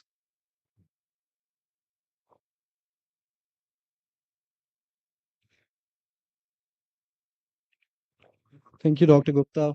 Good afternoon, everyone. I'm Shagun Mittal. I'm a research assistant at Purdue University, and I'm also presenting on behalf of Dr. Satish Ukusuri, who is a professor of civil engineering at Purdue University. The topic of my presentation today would be accurate and granular passenger demand estimation using big data. So first, let's talk about the big picture. In every machine learning task, we have three components: the inputs, the model, and the outputs. Now, the inputs could be something like traffic estimates or passenger estimates across some time period. The model could be any machine learning model which is relevant to the task. A few of them are listed on the slide and have been talked upon by previous speakers. And the outputs could be the dynamics at future time period of traffic or of passenger estimates. However, regardless of the model, the inputs and outputs have been observed to be intrinsically linked. If we want good outputs, we really need great inputs. One of these quotes by Benjamin Franklin from 1700s is very apt for machine learning for a key component of machine learning. It says, by failing to prepare, you are preparing to fail. If we are unable to prepare our inputs well, we cannot expect the outputs to be good. In machine learning terms, it's also called garbage in, garbage out. So with this information, we all can agree upon this, that it is crucial to estimate the passenger demand variations very accurately for having a good prediction. Now, the mobility landscape has evolved across years and decades. In 1980s, the data was estimated using theoretical foundations, using gravity-based models. However, it had certain limitations, especially in terms of real-world applications. Thereafter, in 2000s, people moved towards traditional surveys, which were more targeted in terms of the questionnaires and also in terms of the audience. However, due to low response rate and also the cost of conducting these surveys, people from 2010 onwards started moving towards user-generated data, which is the big data. In terms of the mobility assessment, there has been a shift in the paradigm too. In conventional transportation planning, it was more towards providing mobility to people. However, the current and future transportation planning involves more towards providing accessibility to people via mobility. The conventional transportation planning was more focused towards automobile. However, now it has a more of multimodal focus, a systems approach. It also combines different social, economic, and environmental impacts, leading towards sustainable development goals also. However, for such analysis, we require more data. We require more of accurate data. And the big data comes into the picture. Big data can be defined as something which has great variety, it arrives in great volumes, and with great velocity. Three factors which have contributed towards the surge of big data are technological progress, the development of infrastructure, and availability of data for users like us. And with this, it has been used for various different applications, including healthcare, for fraud detection, for recommendation systems, also for weather predictions, entertainment and media, and most importantly, for citizen-based policies. Now, why do we need big data in transportation? There has been rapid urbanization seen by cities. There has been fast changing mobility patterns across different areas of the city. And to capture this, we need system-wide intelligence and also accurate assessment of changes over time. This is required for informed decision making for administrators and policymakers. Moreover, as Dr. Gupta mentioned initially, with climate change, there have been many more disruptions, and assessment of transportation systems, collecting data for them has also become much more essential. With these reasons, big data has been continually used in planning, real-time responses, and also to study social dynamics in cities. There are numerous advantages of using big data. These include the comprehensiveness of the data, the preciseness, both in terms of the regional preciseness and in terms of the temporal preciseness of this data. The data is continually collected, and also it is passively collected, so we do not really need extra resources in order to collect this kind of a data. Additionally, the data captures a much larger degree of users, which is important for having a meaningful analysis in these areas. There exist many different types of novel data sets. However, for this presentation, my focus would be more on cell phone location data. Now, cell phone location data, it collects records of location and time of some proportion of users from the population. Um, with these records, we are able to assess the mobility patterns and transportation related behavior at very high granular level. In these figures, we have visualized the data for the region of NCR, and it has been visualized for 1st of January of 2020, before COVID. So we can see different patterns very granularly, how people are traveling from cities of Jaipur, Aligarh, and Agra to New Delhi. And even when we look more precisely into the city of New Delhi, we can see the patterns, especially from the satellite cities of Ghaziabad, Gurugram, Faridabad, Noida, and so on. So these kind of insights can really be extracted and analyzed for policy-based decisions. Now, we introduced this new mobility diagnostics using such data. So the aim of public transport planners is to have an observability of the city in terms of the movement patterns. And also, this is essentially important for service monitoring and improvements. Now, traditionally, it has been performed using methods based on land use. However, these do lack real-world validity and applicability. There have been solutions which require specialized equipment or ticketing system. However, they miss out on very important details. Most of these methods are mode specific. And for these tasks, we really need the information about many different modes of travel, which are really missed out by using these specialized equipment.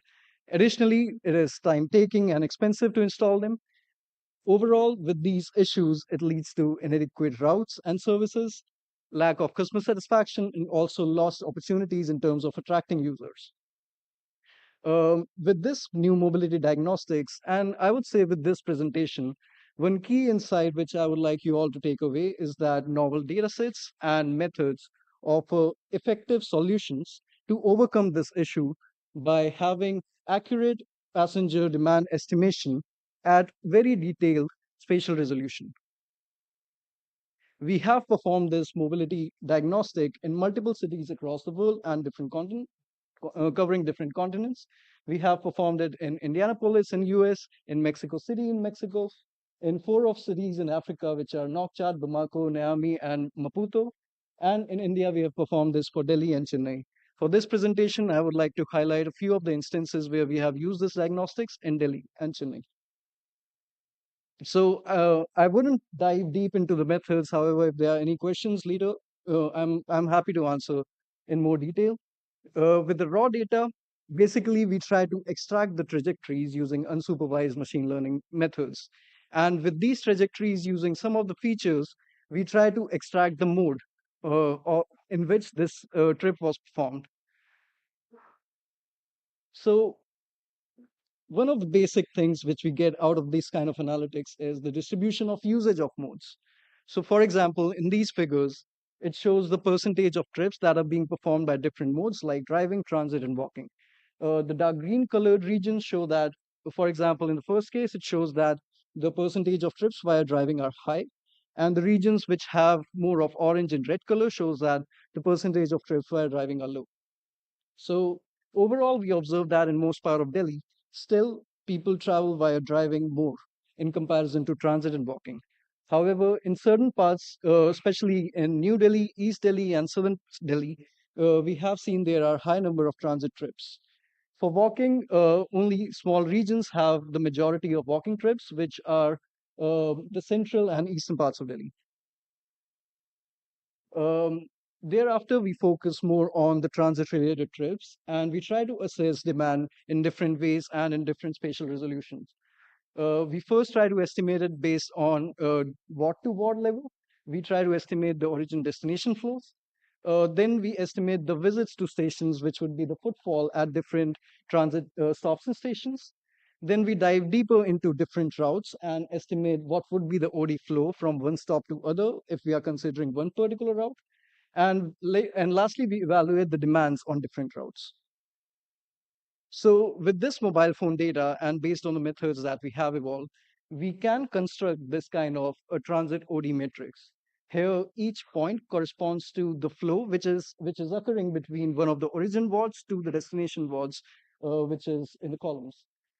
Some key insights can be obtained by this. For example, we see there are high number of transit trips that are being attracted by Central and New Delhi during morning peak hours. Also, New Delhi has high transit flows within itself. We can estimate these transit flow matrices across different time periods, and this information as a whole would be very useful for the transit OD flow prediction in future. Okay, so next we look more into how different regions, different wards are getting connected by transit. And in this slide, we look at how, like within Delhi, what are the top connections of transit? We observe that most of these top connections lie within the regions of New Delhi. There are the highest number of transit trips.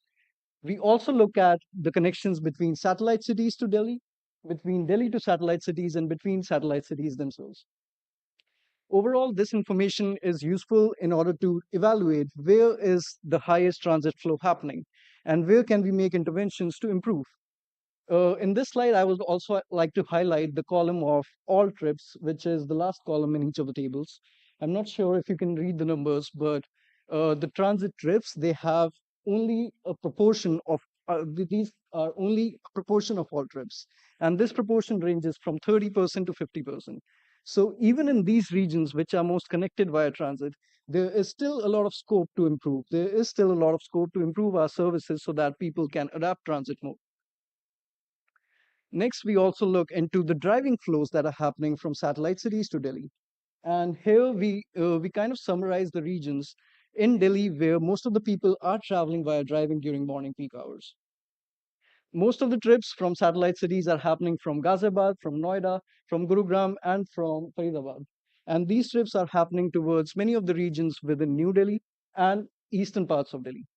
Again, if there are some services, for example, NCRT, which are to be implemented in these areas, they might want to consider these most connected regions in order to serve the passengers better.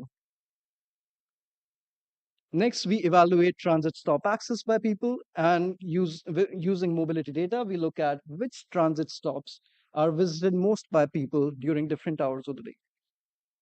We construct these kind of maps where each dot in the map highlights one bus stop or bus station, and the color, if it is represented by dark green, it represents the footfall on that particular bus stop is very high.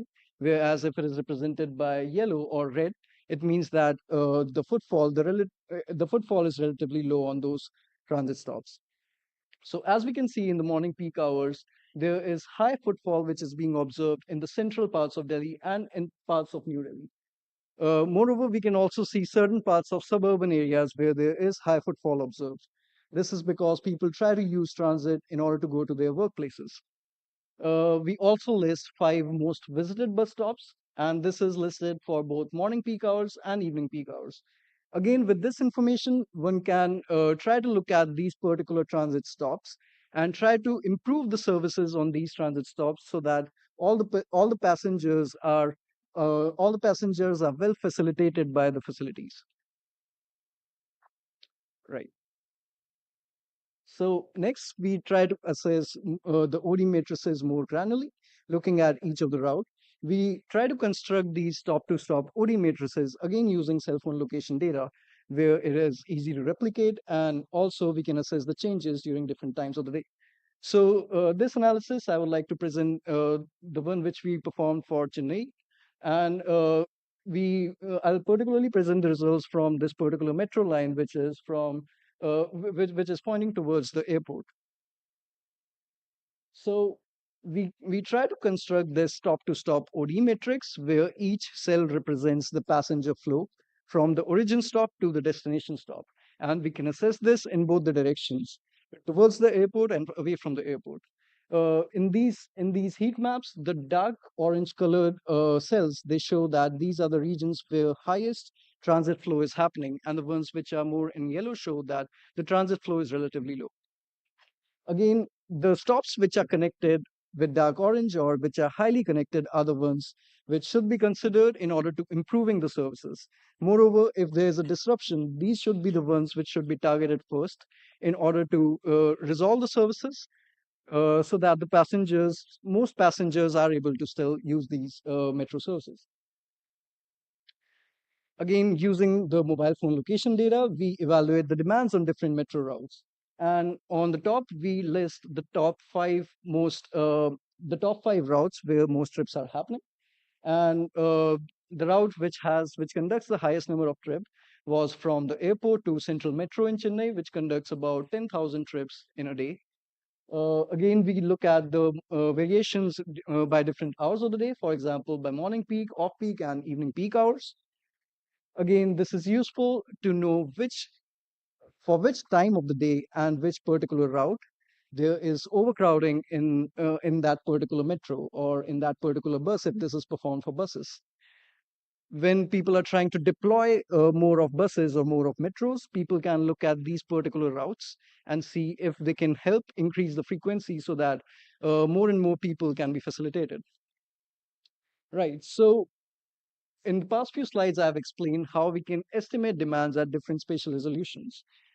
But here I also show how we can estimate these across different time periods. And again, this time series is very useful in order for us to predict what will happen in future. This, along with a predictive machine learning model, may be utilized for demand forecasting in future. Now, the things that I've presented were more about transit demand estimation. However, the analysis that can be performed using such a data is quite vast. One such analysis that we did for Indianapolis in United States was to look at from which regions are people traveling to access this particular bus stop. It is assumed that people travel only about 500 meters to access a bus stop, but our analysis showed that about 70% of people actually were traveling from areas which were further away from 500 meters. Also, we found that there were some people who were traveling about 4 miles, which is around 7 kilometers, to access that bus stop, maybe using some drop-off services or via bikes. Now, this slide summarizes the things that I've talked about, in what ways we can assess and estimate demands. However, we can do things further. For example, with this data, we can look at the routes which are best options for the particular transit system. We can look at the places where people go to after alighting a bus or after alighting metro. We can look at how accessible are opportunities with the transit services that we have. Moreover, we can look at the people who are using these services even during harsh weathers like heat waves or during cyclone, and how does the demand drop during these times. The major takeaways are there has been a data revolution in transportation, and people are using hybrid models that use both optimization-based techniques and machine learning-based techniques. These insights, they help policymakers to tackle transit problems using these deep analytics.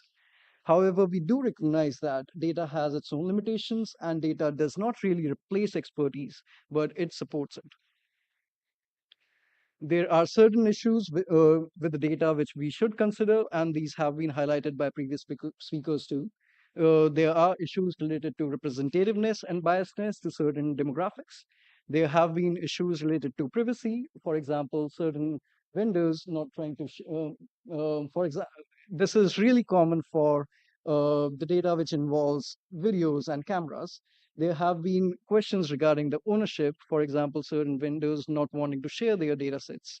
And moreover, the issues regarding data quality still remains, and researchers need to consider this in their modeling and data analytics efforts in order to give out the best outputs. Thank you. If you have any questions, I think we'll do the questions later. Thank you so much. A very interesting presentation. Have a seat. We'll take the questions at the end of the session. So now it's my pleasure to invite Louis Williamson, Director, Nomon Solutions and Technologies UK. The topic of his presentation is contribution of big data and machine learning to transport, and if I'm not mistaken, travel demand forecasting as well. You can correct me, Louis. Thank you. That is correct. So, thank you very much for this opportunity to tell you a bit more about what is it we're doing in particular in Spain, Britain and Latin America in terms of exploiting big data and machine learning in order to help making better decisions in transportation. Incidentally, the previous presentation by Mr. Mittal that it was excellent, and there are references to what I'm going to say today. We are using a slightly different approach in some of these cases. A couple of words about Nomon. Nomon is a technology company. It's a private company. We're relatively small. We're about 45 people at the moment. We started live 8 years ago in Spain, and then we have expanded internationally to other countries. We work in the interchange or the interface between big data and machine learning or artificial intelligence in order to help better decision making. The raw data, the most important raw data we use is mobile phone data, similar to the previous presentation, similar but not quite the same.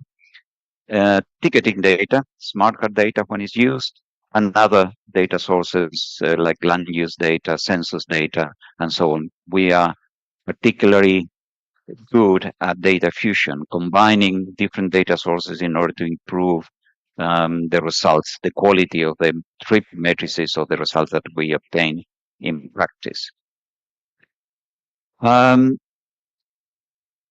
Why it's so useful and so important, the use of big data? I think you probably have heard it enough through the day about its advantages, and certainly the previous presentation was a very good example of that.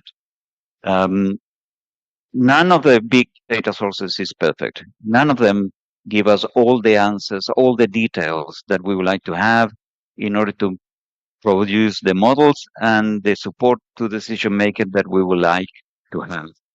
The experience of Nomon has been that using machine learning, we can enrich these data sets. We can improve the data sets. And we are going to talk here about two types of improvements. One of them is the model that's already referred to in order to optimize the scheduling of public transport services. That requires an estimation of how many people are going to be using a particular metro line, for example, in the next 90 minutes, and how we can organize the service in order to satisfy that demand better. Or in another less ambitious approach, if you like, estimating the exact number of people that will be using the same metro line tomorrow, particular times, so that we can plan for tomorrow a best service in that case.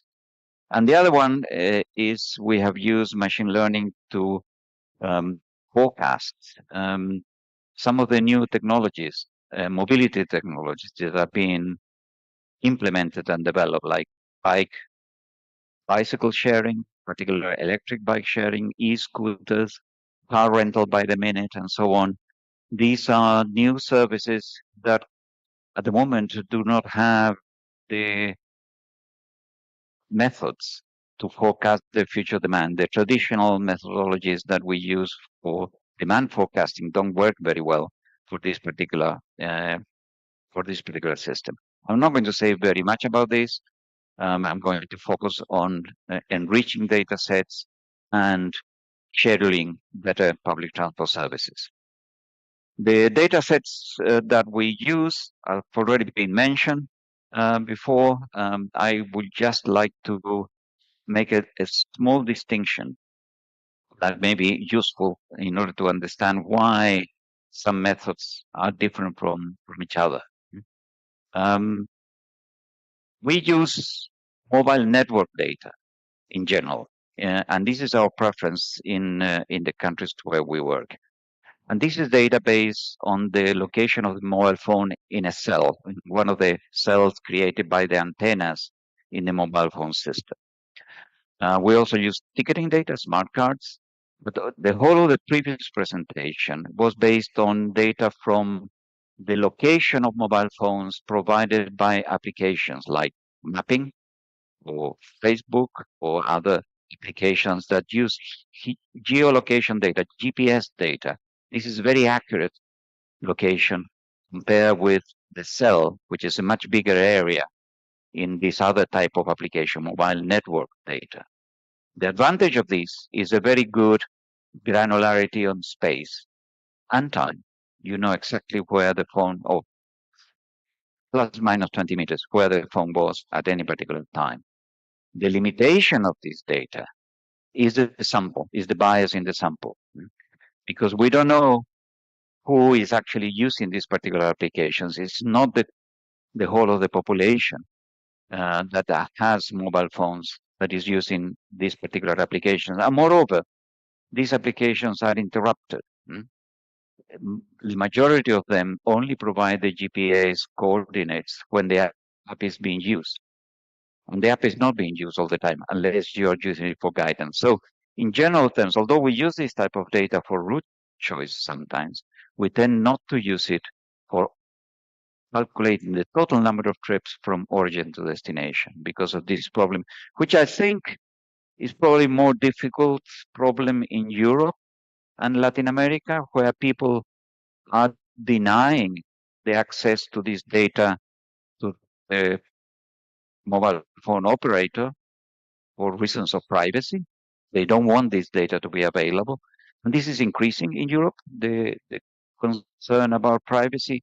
Therefore, this data is being blocked and it's becoming less useful than it was 5 years ago, for example. Nevertheless, it is a very interesting data source, and in other countries, it may well be the most useful one. These are all digital traces, breadcrumbs that we're leaving behind, and therefore they can be exploited. They are currently, in our knowledge, very well used in the USA. I worked in the USA as well in doing some toll road studies, and we use this type of data quite extensively in those cases. In Spain and the United Kingdom is very natural to use it for the development of strategic transport models and other type of transport models, concession models, and so on. So it's quite common. And I know that in other countries, at least it's being used experimentally and in some particular locations.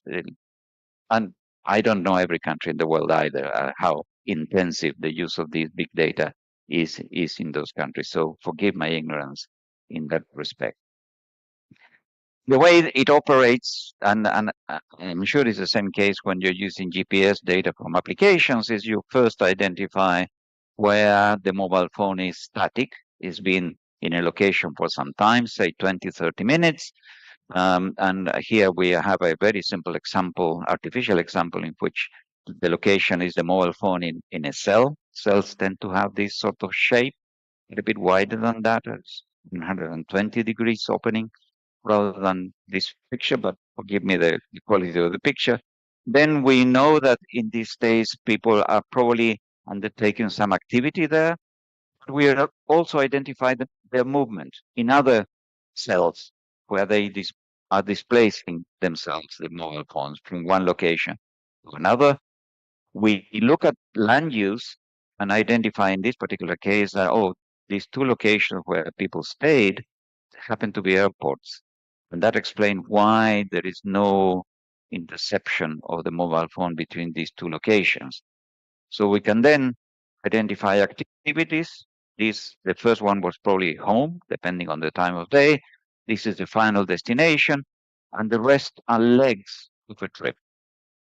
So identifying not just the origin and destination, but the legs of the trip and the mode of transport that was used in each of these legs is one of the objectives of enriching a data set of this nature. We have done a lot of work in Spain and other countries. We work extensively for the Ministry for Transportation In Spain, we monitor the pandemic, the movement during the pandemic. We provided origin destination metrics for the whole country, day after day during the pandemic, so that the ministry could check whether the limitations to movement were being adhered to. People were actually obeying the instructions not to move or allowing them to move at some stages, and where this happened better. We have also done a lot of work for the private sector, for public transport operators, for toll road concessions, and here are some of the international clients we have worked for. And recently as well, we have been working for the World Bank. The World Bank was interested in, again, the impact of the pandemic in reducing public transport patronage in Latin American cities and monitor how this was being recovered after the pandemic was considered to be finished, how public transport was recovered, and what type of policies were more effective in inducing people to return to public transport as quickly as possible. So all of these require enriching the data a little bit. You need to know not just the trip, but the mode of transport that was used, the time of day, and ideally the age of the people, because the pandemic affected older people more than the younger, and so on. So we needed to enrich these data sets. At the moment, we work in the countries that I'm showing here in this particular slide, intensively in Spain and the United Kingdom, but also in Latin America, in Brazil, Argentina, Colombia, and Mexico City. In each one of them, we have an agreement of obtaining raw data from a mobile phone operator. Is Vodafone in the UK, Orange in Spain, Entel in Chile, which incidentally is the country I come from, and Claro and Telcel in Mexico, Brazil, and Argentina. And we're also negotiating this access to raw data in other countries shown here in light blue, like Italy, Poland, for example.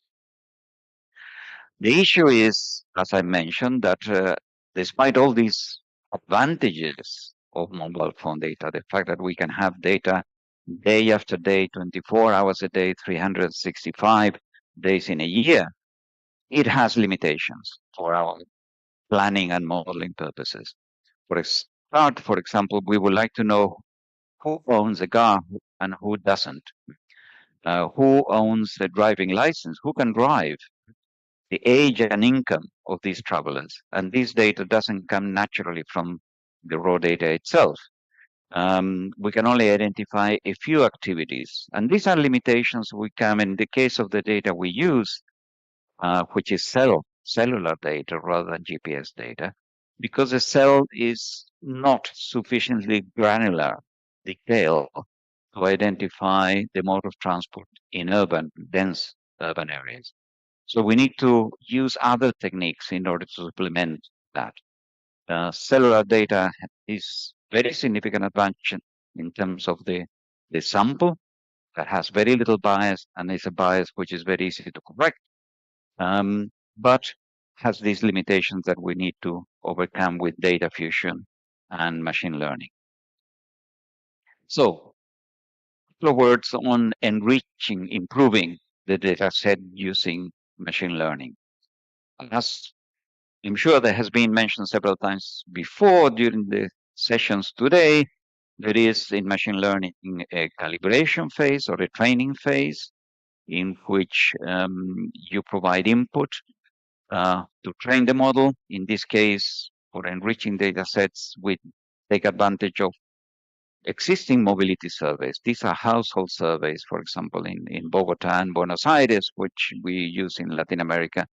Household surveys which record for a very small sample, something like 2% of the population only, the trips they made on particular days, but also they record their age, their gender, income levels, ownership, car ownership, and so on. So we use the information on the pattern of trips to associate those pattern of trips to these features, these attributes like age or gender during the training exercise.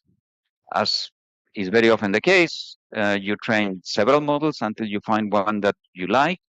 You train these models with about 80% of the data available. You set aside another 20% or 30%, and depending on the case, for testing the model later on to see whether it actually is predicting well.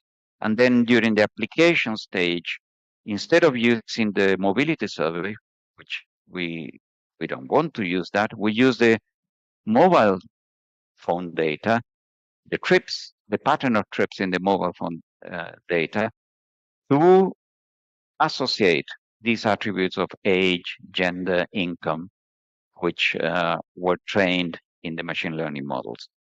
Then you have an application of the model, and you can validate the results of the model looking back into the survey data as well. In the case of the project for the World Bank, which I mentioned before, the objective was to estimate the variations in demand over time for public transport. I'm going to use the example of Bogota in this case, but we did it for other cities as well. The mobility service in Bogota was 2019, was just before the pandemic, in the year before the pandemic. And the objective was to be able to identify the mode of transport, non-motorized, walking and cycling. In Bogota, cycling is important. Public transport, BRT and public and bus transport is very important in Bogota. They are only now building the first metro line in Bogota, and the use of cars, private cars. And the purpose, in particular, to separate study from work and other purposes. And we also, or the World Bank also wanted to have an idea of age and gender, because those were important policy implications. And here you have some of the characteristics that some of the results of these exercises. This is one particular model, it's a random forest model, which worked very well in this particular location. And you have an idea of the quality of the fit during the training, the quality of the fit testing, which is obviously slightly worse than the quality of the fitting during training, and the size of the sample, what was observed and what was actually predicted in this case. And you can see that in this particular situation, we have to be open about this. We had fairly good results for the age ranges between 0 and 24 years old, but not a very good result for older people, those above 65. And one of the reasons for that, in our interpretation, is that there are people which are older than 65 who actually continue to move like people which are old but not 65. So they are in this other group. And therefore, we miss those. We miss identify some people. We did not identify sufficiently people older than 65 in the sample, because many of them were moving like 60 years old rather than 67 years old. In the case of gender, we did much better. We got, and that's perhaps because it's also an easier. We're also very keen to not just show the results of any machine learning model. One of the big problems that machine learning models have is that they don't have equations. So you don't have a theoretical underpinning for the model itself. In fact, it's very much a black box.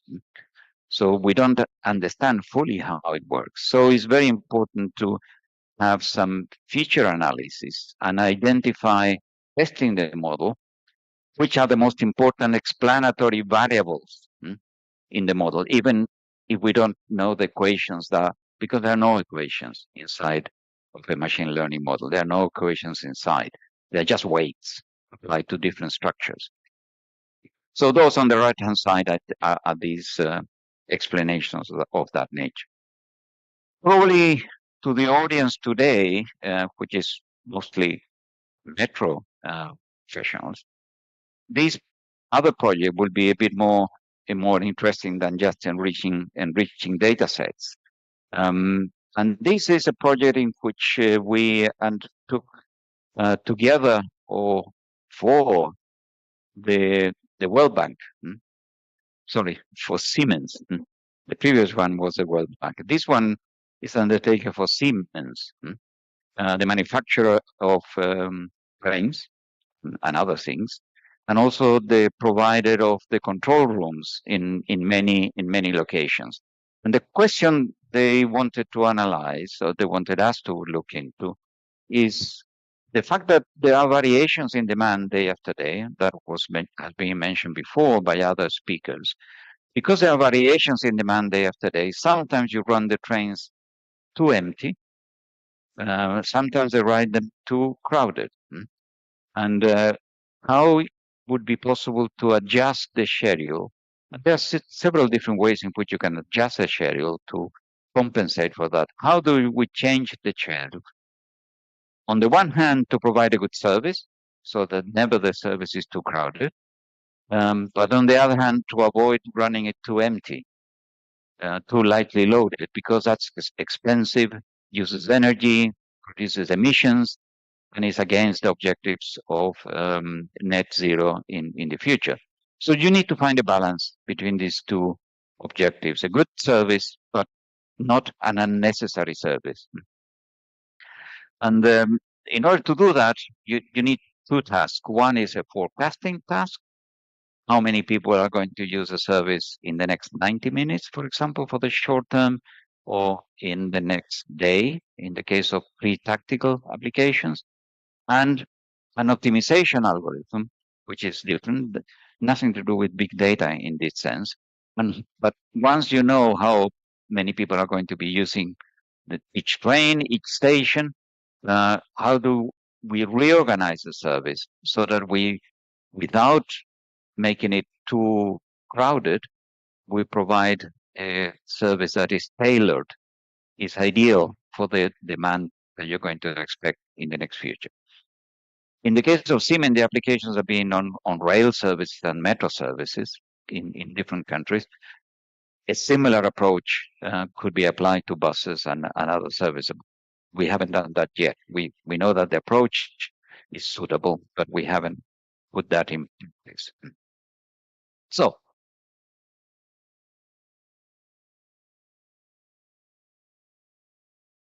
again, as I've said, in this case, we use a mobile phone data again in order to have a general estimation of demand. But more than that, we use the operator data and other external data. So we use historical data from previous weeks and days of operation when the service was running in this way, how many people were using it. We develop, using machine learning, passenger demand forecasting models, and then we apply this dispatch optimization model in order to deliver a service that is economical but delivers a good quality of service as well.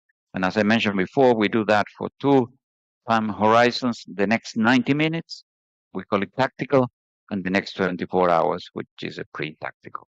Now, the data coming from the operator can be of two types. One is ticketing data, people validating the ticket on entry to the platform or entry to a station, in particular, not even entry to the platform, entry to a station, and passenger counting data. In fact, this is not passenger counting data, it's weighing data. How many passengers, or the weight of how many passengers are in each train and at each particular part. Siemens called that APC data, and the ticketing data is AFC data. And the machine learning models use this historical data, the day of the week data, which again is extracted from historical data, and mobile phone data, the month of the year, because there are seasonal variations, the time of the day in which these things are happening, the weather conditions, which influence demand as well, whether there have been events in the area like big football matches or cricket matches in the area of catchment area of the metro services, and lagged passenger demand. So what is the demand that is happening now in real time? Enable us to estimate demand in the next 90 minutes. And this produces short-term forecasting models for 15 or 30-minute windows, which we can use in order to forecast the next 90 minutes ahead. Several different models were used for these. For this forecasting at 15-minute intervals. Here we have on the right-hand side the most important ones. We use the one that performed better in a sense. And we also use a combination of these models in order to produce good forecasting. Once you've trained the models, the applications are very quick. Training takes longer. Therefore, the first application was done in Copenhagen in Denmark for Siemens, because that's a location using Siemens trains and Siemens control room. We have the multi-objective optimization of delivering a schedule that has as few trains as necessary, but not less. In fact, what you can do in all of these cases is not so much reduce the number of trains, but reduce the length of the trains in advance in the following day, and do some corrections of the schedule. You may turn around the train before it reaches the head of the end of the line in order to deliver a better service, to run some short trains and some long trains in different ways. But you need to satisfy constraints like the minimum headway, the maximum headway, in order to have a level of service where you can introduce and remove trains. In this particular case in Copenhagen, we were told that you need 45 minutes preparation in order to introduce an additional train, but you can remove one in 3 minutes. You can remove it very, very easily, very quickly. And in some cases, you can skip stations as well in order to improve the service. And here are some of the results in these tables, which you may not be able to read, but if this presentation is designed in Colombia. The most important results, if you like, are here on the right-hand side for you operators.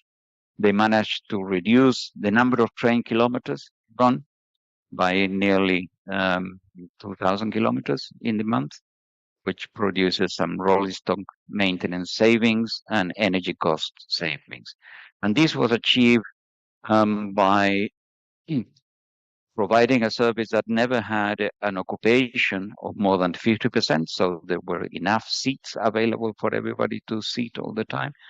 The vehicle occupation, the number of passengers on the vehicles increased by 23%. The number of trains which are too lightly loaded was decreased from 29% to 27%. All of these at the cost of an additional delay per passenger of half a minute, 33 seconds. So, to finalize, I would agree with the previous presenter that the new data sources offer a raft of new opportunities to develop better solutions for public transport. Data fusion and machine learning help eliminate some of the limitations of this data, which is passively located. And machine learning, again, is a very useful tool to improve decision-making for public transport operations, as the one I've just describing, and also managing the expansion of new mobility systems like e-bikes and e-scooters and so on. Thank you very much. This is my presentation. Thank you, Louis, for a very interesting presentation. We really appreciated your demonstration of use cases wherever different parts of the world. And I'm sure there'll be a lot of few comments at the end of the session for you. Now I would like to move to our final speaker, Ms. Shalini Sinha. She is a senior associate professor at CEPT University, Ahmedabad. She is going to join online. Her topic is demand forecasting for rapid transit feasibility in Indian cities, challenges and opportunities. Yeah, Shalini, all yours.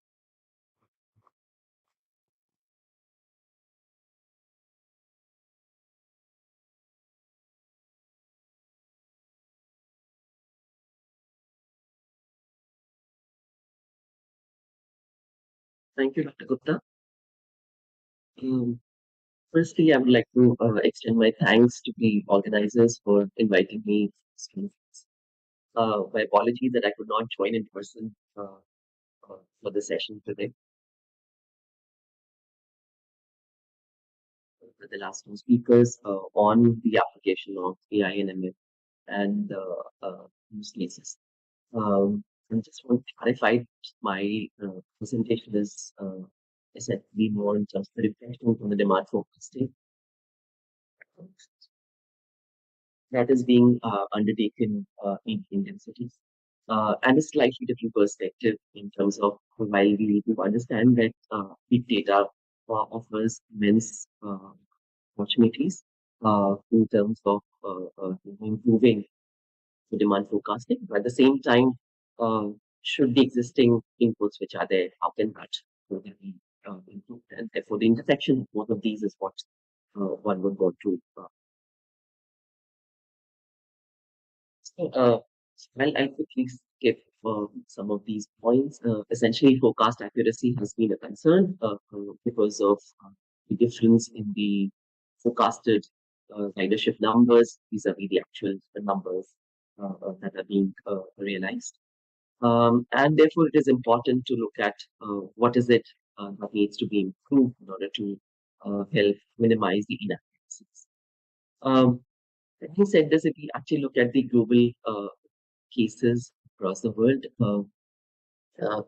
this optimism bias in terms of the ridership is not something that is there only for Indian cities. It has been for many other countries as well.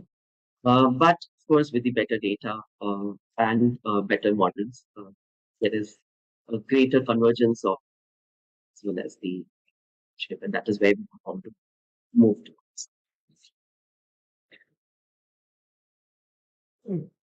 We'll quickly talk about the planning framework in Indian. So what we have here is the master plan or the development plan, which is a statutory plan that the cities prepare. But it is planned for 20 years, revised every 10 years. It is a plan that is guiding and regulating the urban development in the cities. Has land use zoning and development regulations, and also provides a strategic road network to be developed in the long term. Comprehensive mobility plan is a strategic transformation, which again, time horizon 20 years identifies sustainable proposals, projects to address the transformation challenges cities facing now or in future. And a strategic rapid transit network is also proposed as part of the comprehensive plan. Now, the strategic transit network, which is proposed, is taken forward essentially for alternative analysis to identify a suitable based on the physical and technical parameters. And once that is done, a detailed project report is prepared for design and draft transit, which will look into the technical, economic, and the financial aspects. Now, the travel demand models are essentially employed for both the CMP, alternative analysis, and the detailed project. And just want to highlight from here, typically for each of these the studies which get taken, they're typically independent models which are prepared, and often the inputs may change depending on the data sets that are collected.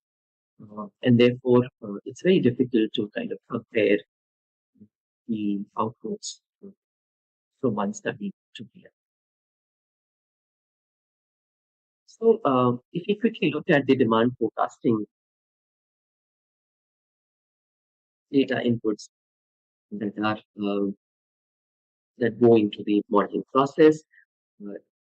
In long-term models, there are essentially these 4 sets of data sets. Firstly, looking at the spatial development patterns, which looks at the land use distributions, looked at the economic centers, economic growths, the population distribution, transport system and its characteristics, socioeconomic characteristics of the residents, and influence. So, if you look at the traditional data inputs for all of this, you can see that it comes from a varied range of sources. So the transport system data sets will have to be collected from the respective authorities. The spatial development information, there's largely very complete set of information which are available and not as disaggregated at a subsidy or it's not really granular enough at a micro level in the city. And the socioeconomic and travel characteristics, now this is undertaken through extensive travel demand surveys, which is all of this information. Given the varied range of data sources which are there, and the primary data collection that needs to be undertaken for each exercise, it is really time consuming and a tedious exercise, plus the data quality issues because many of these surveys are undertaken manually. And another concern is regarding the spatial development data sets on vehicle registration, economy, population, not really that. Now, if we actually look at the big data which is coming in, of course, was immense opportunities also these in terms of whether it is developed performance of the transportation system, so traffic surveillance data is very useful there.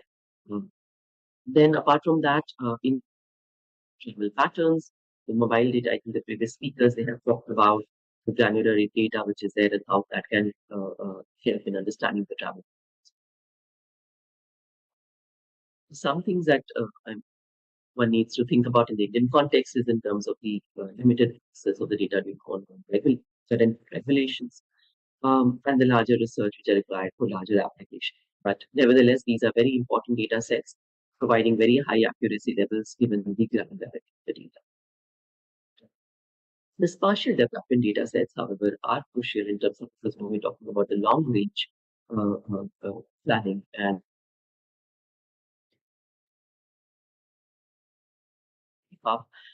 and therefore, how can we enhance the spatial development data sets? That also becomes very, very crucial. So, leveraging big data sets, it is important to review and enhance the existing data sources and the model assumption. Therefore, one key question is the existing inputs, can that be made more reliable? So, trying to look at the spatial data units at the city level, which we have. So we have census wards and the enumeration blocks, for which the population data gets captured. However, the population data that is available is only available at the census wards level. There's the electoral wards information which is there, which is for the voters' population. Again, those wards are very different in nature and obviously does not include residents less than 18 years. And the property tax wards data, which is essentially providing information on the residential and different types of non-residential property tax units on the area, which are there in the city. But all of these different data sets have very different use for which they are being, the delineation has been done. But is it possible to have the spatial units better coordinated? And therefore, if it is possible, then it can provide rich disaggregated data on population and the employment, which is not currently available in these cities. Just taking an example of the economic analysis here. So the traditional data sources are the economic census, which is an aggregate district level information. Within the district also we get information on rural and the urban, but it doesn't go beyond that. National Sample Survey information, which is again a sample data.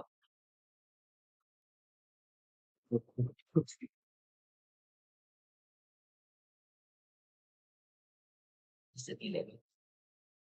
And the IEM data, which is providing us an input in terms of possible investments in the economy, which may become. But all of these data sources are very, very aggregate, as you may see, and therefore these are not detailed enough for giving an assessment in terms of identifying which are the major economic nodes in the city, which are major centers, and how are they distributed in the city. So there are these alternative data sources of micro, small, and medium enterprises, non-residential property tax data, number of shops and establishments at city level. Now, some of them maybe could be leveraged to provide a much more detailed information. So there's some work that we have been trying to do, try and see how we can use this information to have a much more granular information on the economic. This is just an illustration. I'm trying to show the overlap of traffic analysis zones, which are in orange color here, and the black lines, which are the property tax points. You can see that they do not really intersect very well, they not overlap very well. But granular and the class level employment estimates based on a survey of the non-residential property types was done and based on that employment was estimated. So this is again not a very accurate way of doing it, also because there are concerns in terms of they not really set very well, but with some level of approximations, it is possible some kind of an estimates at a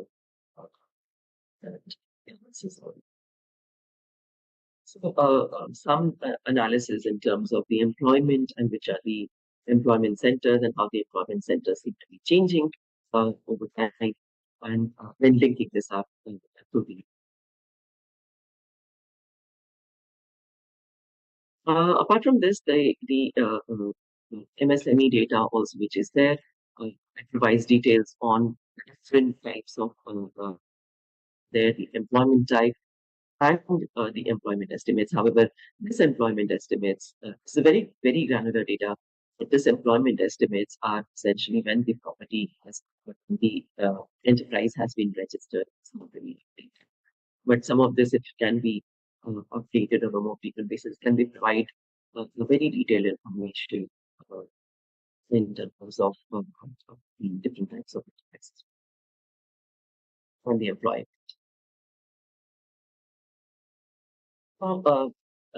Coming on to the next point of the linkages between transport.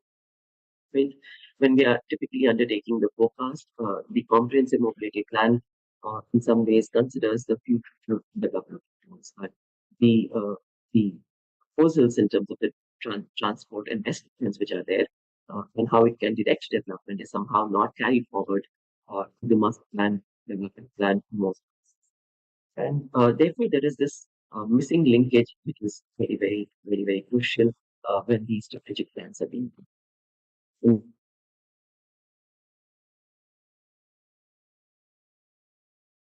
The optimistic scenario of transit road development, very complex development, and the development organized around the transit corridors in terms of high speed. While in reality, in the development plan, there could be other areas which are kind of open and a very different kind of development pattern may emerge than what is linked is something which is very, very crucial. And therefore, DP being a statutory document can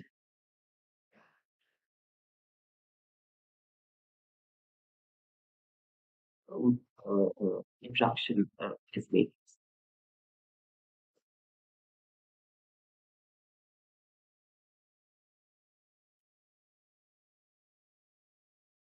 Numbers is also something which is very, very crucial. Once there are some development scenarios which have been done, Based on the development scenarios in terms of the FSI and the intensity of development, the more chip scenarios that are undertaken, and depending on how the development gets realized, the ridership estimates are made. And therefore, it is very crucial that there is a feedback loop for the future forecast. So, for example, this is showing a corridor in which high intensity development was kind of envisaged in the 10 years. However, the land use developments can take time to realize, and there's only one part of the corridor that you can see here, there are partial.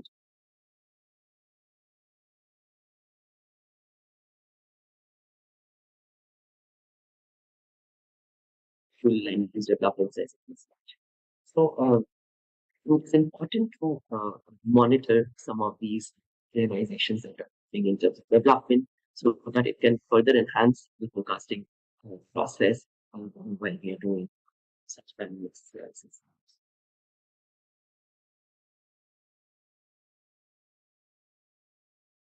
The mode share scenarios are often very optimistic whenever we are undertaking studies, ranging from anything between 40 to 60% public transport mode shares.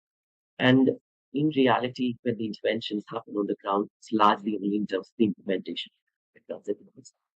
And there has been a limited emphasis on the quality and quantity of existing public transport, last mile connectivity. And demand management measures is one area that has not been implemented. And therefore, in absence of these full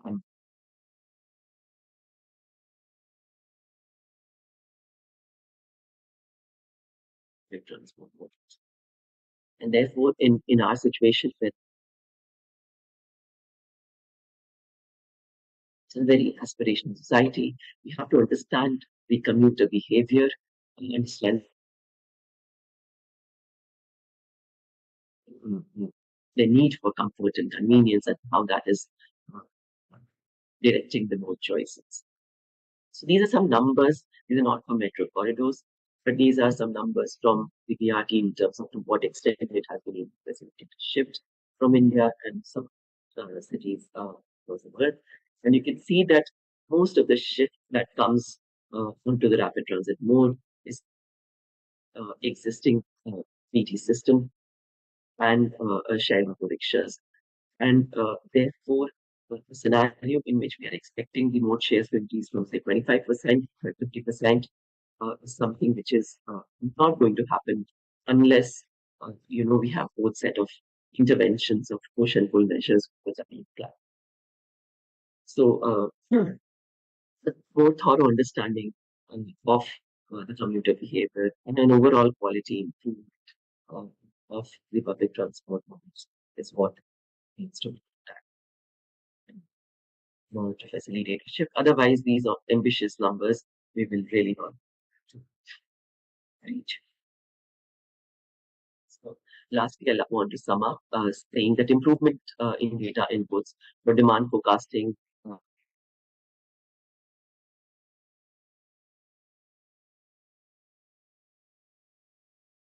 time we need to enhance existing data sources on land use economy, socioeconomic characteristics. And we need to start thinking in terms of how we develop city databases at a granular level. We align while others probably will be there. We'll have to start thinking from the very micro level in terms of what is it that we need to do. Ex post analysis for evaluating on ground change in terms of development, partnership, mode shifts is very important.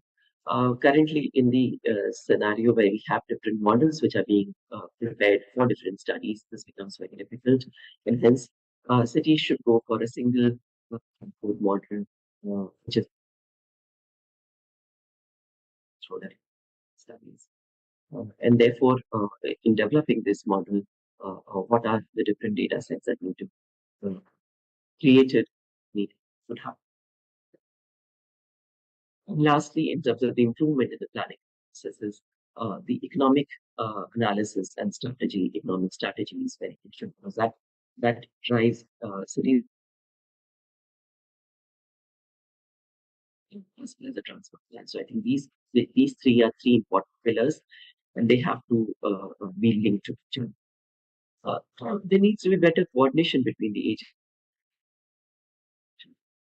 And lastly, there has to be a guidance in transport modeling and economic appraisal, detailed inputs on processes, inputs, and assumptions.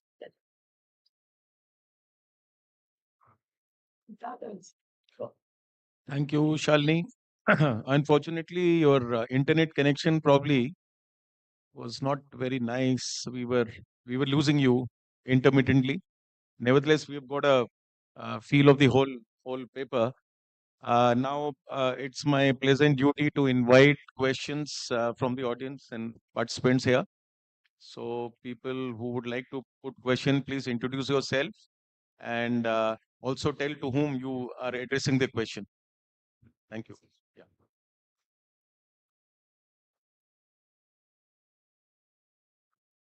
I am Jitendra Tyagi, MD Uttarakhand Metro. My question is to Mr. Shagun Mittal. You said that through mobile data, you can distinguish between the travel mode, whether they are traveling by car or by public transport. How is that done? Because normally what we know about mobile data is only movement tracing. So how that is done? That is one question. And how reliable this prediction is. Secondly, you also said that future predictions can also be done by this mobile data. What is the methodology of doing that? So thanks for the questions. I would like to first answer the first question about inferring the mode.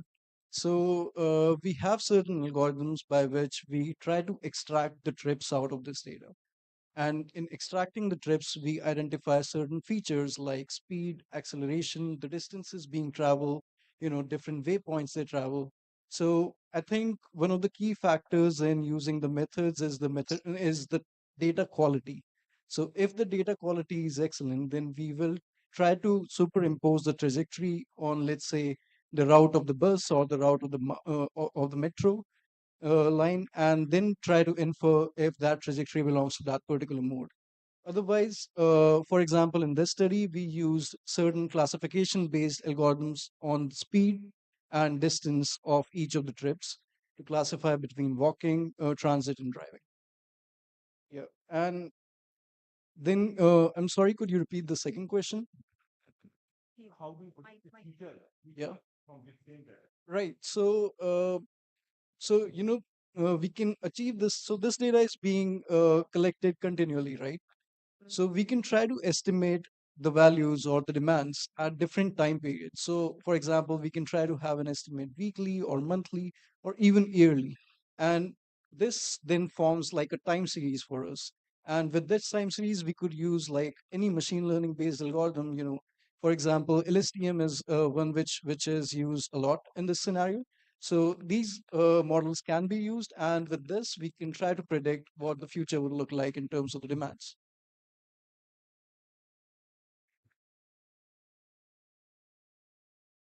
Hello. Right. So yeah, I think these are the features which we would like to have, and I mean, we do miss out on some of these key features. However, I would like to say that in most of these demand predictions, population growth, population density change, I think these are considered. Yeah, this is Dr. Amit Kumar Jain. I am with Delhi Metro. This question is to Dr. Luis. You said that you are using telecom data in different cities and you have got some arrangement with the telecom service providers. So can you just illustrate what kind of arrangement is there? Is there any financials involved in getting data from telecom service providers? Yes, thank you. Yeah, obtaining access to the raw data is one of the most difficult things that you can do. This is not the case with application data, which is easier. It's commercially available for different countries. It's very easy. If you have the money, it's very easy to get. Getting the raw mobile phone data, the cell data, is much more difficult because of privacy considerations. Even if the data is anonymized, the data is anonymized in all cases. The mobile phone operator is very concerned that some of that individual data may leak out. So we need to reach an agreement with the mobile phone operator that we will install our algorithms within their firewall, within their servers, not our server, but the mobile phone operator servers, and only extract data out of those servers, whether they be in the cloud or edge servers, only aggregate data. And even for aggregate data, the mobile phone operator will impose some limit, not 1 or 2 trips. There will be a minimum number of trips in each cell of the origin destination matrix. Now, the commercial agreement is also involved in this, not just the trust, which is probably more difficult to reach than the commercial agreement. The commercial agreement we have with these mobile phone operators that I show you in one of the maps is usually a revenue sharing agreement. The percentage varies between 40 and 50%. The mobile phone operator gets, say, 40% of the revenue we generate using this type of data. Insofar as we can sell the origin destination metrics for, say, 50,000 pounds, they will retain 40% of that 50,000 pounds, and we will pay them for that service. Thank you. Hi, I'm Chidambara. I'm Head Department of Transport Planning, SPA Delhi. I have one question from Dr. Lewis and one from Mr. Shagun. Dr. Lewis, as you pointed out rightfully, that there are certain limitations that we have when we use cell phone data or mobile data or from other non-traditional sources of data, that they lack in the socioeconomic characteristics of the users, which is very, very important for a lot of behavioral models, especially when we are doing some inclusive planning like gender inclusive planning or elderly inclusive planning, because we don't capture that information. But you also pointed out that we train those data to bring out those characteristics. So maybe you could clarify how you do that, because in our country, for instance, the mobile user who registers the mobile in his name is a lot of times the head of the household who has a address detail. And even if a woman might be using that mobile, it's actually registered in a male's name. So how do we sort of train the model Sadly, that's true. Yes. that?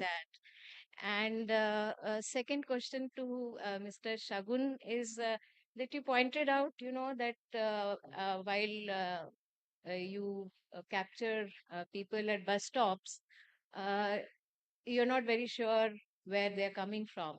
But there's another issue again with respect to our country, because all people who are standing or waiting at a bus stop need not take a bus. They may be going for an auto rickshaw or an e-rickshaw or even a cycle rickshaw. So how is that multimodality captured in those models? Thank you. Can I answer first? Because mine was the first question. You're quite right. This is a problem, the gender of the person with the contract. First of all, there are many phones without a contract, so we know nothing about that person. About 30% of the phones in Britain are just a SIM card and nothing else. You know nothing about that person. You don't know not even the contract. It's a pay as you go, and you know nothing. So there is a limitation there, which is we try to overcome by some of the methods I described during the presentation, which I can repeat here briefly. But the main thing you do with analyzing mobile phone data, and I'm sure Ms. Mittal does exactly the same, is you use historical data to identify where people live and where people work. This is a repeat trip. They stay overnight in one location, day after day, and so we make the assumption, and it's only an assumption, but it's a I think, a reasonable one, we make the assumption that the person lives there, in that location. That's their abode, that's their home. And for a very recurrent trip to another destination at working time, we assume that that's a place of work or study. And then there is another problem of separating the teachers of a place of study from the students of a place of study, which can also be addressed, but is another complexity. But from location of where people live, you already have information not necessarily about the income of that person, but the income distribution of that area. So you have an idea whether this is a deprived area or this is a wealthy area. So you know something, and for many analyses that is enough to know that you are serving better or not an area which was originally economically deprived or less favored. If that is not enough, you need to do something better with, as I said in the previous presentation, on using machine learning. You take a survey previously done in which identified a pattern of movement, how people move. For example, the first thing we did in that field was to identify professional drivers. Professional drivers move in a very different way from private drivers. They move, most taxi drivers, for example, or Uber drivers, or they move continuously, almost continuously, sometimes with passengers, sometimes without passengers. Truck drivers move in a very different way as well. So we discovered that using the pattern of movement, we could identify certain type of uses. And then we extended it using the pattern of movement based on a machine learning model that was trained on a survey. We can also identify the gender, the age, except for very old people, which older than 65, which we discovered that we were not that good in that case, but for other age ranges we could. And this is, at the moment, the best we can do. Tomorrow we will be doing even better. And these are developments which are growing with the experience in using this data and using this data for commercial products where the clients are very demanding.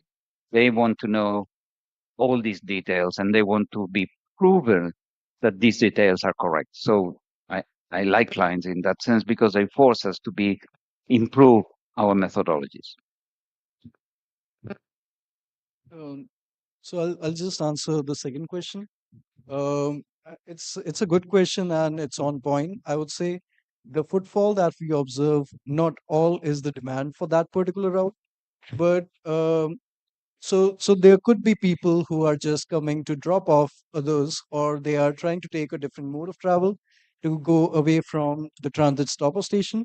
However, we would still say that there would be some percentage of those people who are trying to get on the buses or get on metro, right? So if the number of footfall is high, we would assume that that percentage or the final number would also be high. In order to infer multimodality, I think this is a very, I would say it's an ongoing research that we have. We are trying to infer in more depth which type of mode are people using in different segment of their trip. And I think it might be very interesting to know what percentage of people do actually go to travel on metro or on buses when they are visiting a transit stop. We take, if last question, should we take? Can I just speak? Yeah. My questions to both Mr. Mittal and Mr. Luis. The first one, you said that you have been able to collect huge amount of data. And it is a one-day data, or you have been taking this data for a continuous period of time, say 1 month or 6 months, then you have been able to find out the pattern and ultimately have been able to sort it out. That you didn't mention in your presentation. And most of the things have been answered by you. I don't like to go into the detail. The next question is Mr. Wilson. Luis, you have said about the data fusion part, and that is one of the important challenges. And because if you do not have the data fusions properly, perhaps the data you are likely to get it in a correct manner that may not be possible to be achieved. So how do you really manage to develop different models with respect to data fusion? Number one. Number two, that you have said that you're also related to optimization model. For the optimization model, you say that experience and cost, and try to find out those users' experience and level of cost you like to impose, and try to see the best quality of services. And you have also said that you have been able to reduce around 2000 kilometer of distance through the better operation and planning. The question is that when you have done that, you have achieved these ones, what is the extent that users have been satisfied? Because sometimes you must have been able to withdraw some services. As a result, the users who are expecting the reliability of service, they might not have. So there must be some frustration that you have missed a particular trip. So that I like to know. Ultimately, you have done a stupendous work, and it's really mind-boggling. But will be more interested as a transport planner that how I'm going to use your big data to finally to look into strategic transport planning. Suppose you have the existing systems, I have been able to work out the present trip as well as the future trip.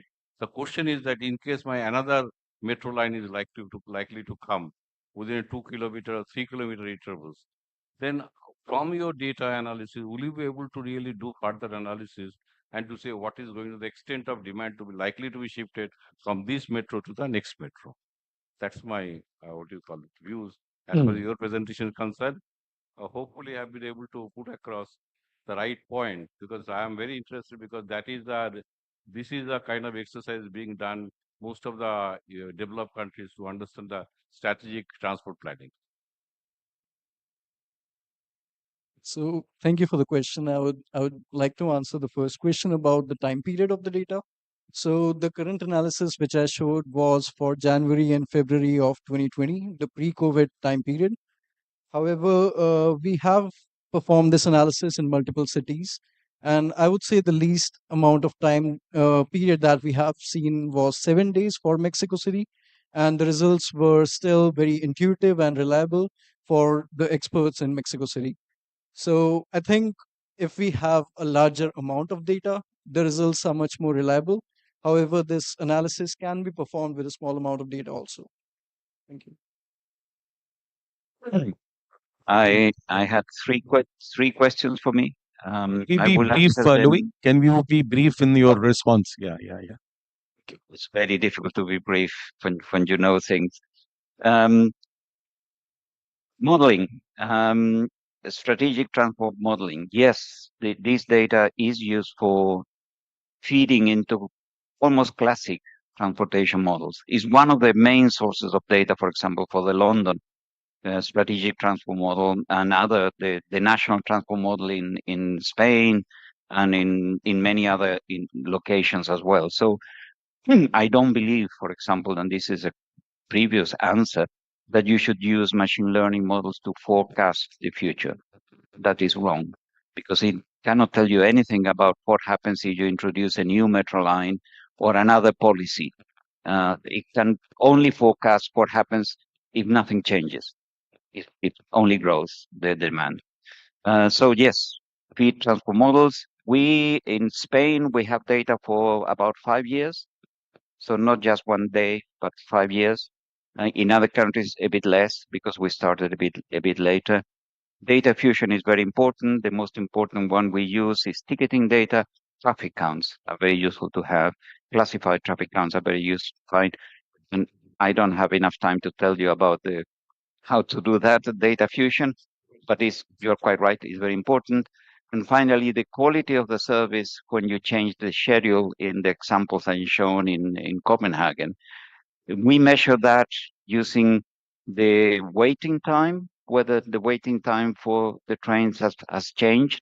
And in fact, I mentioned that it was a slight increase in waiting time when you reduce some of the level of service when there is low level of demand. So we use that, and we use other indicators like the number of passengers per train and so on to measure the quality of the service. Because As you say, we're trying to balance the quality of the service with reducing operating cost. Thank you. That was brief. Thank you so much. I think Can I have a question? I think we may be running. Can we take Dr. Amit? So I think I'm sorry. We probably will. There are certain instructions I'll have to abide by it. So I would just like to sum up very interesting presentations by all the three speakers talking about different dimensions of big data. I don't want to repeat what they have presented already because it becomes quite monotonous. But I'm just uh, probably posing few things. It is a good potential tool for let's put it decision support system. But how big should be the big data? I think that's very important. How big it should be?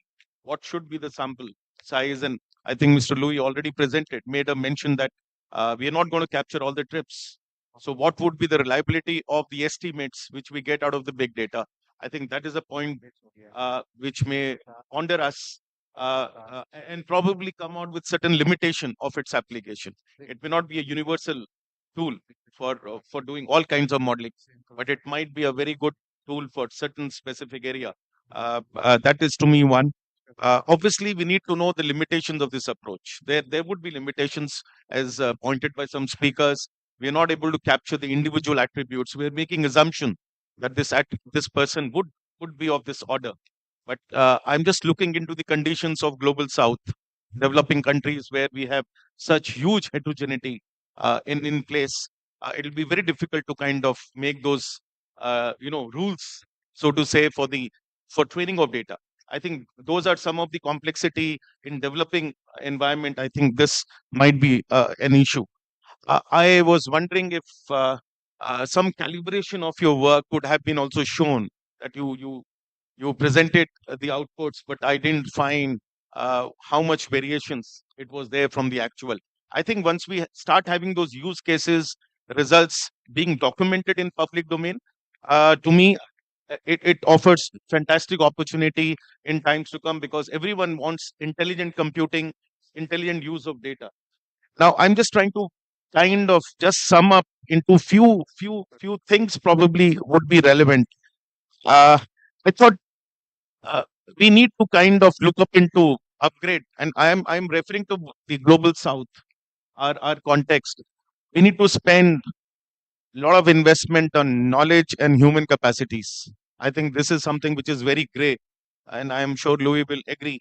We don't have too many people working in the transport planning sector handling big data. I think that to me is very, very important. We also need to kind of look up into from the application perspective. We need not be only customer centric always. We also need to look into the operator side. So it has to be a very fine balance of applications, not only the customer preferences, how he will react, how he'll behave, but I thought also from the operator angle, the metro agencies, the bus transit agencies, how they can improve their operation. I think to me, big data has fantastic applications for those management of operations, because to me it is a dynamic data gathering exercise, and these agencies can keep on monitoring their productivity and establish KPIs. I think that to me become a very, very interesting potential. Privacy concerns is a big issue, and I think privacy concerns is as much as an issue in developed countries as much in developing. Probably I'm referring to India. So how one can use this data, the big data, so to say, with leapfrogging, let's put it, leapfrogging this constraint of privacy. And I think Indian decision makers and transit company operators need to look up into some of the good practices in developed environment, where how they have circumvented or they have got over this. I think that would be to me a good starting point. I also think that transport data is not should be a mode or industry specific. So how the data can be shared across, I think that also needs to be there. How the data can come in public domain. I'm sure developed countries, US, Europe, both of you have been working. There is a lot of data which is there in the public domain. There is hardly any data in our public domain. That is the big information, a big gap. So how we can kind of make make this transition possible. And I think it'll be a great service for somebody wanting to operate mass mobility as a service tomorrow. We are on the threshold of those services getting introduced in India. And for all these operators who want to do the service provision, the big data potential, the data availability would be probably to me of immense value. So I think that probably will be a point. And also how one can use or reuse the data. I was reading somewhere that you can use the digital footprint, the electronic digital footprint of e-ticket, how that data can be used. It should not be thrown away. So, because it's all investment, it's all expensive proposition. I think these are some of the points which probably I thought just to add up to what has been discussed in this session. I'm I would like to thank all of them for making such fine presentations, and I think with this I'll hand it Yes, over and back to her. now I am on stage just to end up this session so that everyone gets more time for tea. So, and thank you very much, sir, for hosting such a great session and putting on your views. Now I request Dr. Sanjay Gupta to kindly felicitate the speaker with token of remembrance, please.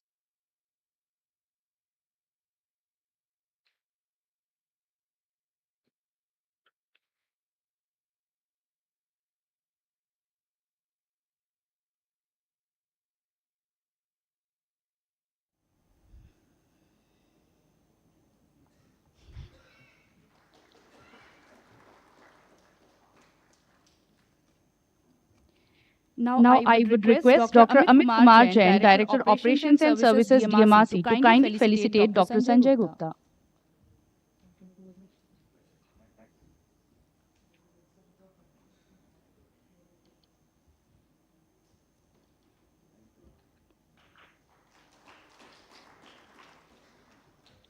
Thank you, sir.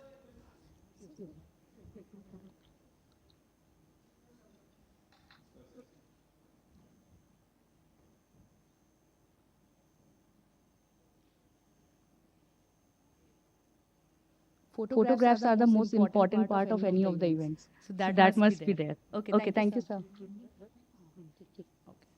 Thank you very much, and thank you all the speakers for your informative presentations. Now we will take a break, and we will meet at 16:50 sharp, so that we will be having our last session, and that is also very interesting. That will be on harnessing data analytics for passenger demand forecasting. So let's meet at 16:50 sharp. Thank you.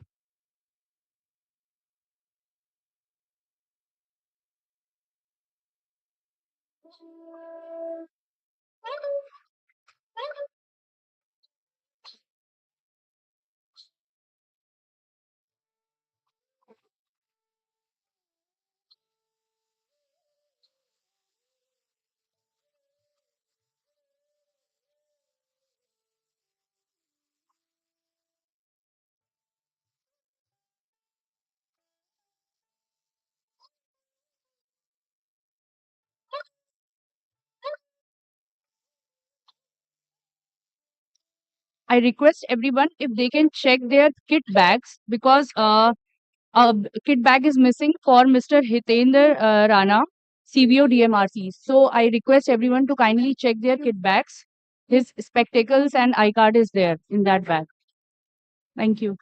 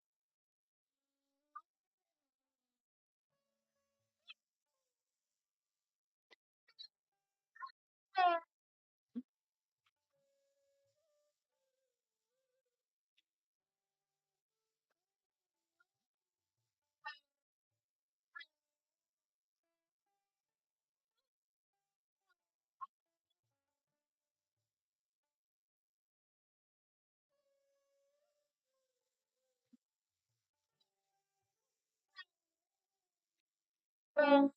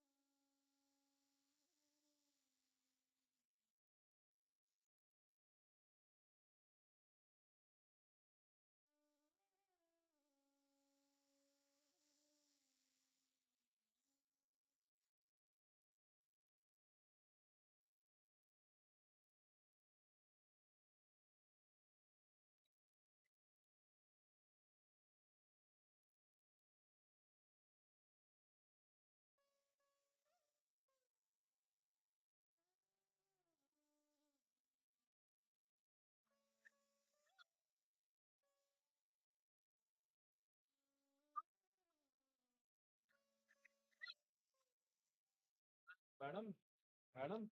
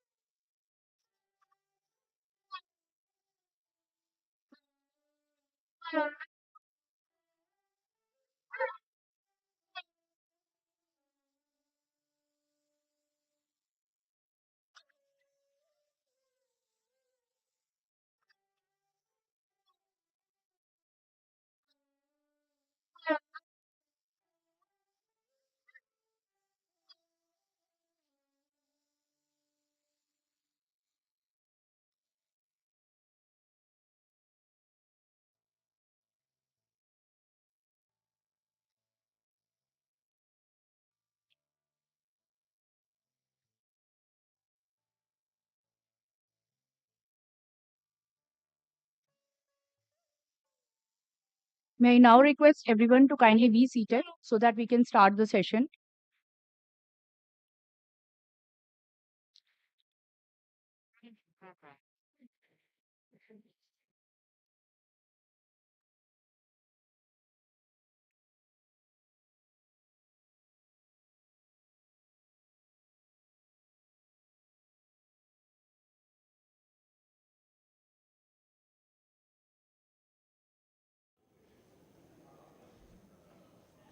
I request everyone to kindly join for the technical session, please.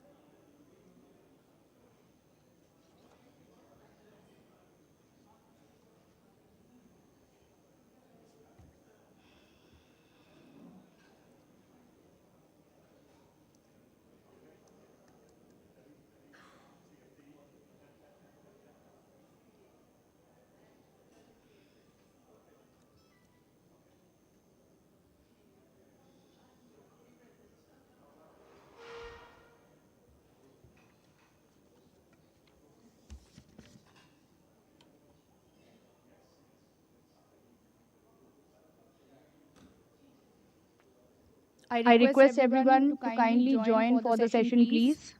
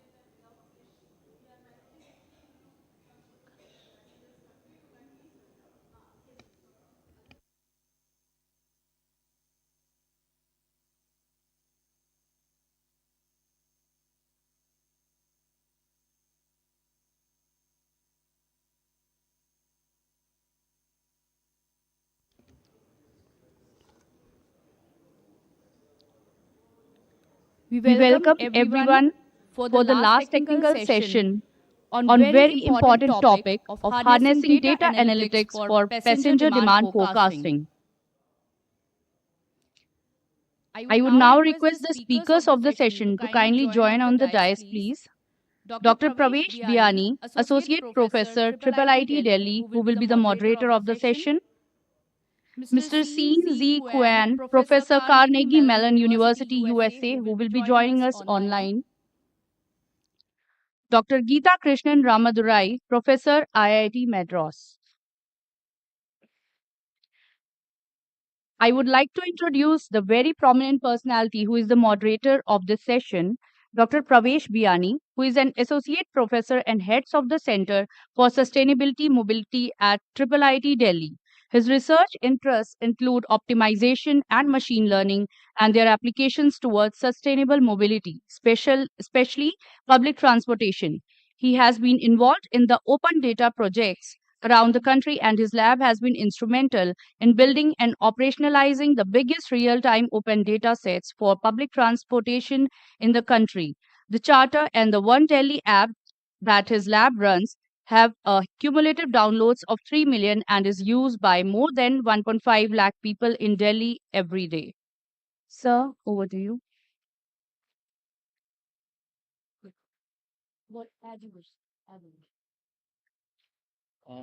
Thank you. Thank you very much for inviting me here. I'll start with the good news that the dinner will start at 7 p.m. So I was just told by Mr. Jain. So thanks again very much. The topic of predicting forecasting demand is like predicting future. It's almost impossible. In fact, we don't even know for Indian cities how many people travel from one point to another point in most Indian cities. So we don't even have the OD matrix right now. All we have is the ticketing information. So this is a very, very difficult problem to solve, and therefore this conference is very important. However, what I would like to say, and what happened, when I was coming here, I would just start with that I boarded the metro at around 2:45 p.m. I thought it's going to be empty, but it was completely full. So there is this optimistic demand prediction. There is also a pessimistic demand prediction. Sometimes metros are more full than we would have, predicted. So it's a very complicated problem. I would say that one aspect of demand prediction, it's a multivariable and temporal, spatial, very complicated thing. But one aspect of demand prediction is policy. And we should also think about what measures we can have that we can change policy so that the demand that we predicted is actually met. For example, let's just say, what if we stop, what if we have odd even every day in Delhi? Will the demand change? What if I change taxes on cars? Will the demand change? So demand prediction is not just what will happen in future, but also what will happen, what if scenarios around many policy initiatives that the government or we can take together. So there's more than just big data or machine learning. There's also a policy angle to it, and this is how I would like to start. And we have got two very, very prominent speakers, Dr. Sean Chan from CMU. He will be starting his presentation online. Dr. Shan is a full professor, and CMU is probably world's #1 university in terms of machine learning. They are in forefront. And Dr. Shan is both in the civil department as well as EC department at CMU. He has got funded projects from NSF, US DOE, etc., and he serves in a lot of conferences. So a very, very prominent figure in this area. So we'll start with his presentation. Dr. Shan, just a request, because we have a very strict time limit of 1 hour for the 2 sessions. So maybe if you can, limit your talk to around between 20-25 minutes, and so that we can also have a good question answer session after that. Okay, over to you, Dr. Shan. Absolutely. Thank you so much, Dr. Biyani. I want first of all, thank you all of you for inviting me. This is it's just such a great pleasure, and I also apologize I couldn't be there in time, so in person. And let me just share my screen. Can you see the screen? Just making sure. Okay. So I'll start. And I would thank you, Dr. Biyani, for your intro. I want to specifically pitch to the audience a specific perspective of what I think might be slightly different from other speakers. I was listening to some of the speakers. I wanted to think of public transportation system, roadway system, mobility services as a whole, and particularly from the system perspective.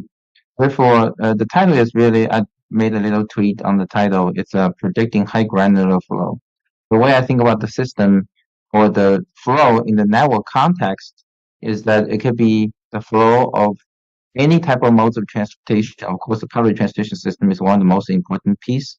But we also think about, in general, when people go from O to D, origin to destination, and you have different mode choices, right? We have to understand the network context for any origin destination pair, where people's choices are, and then it's just acknowledging that people have other, populations might have very, very different choices of its own. But when we aggregate all the choices together, it's a system level performance and system level flow riderships and characteristics that we try to predict. So this talk, I want to very briefly to present it to you some methodology and some very briefly some experiments we have done in the US. In my capacity, so we're looking at how do we join the individual level information, large scale multi-source data, and with the system view, and then therefore we might be able to make some prediction that could be useful. And let me start with very briefly, some of the motivations. Again, the goal is really try to get people to travel more effectively, more safely, more environmental system friendly. Excuse me. And then if you look at the system, right, there's tons of data out there. Some people, always use the name of quote unquote big data. But you think that maybe it's big. It's we have roadway sensors, we have transit ridership, we have ticketing system, We have weather condition sensors. It's just a lot of data out there, but what is the really missing piece? Like the moderator mentioned, I think the missing piece here is, which is almost the mission impossible, is that how can we come up with a good methodology to leverage data that we have and to make these forecasts of what if scenarios. A lot of them are hypothetical because we might not transition in such a world that we don't really have the luxury to test things out, every single policy out, and just try to know, hey, how things might look like. And then we have to have a very effective and relatively accurate way to understand, hey, what if the policies are in place and how things might look like.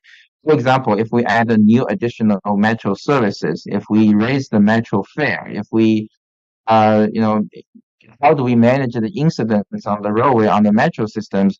What if some of the land use types have been changing over the years? How does that really change our metro system, riderships and roadways? Again, I think this is system. The metro system, the roadway system are competing modes. So we cannot talk about one mode separately without really considering how things are being associated. So this is a very high level big picture that I'm thinking.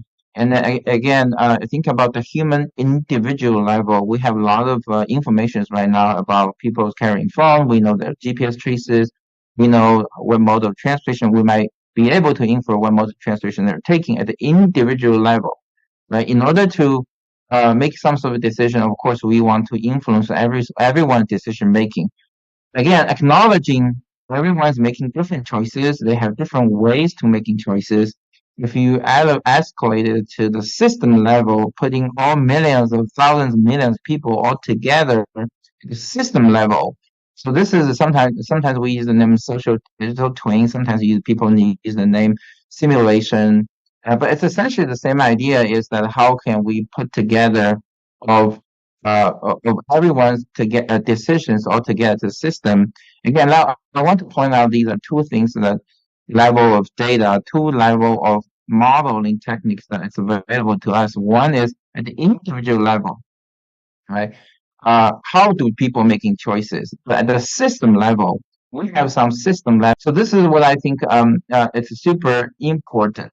So let me come back to the issue that we particularly try to tackle, just as as Professor Biani said in the very beginning, that how can we infer the what if scenario? And then believe it or not, we have tons of data, and a lot of data. We also have a lot of data issue, right? So data has to be fused. There's a lot of bias. Data is very sparse. Although we have the very wide spatial temporal coverage, still a lot of places that we don't really know anything about it. And then computation is very heavy. But I want to point out this very specific angle, which is unexplored space. Let me go to this a little bit. If you look at the data as of today, let's say we collect the metro ridership data and on and off passenger counts in the past few years, 5 years, right? If you plot the data, assuming there's no significant policy changes, and then if you plot the data, it's actually that you can see the data is very much concentrated in same area as you see on this little cluster. So essentially is that if everyone's making some choices on a daily basis, if especially in the US, that things haven't really changed as much in a year or two, that is the data you have. Although it's a big data in terms of volume, the information that we have about the data in terms of interpreting how people are making choices is very limited. Therefore, any machine learning model or any data-driven model intended to infer or making any interpolation or extrapolation, especially extrapolations for any what-if scenarios, are likely to fail because essentially it's the very limited information. The machine hasn't really explored all the entire dimensions. Therefore, the model can typically perform pretty poor if we wanted to extrapolate the model to infer what-if scenarios. What is essentially is very much needed is that we want to know non-recurrent traffic, right? What if we increase the fare to $5? What if we have more people traveling? What if we build a new metro lines? So these are the policy, service, infrastructure that we don't really know yet. And then what is really our decision? What's the best way to do this? Conceptually, this means that we cannot rely on entirely a machine learning model, data-driven model, where not really getting us anything. A traditional model only look at the physics of, for example, very kind of classical four-step model, right? You start from trip generation, then you use trip generation, distribution, mode choices. In a way, it's with very limited information, and then consider individual level information, and all the way to traffic segment. These four-step model does not take into consideration of a whole lot of data we have been collecting, and there's no mechanism for us to align that model process with all the data we have been collecting, which represents the status quo. So my concept, or I think generally a lot of people has already been doing it explicitly or implicitly, is can we combine data in the network physics model? Data is limited, which is okay, but we have network physics model in the individual level information or model to guide the machine to go to the places. When we make an extrapolations, it's likely it won't go too far from the reality. Very briefly, and then think about a very general infrastructure system, right? We have limited information on certain nodes, some information, and then what we essentially try to do is to sense and then to infer the features of users, riderships, and flows and infrastructure usage, and then we try to then predict, extrapolate, namely, once we have the model, physics model, calibrate it using both the system level and individual level data, and then we try to predict the spatial temporal distribution, and eventually we want to make a decisions. And sorry, I have a couple slides. I want to go to a little bit more technical perspective, but then I'll come back to present a more kind of real world cases and very briefly to show you some of the results. What I'm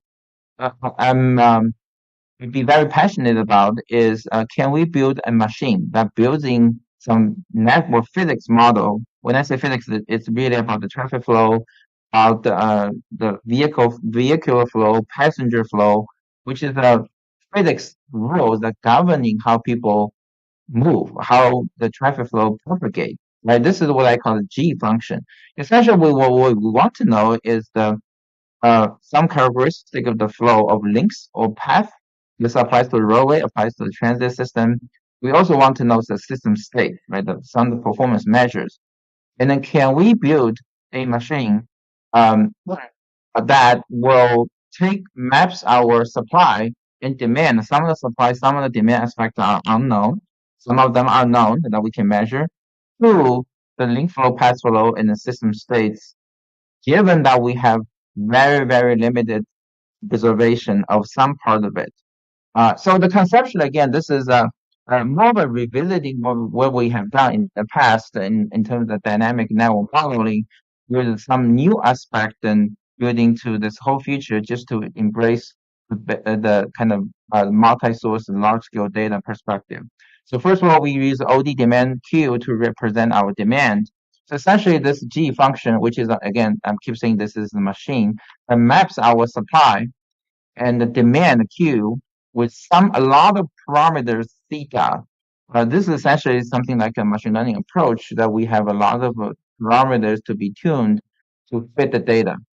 And this is a mapping give us a supply demand to the system level features and system level flow, right? And then we try to infer the OD demand and a lot of the high dimensional parameters of theta all together in such way that it can match the data we provided at the system level. And then once we calibrate this G function, which is again a very big machine, then we can insert our input, which is essentially the what if scenarios. We can say, hey, now if we have different land use, now if we have new metro line, if we have changed the frequency, if we have an additional stop, what things might look like X, F, and C. And this essentially, at the very high level, this means we want to join the force of both the power of data as well as our physics behavior model and the system level model. So let me go down to a little bit more details. This is classically what we call the dynamic traffic assignment, and then sometimes the model tuning process. If we're only tuning the demand queue, that is actually typically what we call dynamic origin destination estimation process.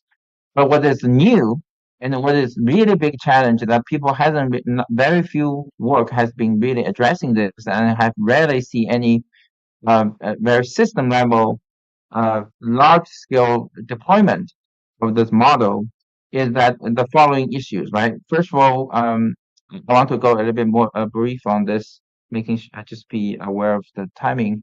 So the biggest issue I see is how can we use model to fit multi-source large scale data. The second biggest issue I think is very important is that when we build this individual level behavior model in part of the system modeling, very, very rarely that people consider more than just the travel time. Again, this is very, very essential if we talk about the public transportation systems, is that people value time. First of all, they value time very different way. Number two is that they have a very different factor to consider when they're making trade-off, right? So we have to understand how people making choices in terms of time, cost, safety, incident, obvious security, maybe some cultural factors. So there's a lot of things to be built into the individual level choices as part of the system modeling. And this is something that's missing. I think if you think about this as a large dimension of parameters that you can use system level data and the individual level data to calibrate, to tune, hopefully that we can build a very robust machine G, which will allow us to make some reliable estimation in a way to extrapolate the data for relative scenarios. So this is essentially the message I want to convey, is that can we do this? And here are a few different ways. We have been experimenting here in the US, and then I want to go very brief, and I will present some of the case studies. And the first step is we try to build this lambda function where it maps the flow to system level state. And this is typically what we call network loading. It's very large scale. This is typically what we call a simulation.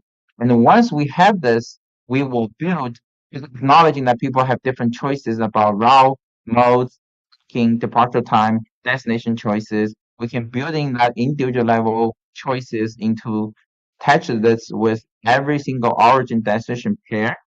Again, everyone might have different choices, and this can all be associated with social demographics of people's populations, the social demographics as well. So this is a very complicated travel behavior model at the individual level, at the OD level, that we can build in. Again, any model, depending on if it's a simplistic model or very sophisticated model, depending on how much data available to you, you can use this building to this individual level distributed function model into this second layer, right? And then the bigger layer, covering the inner two layers, is this function, the very big function G, where essentially the task is trying to tune the model theta and OD simultaneously. I give you some example. The theta can be both behavioral, such as typically we use Logen model to understand how people making trade-offs,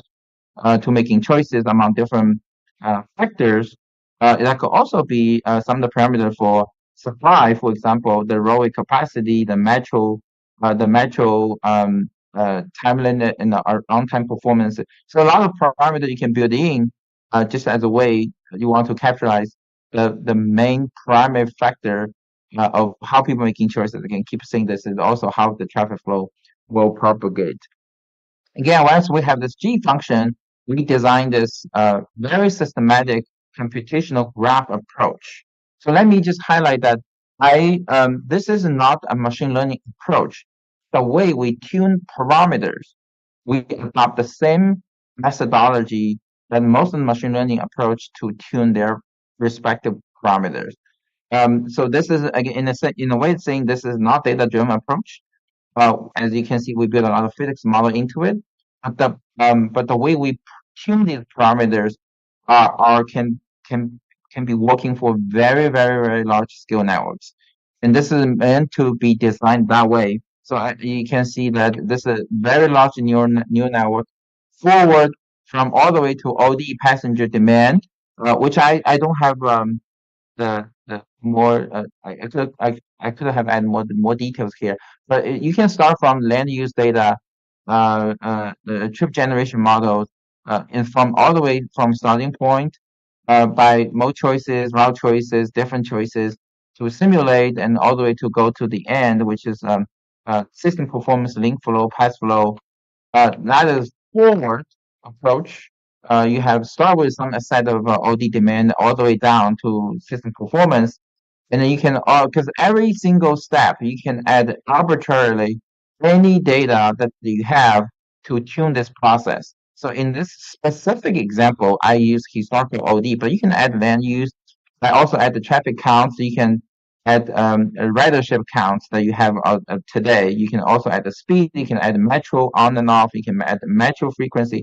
So whatever data you have, you will find a way to add this to the computational graph approach, and a way to minimize the loss function between what you have from simulated data versus what you have observed.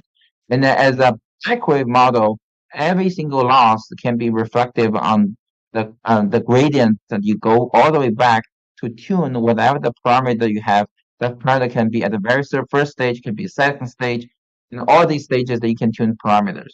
Again, this is just to briefly give you some high-level information about how things might work, right? And in terms of data set, and we have been experimenting, trying to incorporating a lot of different set of data. And some are very non-traditional data, some are traditional, into this whole entire process. In these some experiments you will see later, but we actually used not only the traditional traffic counts, riderships, passenger counts, but we also use the vehicle registration data, which is census data giving us the vehicle make, year, model at every zip code at aggregate level, and parking information, because parking in the US at least is very related to how people are making choices about the modes. All the data can be incorporated into this whole process in a way that Sean, we wanted to Sean, through the system. sorry, if you can wrap up in few minutes. Okay. Thank Yeah, you. so I want to quickly present two case studies, very quick, I promise. So this is the one study we have done in the Columbus region, very large scale network. As you can see, this is a 10-county region with all the roadways, with all the bus stops. It was 140,000 hour destination pairs, and then we feed the model with traffic count, speed data, passenger count, vehicle locations data, with the hope that we not only understand system performance, but also understand how people making choices from every origin destination pair in terms of the different factors they're making trade-off. I'm skipping some of the details on how we calibrate the process, and eventually we run it. And then in this case, we specifically be interested, hey, what if we provide mobility services connecting some of the neighborhood from their origin to some of the bus stops, the bus transit stations, and how would this improve the system performance and improve the market share of every origin destination pair? In this case, yes, we've shown that that the transit ridership can increase by 11%, and also with a lot of other measures. We have another set of graphical model design. In this case, we work on one city in California. We use all sorts of data: time, cost, reliability, incidence, crime, income, ridership, and intersection level signal timing plan. It's a modular, multi-source data, and then this is the individual level information. You use the system level data, we can infer how people actually making choices. In this case is route, but we can quickly expand it to new choices as well. It's about, hey, how do I make choices between time, cost, with my income level, how would the number of bus stops, how on and off, how the street intersections characteristics will really influence the decision I'm making. Right? So this everything in a one unified platform Okay, so I will go to my very last slide, which I have been really thinking about how can we make a better forecast for metro system like it in the Indian case. So again, my suggestion is that we want to build the user level district utility function in terms of time, cost, reliability, safety, comfort, because this is essentially how people making choices. Why would I take a metro versus driving versus biking versus walking? And then a lot of times we should do way more than just the time and the cost. And people evaluate the reliability, evaluate the safety, evaluate how comfortable this is. And again, there's a lot of about the social demographics and about the cultural factors we can build in. Again, my idea was that we can use both system level data and individual level data to tune the very large scale network system to match the data. Therefore, we can make a better forecast for our future for any of the whatever scenarios. Okay, so I will stop here. Thank you, Professor Biani, for your moderating and keeping me on track of time. I will be happy to take your questions later on. Thank you. Thank you, Dr. Sean. We'll come back to you for the questions again. Thank you so much. All right, so that's our first speaker, Dr. Sean Chan. I'm delighted to introduce the second speaker, Dr. Geeta, who is also my very dear friend. Dr. Geeta is from IIT Madras. He's a full professor there in Civil Engineering Department, and one of those few people who not just do theory but also apply that in the practice. And just to also add to Dr. Geeta's bio, he's avid yoga and meditation enthusiast. Over to you. Thank you. And again, 20 minutes is your time. Yeah, Thanks. yeah. So first of all, thanks to iMetro for having me here. So I'll talk about looking at both supply and demand, and how we could use both in our modeling activities. And towards the end, I'll also briefly touch upon how we could use big data to improve some of these modeling efforts. So what I'm going to talk about is joint research work that we've been doing along with the Indian Institute of Science. So of course, Professor Karthik is from IIT Madras. Abdul and Tarun are from Indian Institute of Science, but they're both graduates of IIT Madras. So everybody there has an IIT connection overall. So I'm going to talk about few different research, just some acknowledgements up front, right? Maybe we'll share the slides in case somebody wants to look at it in more detail. But yeah, a bunch of research papers that have come out of our research listed here. That's what I'll talk about. So I know the time is constrained, so I'll maybe give a flavor of some of this, right? And then maybe during questions I'll answer more. Right, so this is the broad outline of what I'll talk about. So initially, I'll talk about demand models and how you can include supply side features into the demand model so that you are more accurately estimating some of the demand features. Then I'll talk about behavioral factors. A few of them had spoken about it earlier. It's important to include that in your demand model as well, right? And then I'll go on to supply network models, again, including demand data, right? So that you consider the interactions of both. And I'll also give an example of some recent work we did with Bangalore Metro on using first last mile operations planning, right? And finally, have some concluding thoughts. I think the introduction is no longer required. At the end of the day, we've all heard this multiple times. A lot of metro systems in India, but a lot of concerns as well in terms of not meeting projected ridership, right? And then they also blame that the planning is not realistic, right? And implementation is not up to the mark and so on, right? And then finally, it all comes to the losses, right? So they start accounting for it and say it's a problem, right? So there is an urgent need, and that's why I wanted to commend the organizers of this conference for setting this up, because I think we need to address this going forward. So first, I'll talk about this direct demand model, which includes some of the supply features, right? And this was applied in Bengaluru, right? Traditionally, I think some of the speakers earlier spoke about this. People look at what we call as four-stage modeling, right? Aggregate demand models. And also, people do disaggregate demand models where they bring in activity-based micro-simulation modeling concepts, right? So you model each individual's activity through the day and then derive transport demand from that, right? So this is traditional, kind of modeling. Of course, there are some advantages to that, right? And many more difficulties as well. As a transit organization, quite often you don't have the resources, you don't have the data to build such a more extensive model, right? So an alternative to this is a direct demand model, right? So direct demand model has been around for a long time, right? I think at least 4 or 5 decades now, but it keeps coming up, occasionally, right? In the direct demand model, what happens is you include all your 3 steps: your trip generation, your mode choice, distribution, all of them into a single equation, and you directly model the demand for a particular mode, right? And that's what we use here. The equation here is for all modes, perhaps, but then for a specific mode, again, you can develop a separate equation, right? A separate model for that alone, right? So when you model transit ridership, there are certain considerations in terms of spatial resolution, right? So you could do at different spatial levels. You can develop route level models, right? So these are great if you want to look at aggregate analysis, but if you want to do stop level analysis, right, or station level or segment level analysis, there is not much that you get. Another option is to look at segment level models, right? Again, this does not give you enough information for you to make decisions at the stop level, come up with policy decisions at the stop level. So the other option is, of course, to get to the stop level, right? Stop level is great because you can think about policy interventions that's local and then see how that's going to improve your ridership.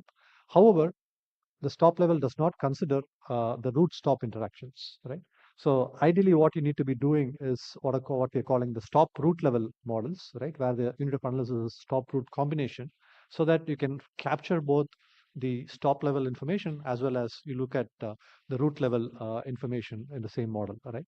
And so these are, of course, more disaggregate models compared to the aggregate models, right? So there are certain benefits and assumptions that go in here, right? In this particular study, the researchers looked at a stop route level model, right? It makes it fairly easy to capture both route level and stop level characteristics, and also the interactions between routes, right? So that's important as well. So there are multiple factors that can influence ridership, right? So there are what we call as external factors, right? These are the ones that the transit agency cannot control, yeah, beyond your control. Then there are these internal factors which the transit agency can control. For example, the service quality, the service quantity, frequency, and so on, right? And there are also accessibility issues, which is an interplay of both these external and internal factors, right? So these are important as well that need to be captured, right?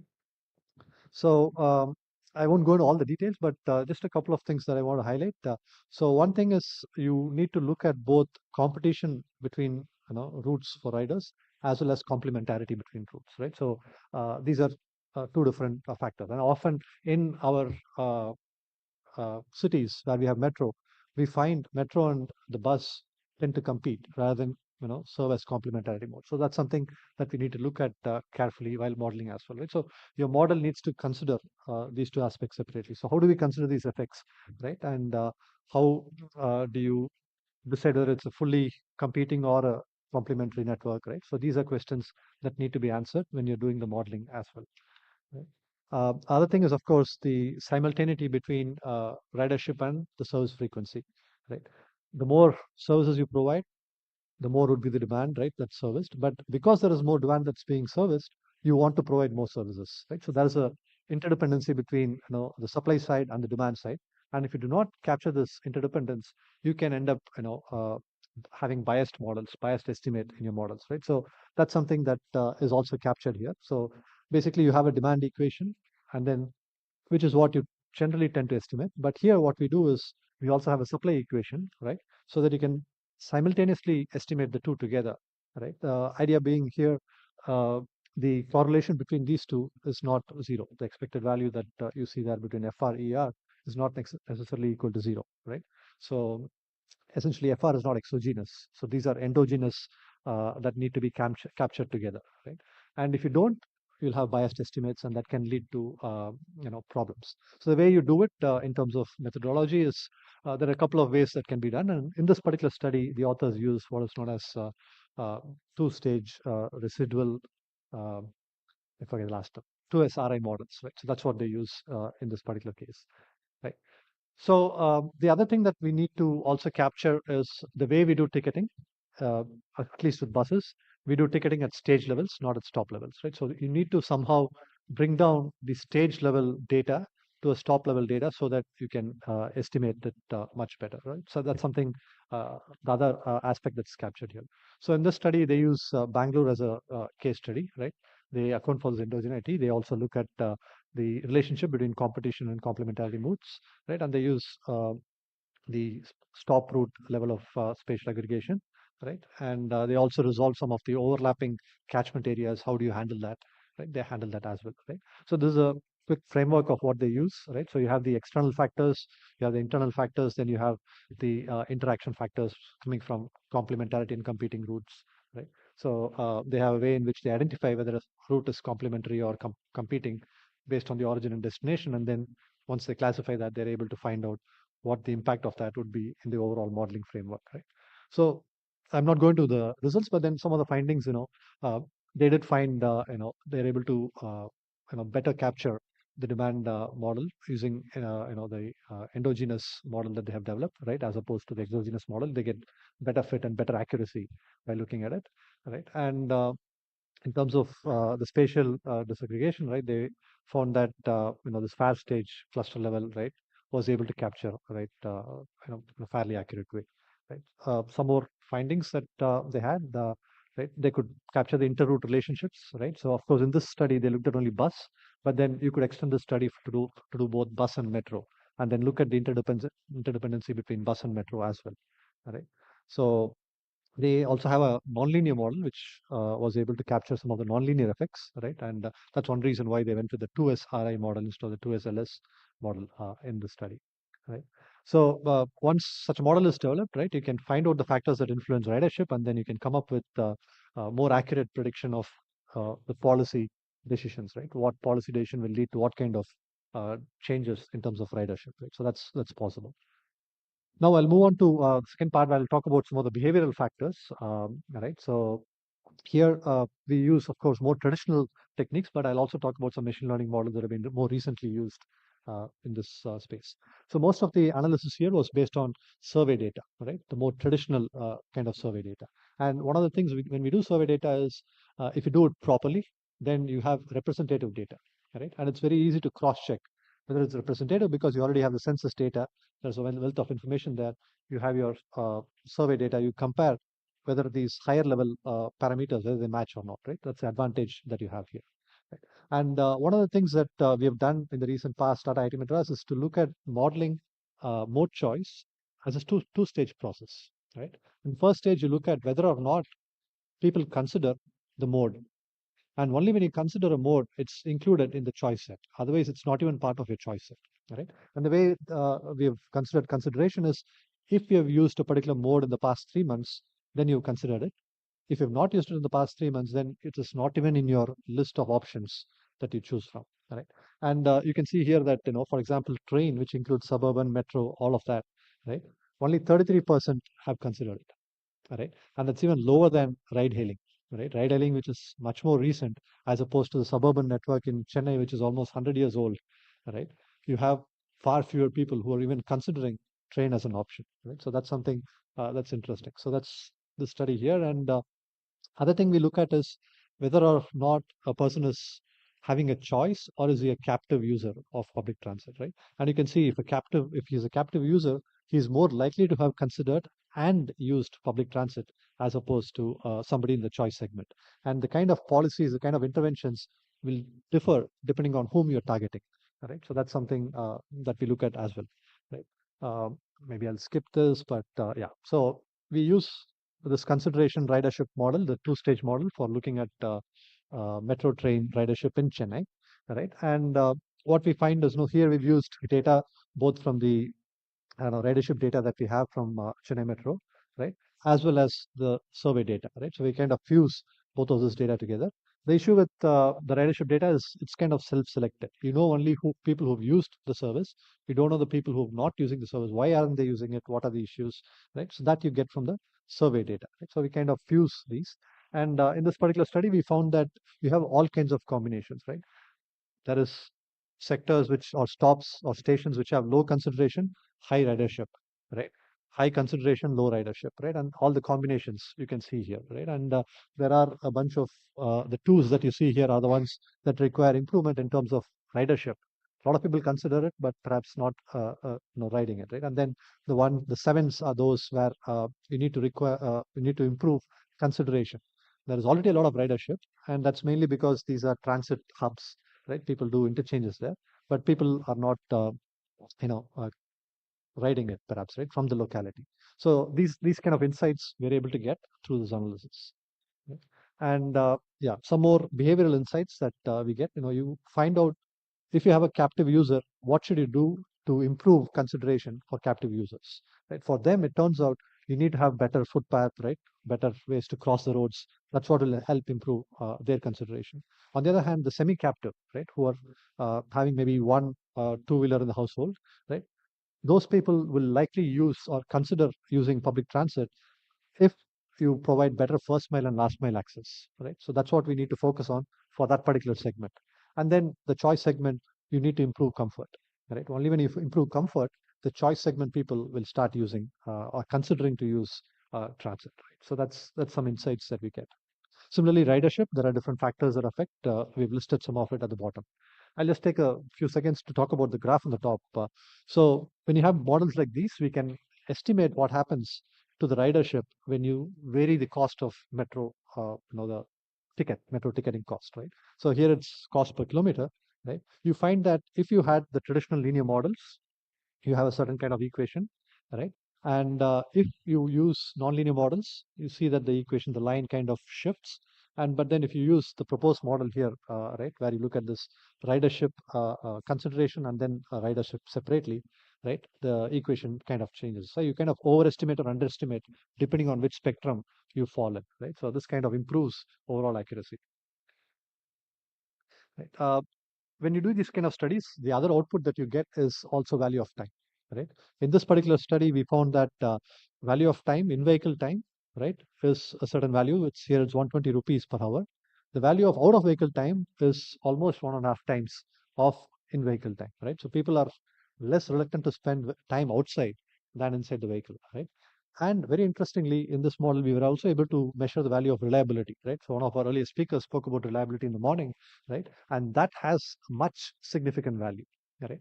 So again, this varies depending on the service type, but insights like these will tell us what people value and what we need to pay attention to, right? Metro is high on reliability, right? And therefore, users who are more sensitive to reliability, if you're able to target them, they're more likely to use metro services, right? So this is the kind of insights that we can get. We can quantify these as well. So I'll briefly talk about another model that we did for real-time operations. So in this case, we had several data sources from which we bring data and we kind of aggregate it and use them together, right? And these come from different agencies, right? Some people talked about this challenge of data from multiple user agencies, but in this particular study, we managed to get data from different agencies so that we can build real-time, demand estimation for bus transit in Chennai, right? So this is the sub-network of the Chennai bus network that we were using for this particular study, right? About 7 or 8 routes are contained in this network. So here, what happened is, we used machine learning models, and what we found out was the machine learning models significantly outperformed your traditional linear regression kind of models, right? So this was open eye opener for us, right? Because we've been using traditional models so far, and then we found if you use models like LSTM, which I think Shagun was also mentioning earlier, we were able to get significant improvements, right, in terms of the R-squared values, the model fit values. Okay, so that's about demand. Now I'll briefly talk about supply. How am I doing in terms of time? 5 more minutes. Great. All right. So in this particular study, what we did was we looked at the bus transit network, and we looked at it from a network science perspective. Right. Of course, the earlier speaker spoke about traffic assignment in a network, but here we are talking about network science, network topology.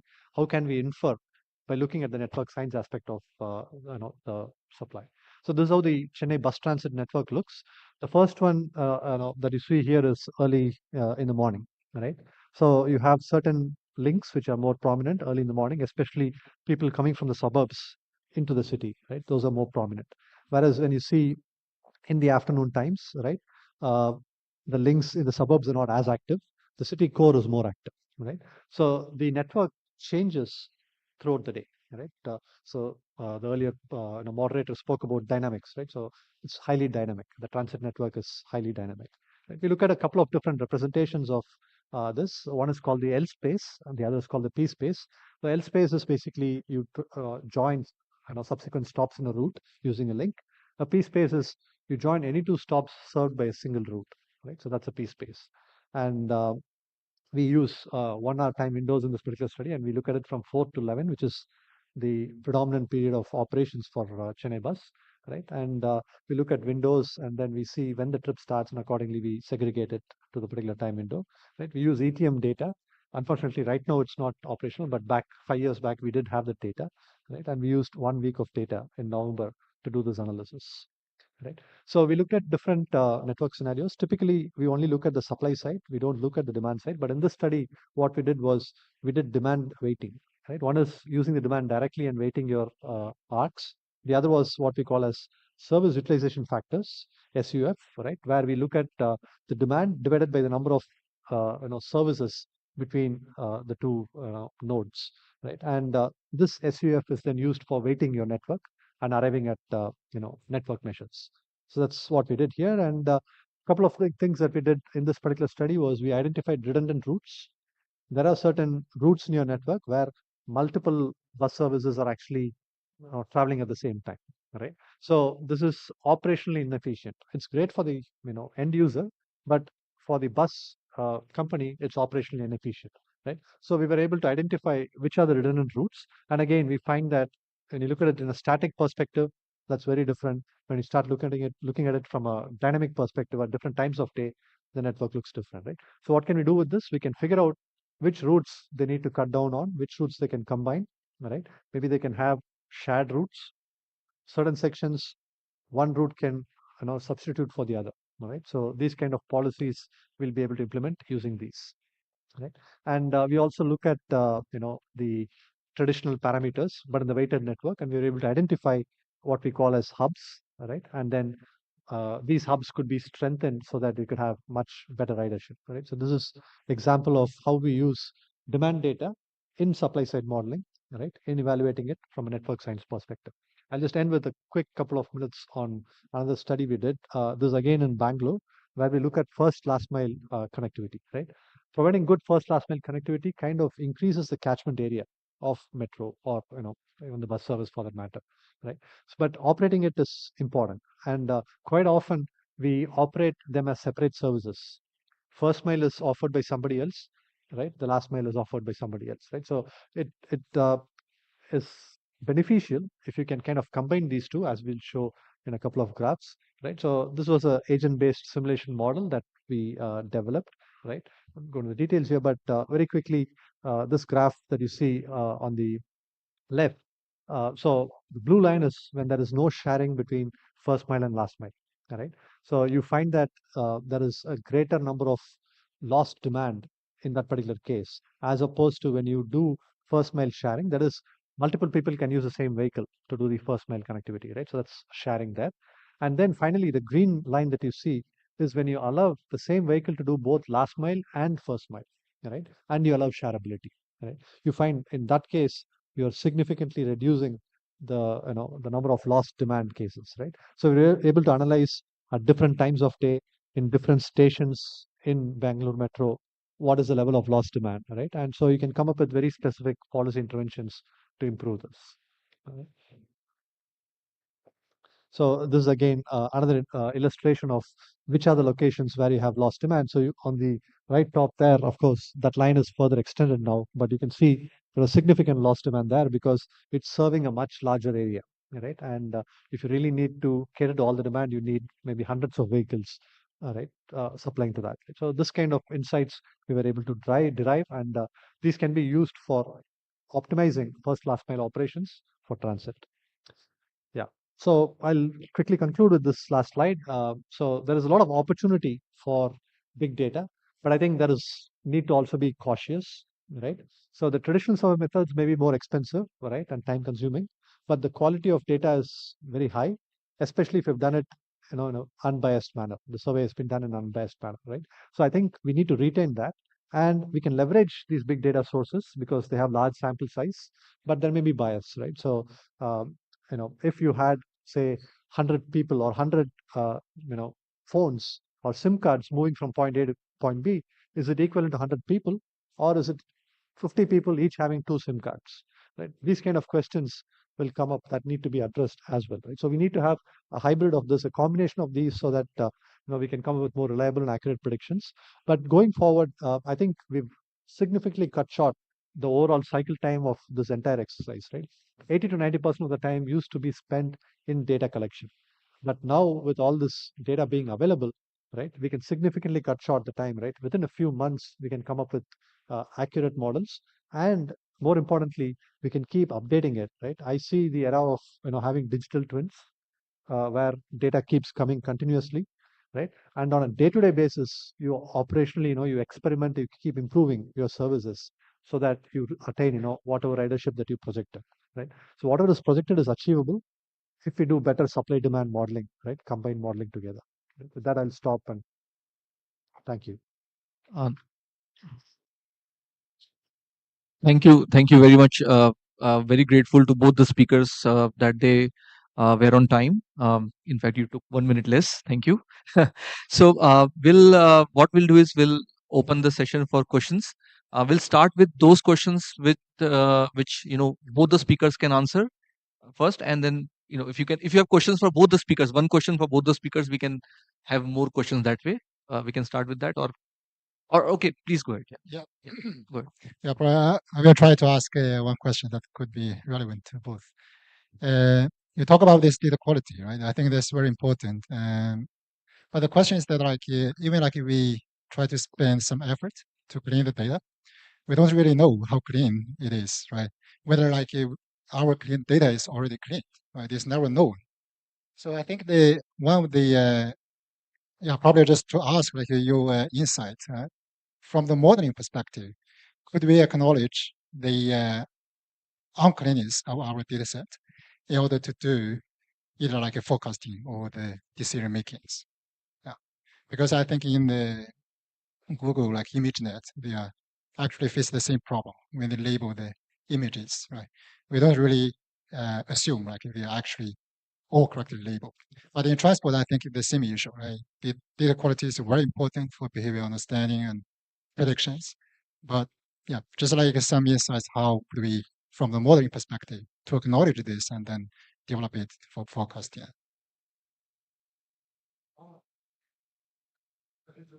I think to both, right? You said. So essentially, if I understood the question, you're saying from a modeling perspective, all right, how do you ensure the quality of the data, the input data that we provide? And it's from the modeling perspective, we will assume we know our data set will have certain issues, and then how could we do prediction? So see, one of the good things that we have, right, is we state our assumptions up front, right? So it's clearly illustrated, right? So I think the advantage of data is for us to cross check the assumptions that we make, right? Are the assumptions still holding, right? So that's something that we'll be able to check better when you have a lot more data, right? Of course, the quality of data is important, right? We need to account for that as well. But that's where, again, I think modeling could allow for uncertainty, right? We know the data is noisy, right? And we allow for that uncertainty while we are doing the modeling. And then, we do drive insights. And Pravesh has been working on this topic, of looking at data uncertainty and how do you build models that are robust to handle, even uncertain data, right? So that's the flexibility that we have as a modeler, right? And I think that's necessary, right? We need to have data and we need to have the modeling techniques as well to handle the data in an appropriate way, and the two go together, right? If you start deriving insights just from data using some simplistic models, you could end up with very biased or unrealistic results. That's my take on that particular thing. Yeah. Yeah, Dr. Sean, in fact, great question, because I was exactly going to ask you that only, Dr. Sean. So, you talked about just adding to the gentleman's question here. You talked about, network flow, basically physics-based model. So you're looking at the system level, right? Now, in most Indian cities, it's not important to, predict exactly. You can give a range also, which may incorporate the database, data biases or errors or noises also, right? So if you can answer that and my question, that will be great. Very insightful question. Thank you. My take let me maybe I try to answer it in two different perspectives. One is as any data science modeling work, and the very first step is to do the data clean, not only just cleaning, but also to do some data sanity check. This is super critical, making sure nothing goes way off the track. And I personally find this very helpful, and just making sure at least it follows the basics of physics, right? And how people move. You cannot have 10,000 people going on the same location at the same time, for example. And number two, I think this comes to the why we have a system level model. And if we have multiple data sources, I'm talking about both geographically and spatially, temporally, right? If we have, in a sense that if we have multiple data sources to cross-check, I acknowledge that some of the data sources can be very noisy and some of them could be very biased. If we truly don't know what is going on, we have no knowledge. We can completely blinded. I mean, there's probably nothing we can do about it. But with a physics-based model, with more data set, we can cross-check. Maybe we can tell the model can really tell us, hey, somehow there was actually a time that when we built a system-level model for a very large six-scale city. It turns out somehow the loss function was never zero, or not zero, but not even close to what we get before. And then so that's why it highlights the importance of having some kind of a system level model and also having multiple data sources. Somehow it doesn't align, then that gives you some alert, and then you can go back to check whether maybe this is wrong or that is wrong. So and then again, the other thing is that if we have multiple system level model, I think hopefully some of the noises can cancel out, and then I also agree with you that it's important to not only predict the mean, which could sometimes be having a lot of error, but rather we can predict a range. Say this is likely to be statistically we can tell this is likely to be from 10 to 100,000 people with certain probability, right? And then again, nothing is certain. We cannot predict the future, but if we can tell the decision makers very likely that your 95 percentile that you can get the ridership in this way, but 5% chance you can get that way. It's also very helpful for decision making.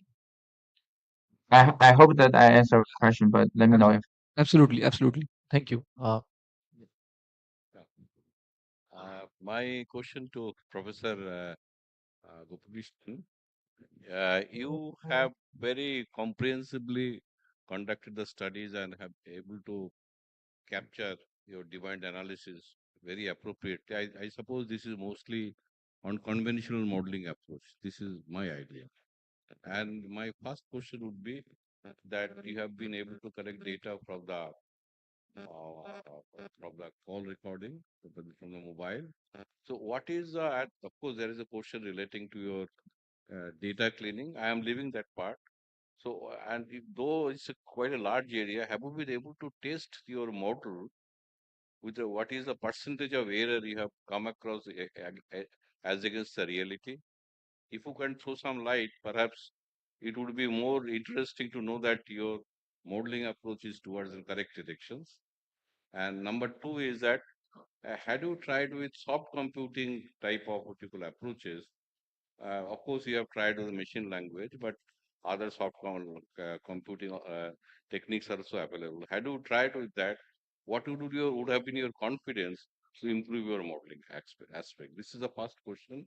Second one, you talked very correctly that your ridership basically depends on the cost you impose on the systems. And you have very correctly shown that how it varies linearly, non-linear fashion. Now, I also like to ask, now in the growing public transport scenario, we try to think about the increase in the metro coverage as against the extra ridership. Does it give you some kind of confidence that in case you have to increase the line, what is the likely ridership to come? That is one kind of analysis. Again, as against, I'll also say for the last mile connectivity also. For bus services, in case you increase the service a little bit further or curtail it, what is the extent of your the increase or decrease in demand. So these are the aspects I thought that you have covered a very good studies. If you can throw some light, we will be very happy to share. Sure. Yeah. So I think for the demand models, the traditional models, typically the way we evaluate it is using your statistics, right? So statistical techniques. We look at are the variables significant, and then we look at things like the log likelihood ratio, and we look at the AIC factors, right? That's how we traditionally tend to evaluate. Later on, we did show, I think, the comparison across some of the machine learning and the traditional models, and then looked at the R-square fits, and I think I don't know if we showed, but there are other methods as metrics in machine learning that you can use, right? Typically in machine learning, we do have a holdout sample and this thing, but since in conventional method the data itself is limited, it's not a general tendency to have a validation sample separate from your test sample, right? Instead, we use all the data available to estimate the models so that you get more precision in your estimate. So that's the technique that we use. Eventually, yes, there is ways to compare what your estimates and then look at the overall errors. I think some of the statistics will be available in the papers. I didn't show it here. The results, I didn't go into details. And we did not do any soft computing like ANN or fuzzy logic methods, which I'm aware of that you had worked on. We're not tried it out, but I think those can be tried out as well, and we could compare. So the second part, the second question that you asked, where we look at transit ridership and then maybe extending the line, how that would impact. Those are questions that could be answered using the models developed, right? Because the accessibility is one measure which is included in the overall modeling. So if you extend your metro line, the accessibility in those areas are likely to change. And therefore, if it changes, how would it impact the ridership, right? So those kind of what-if questions can be handled with the models that have been developed here, right? In machine learning, we are having those kind of models, but I think it was also highlighted earlier. The behavioral part is not as well understood. The interpretability part is not as well established in machine learning models as it is with traditional modeling techniques. But I think that's a growing area of research that people are looking at. How do you bring interpretability to even machine learning models? So it's going into the future. Yeah. Okay. Yeah, hi. Question to Dr. Sean. Sorry if this is a bit philosophical, but is a system level network physics model even possible when the participants are one of free will? I mean, human beings who sort of make choices which are influenced by many other factors, or should we just try and stick to more narrower areas like OD demand estimation, still using machine learning for improving data sets, for improving our predictability, for improving our assumptions of probabilities? But is a system level network physics model possible? Just to ask at a high level. Thank you for the question. The short answer is possible. I should also clarify that when I talk about the system level model physics, it's I might have been using the word a little bit more aggressively. But essentially, this is very kind of classical hierarchical level behavior model at the individual level, which essentially is a distributed function. It's just that it varies by different origin decision pools. In the same way that you would have to use the discrete transfer model to calibrate how people are making trade-offs among different factors, it's just that you have multiple factors, like I said, comfort, time, cost, which is traditionally not considered in the narrow context. People have been doing this individual level for decades, but these factors are not typically considered at the system level. Then also on top of it, just aggregating all the quote unquote agents together, we also have system level parameters. I should caption it this way, could be learned by a very large scale machine learning approach. I keep highlighting this is not necessarily a machine learning model.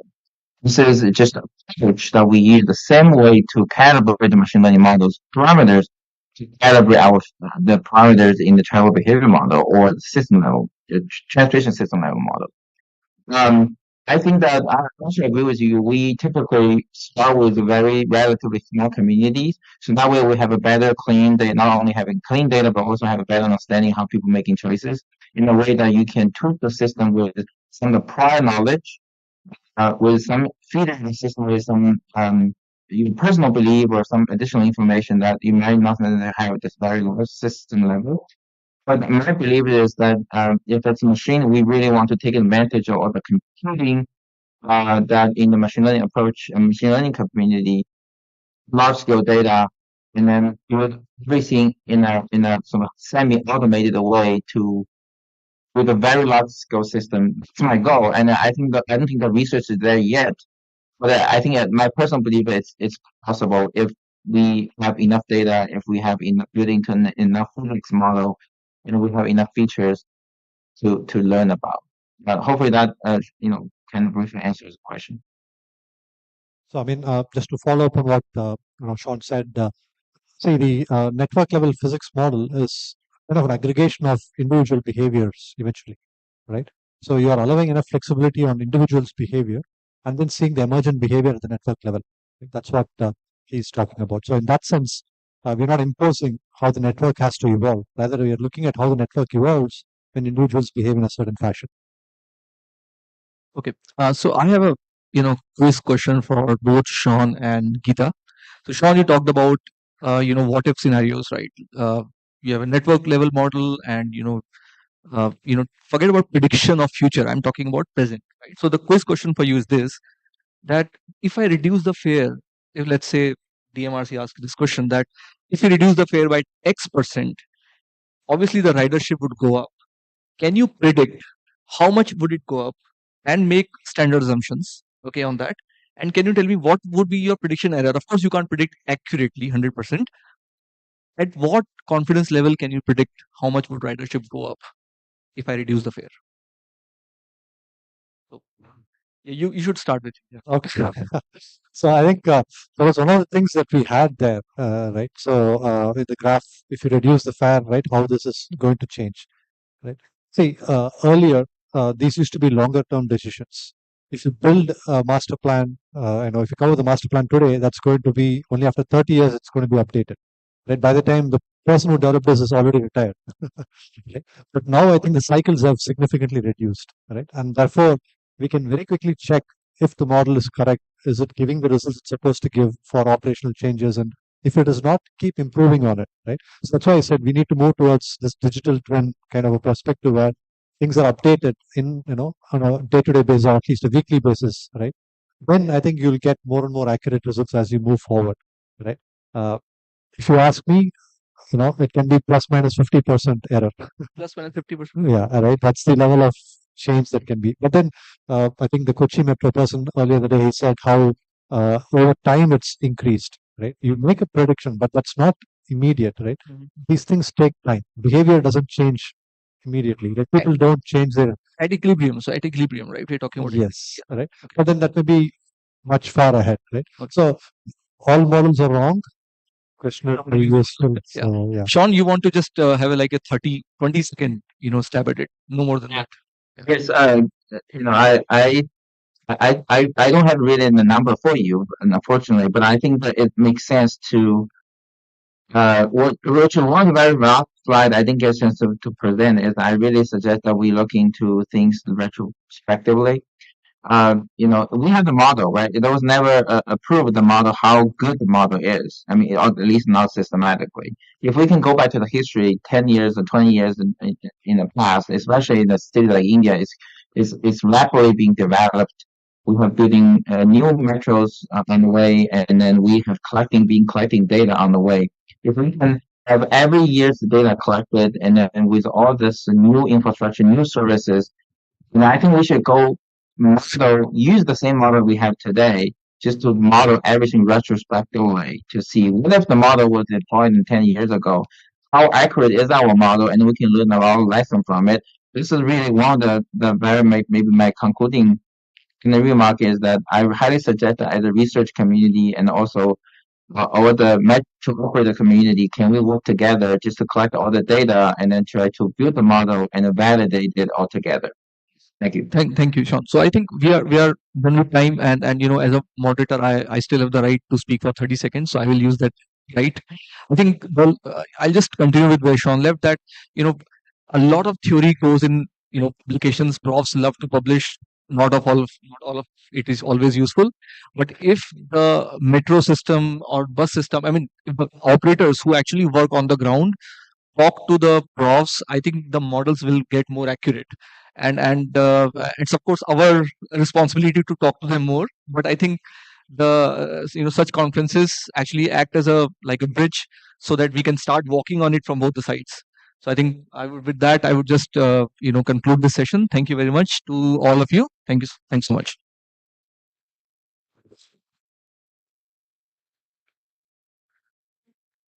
Thank you very much, sir, for perfectly summarizing the session. And may I now request Dr. Pravesh Biani to kindly felicitate the speaker with token of remembrance, please.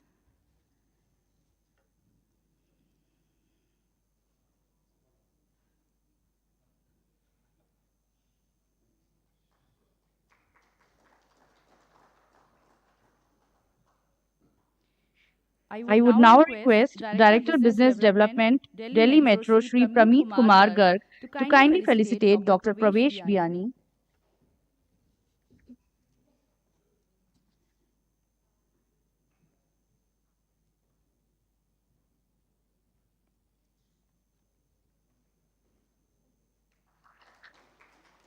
Thank you, sir.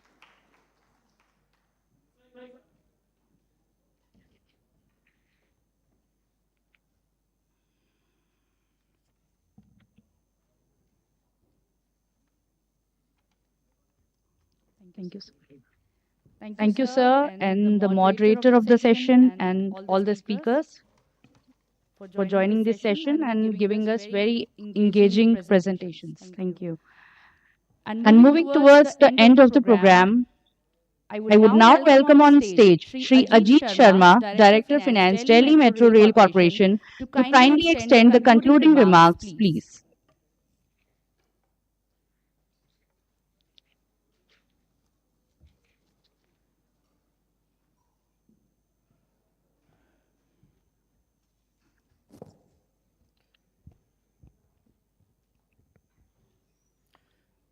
Good evening.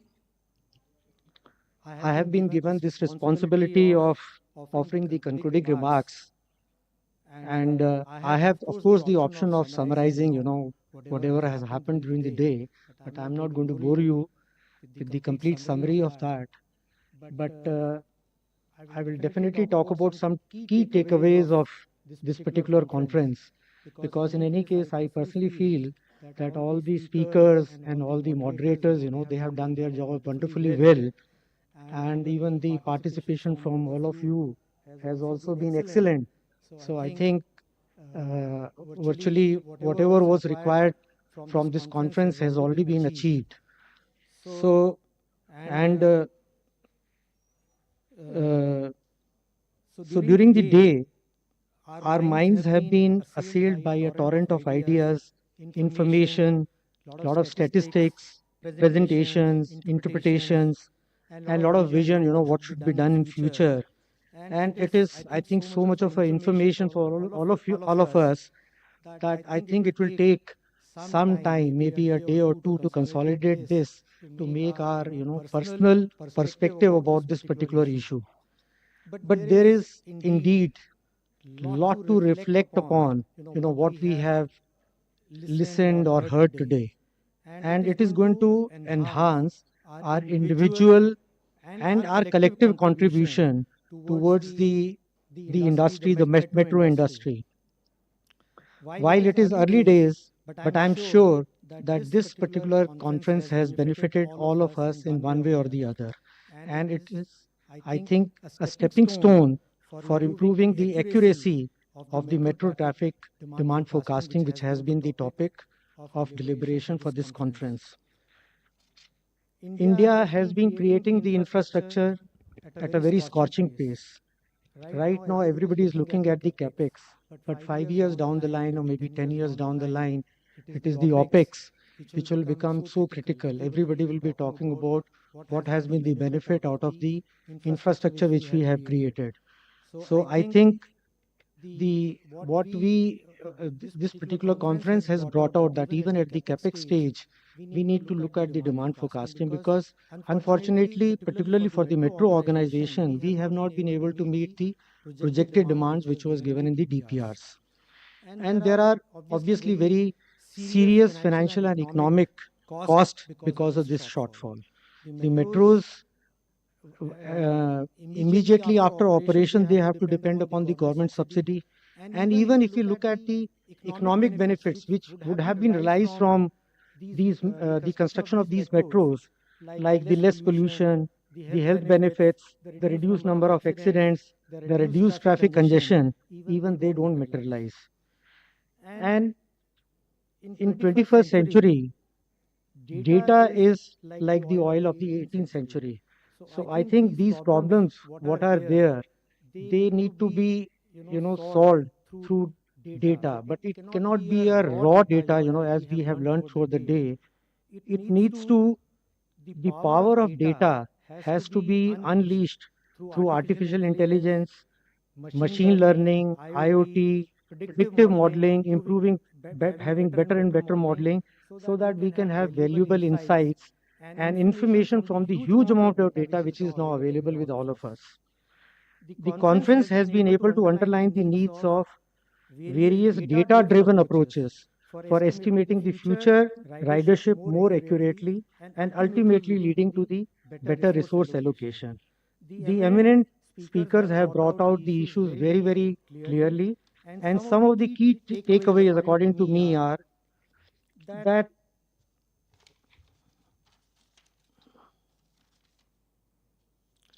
there is a need of integrated planning and the network level planning, which includes all the modes of transport at the city level. Publicity is also a very key for meeting the projected demand, because ultimately some assumptions have been considered at the time of planning, and they need to be communicated to the people also. The planning model or the revenue model, it's a model which needs to be continuously calibrated, regularly updated to take care of the various situations which are going to arise from time to time. Like, for example, we may assume the fare increase in the DPR, but that may not happen. Similarly, the COVID-like situation, they cannot happen. So we have to keep on regularly calibrating our models. The circular lines or the partial circular lines, they also need to be planned not on some whimsical basis. They should be done on proper demand forecasting and the cost model analysis. The OD, which conventionally we have been considering only as a static picture, it needs to be taken now both for short-term, long-term, aggregate level, as well as at the individual level. Most of the time, the data which is available, which we use for the forecasting, that is only 10% of the data which is available right now we are using.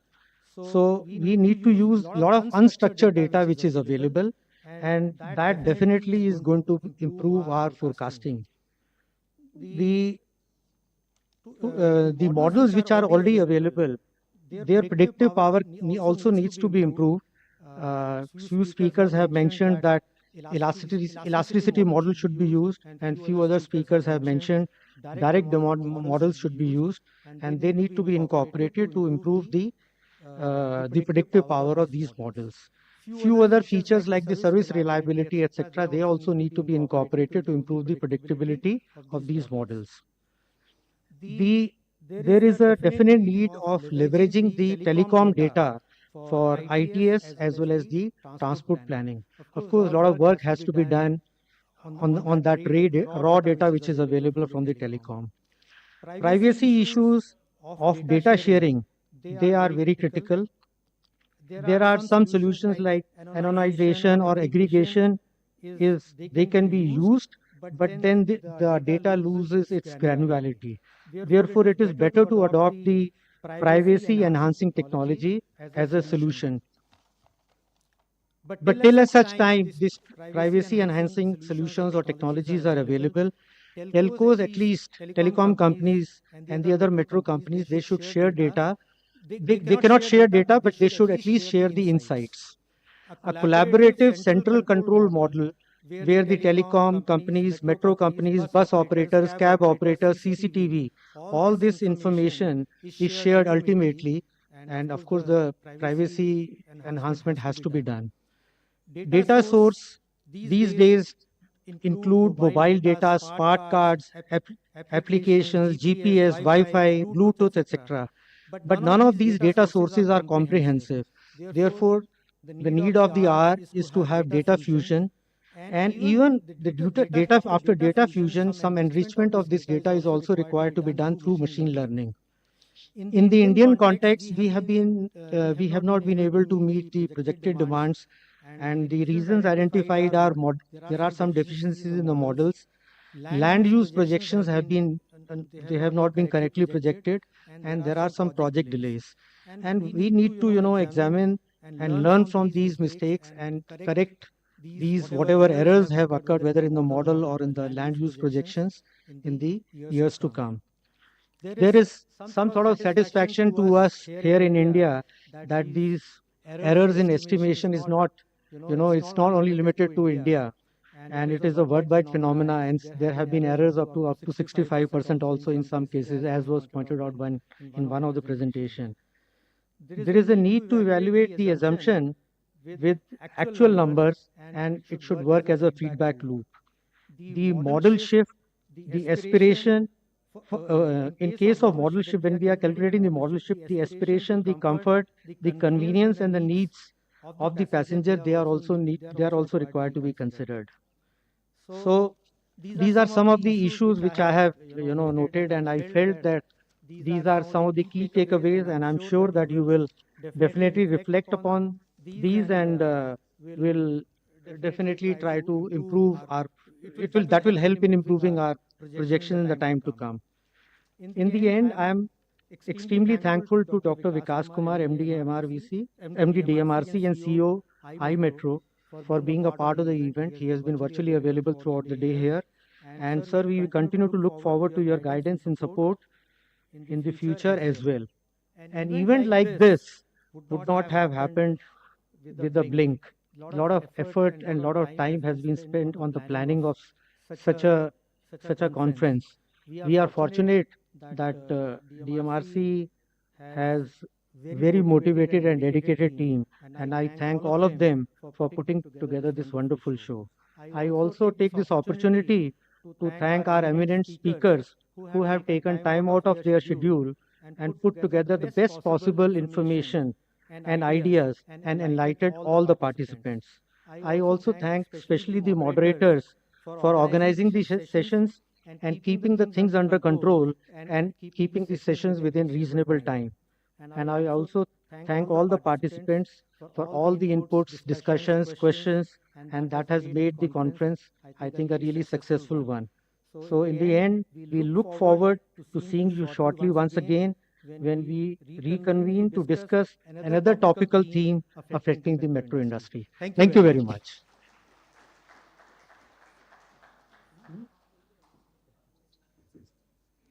Thank you, sir, for your kind words. And I now request Director Electrical DMRC, Mr. Om Hari Pandey, to kindly felicitate Shri Ajit Sharma, sir.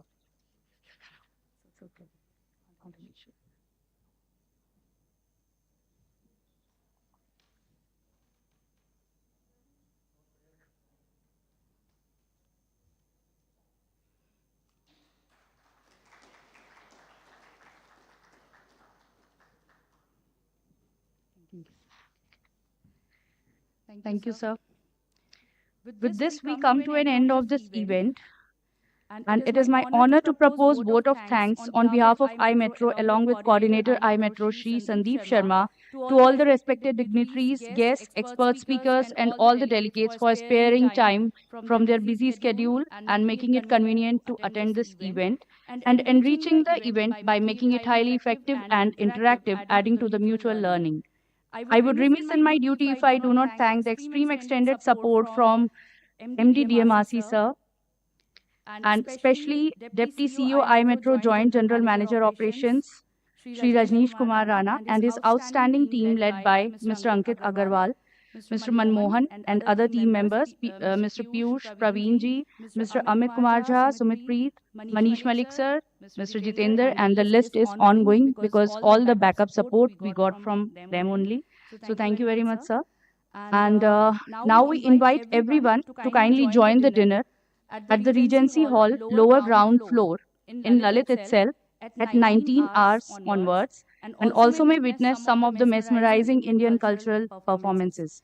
With these words, I thank you all once again for bearing with us in the day-long deliberations. Wish you all a happy Dashera. We wish all the delegates a wonderful stay in India and Delhi here. Sarve Bhavantu Sukhina, Sarve Santu Niramaya. May everyone be happy. May everyone be healthy. Thank you. Thank you very much.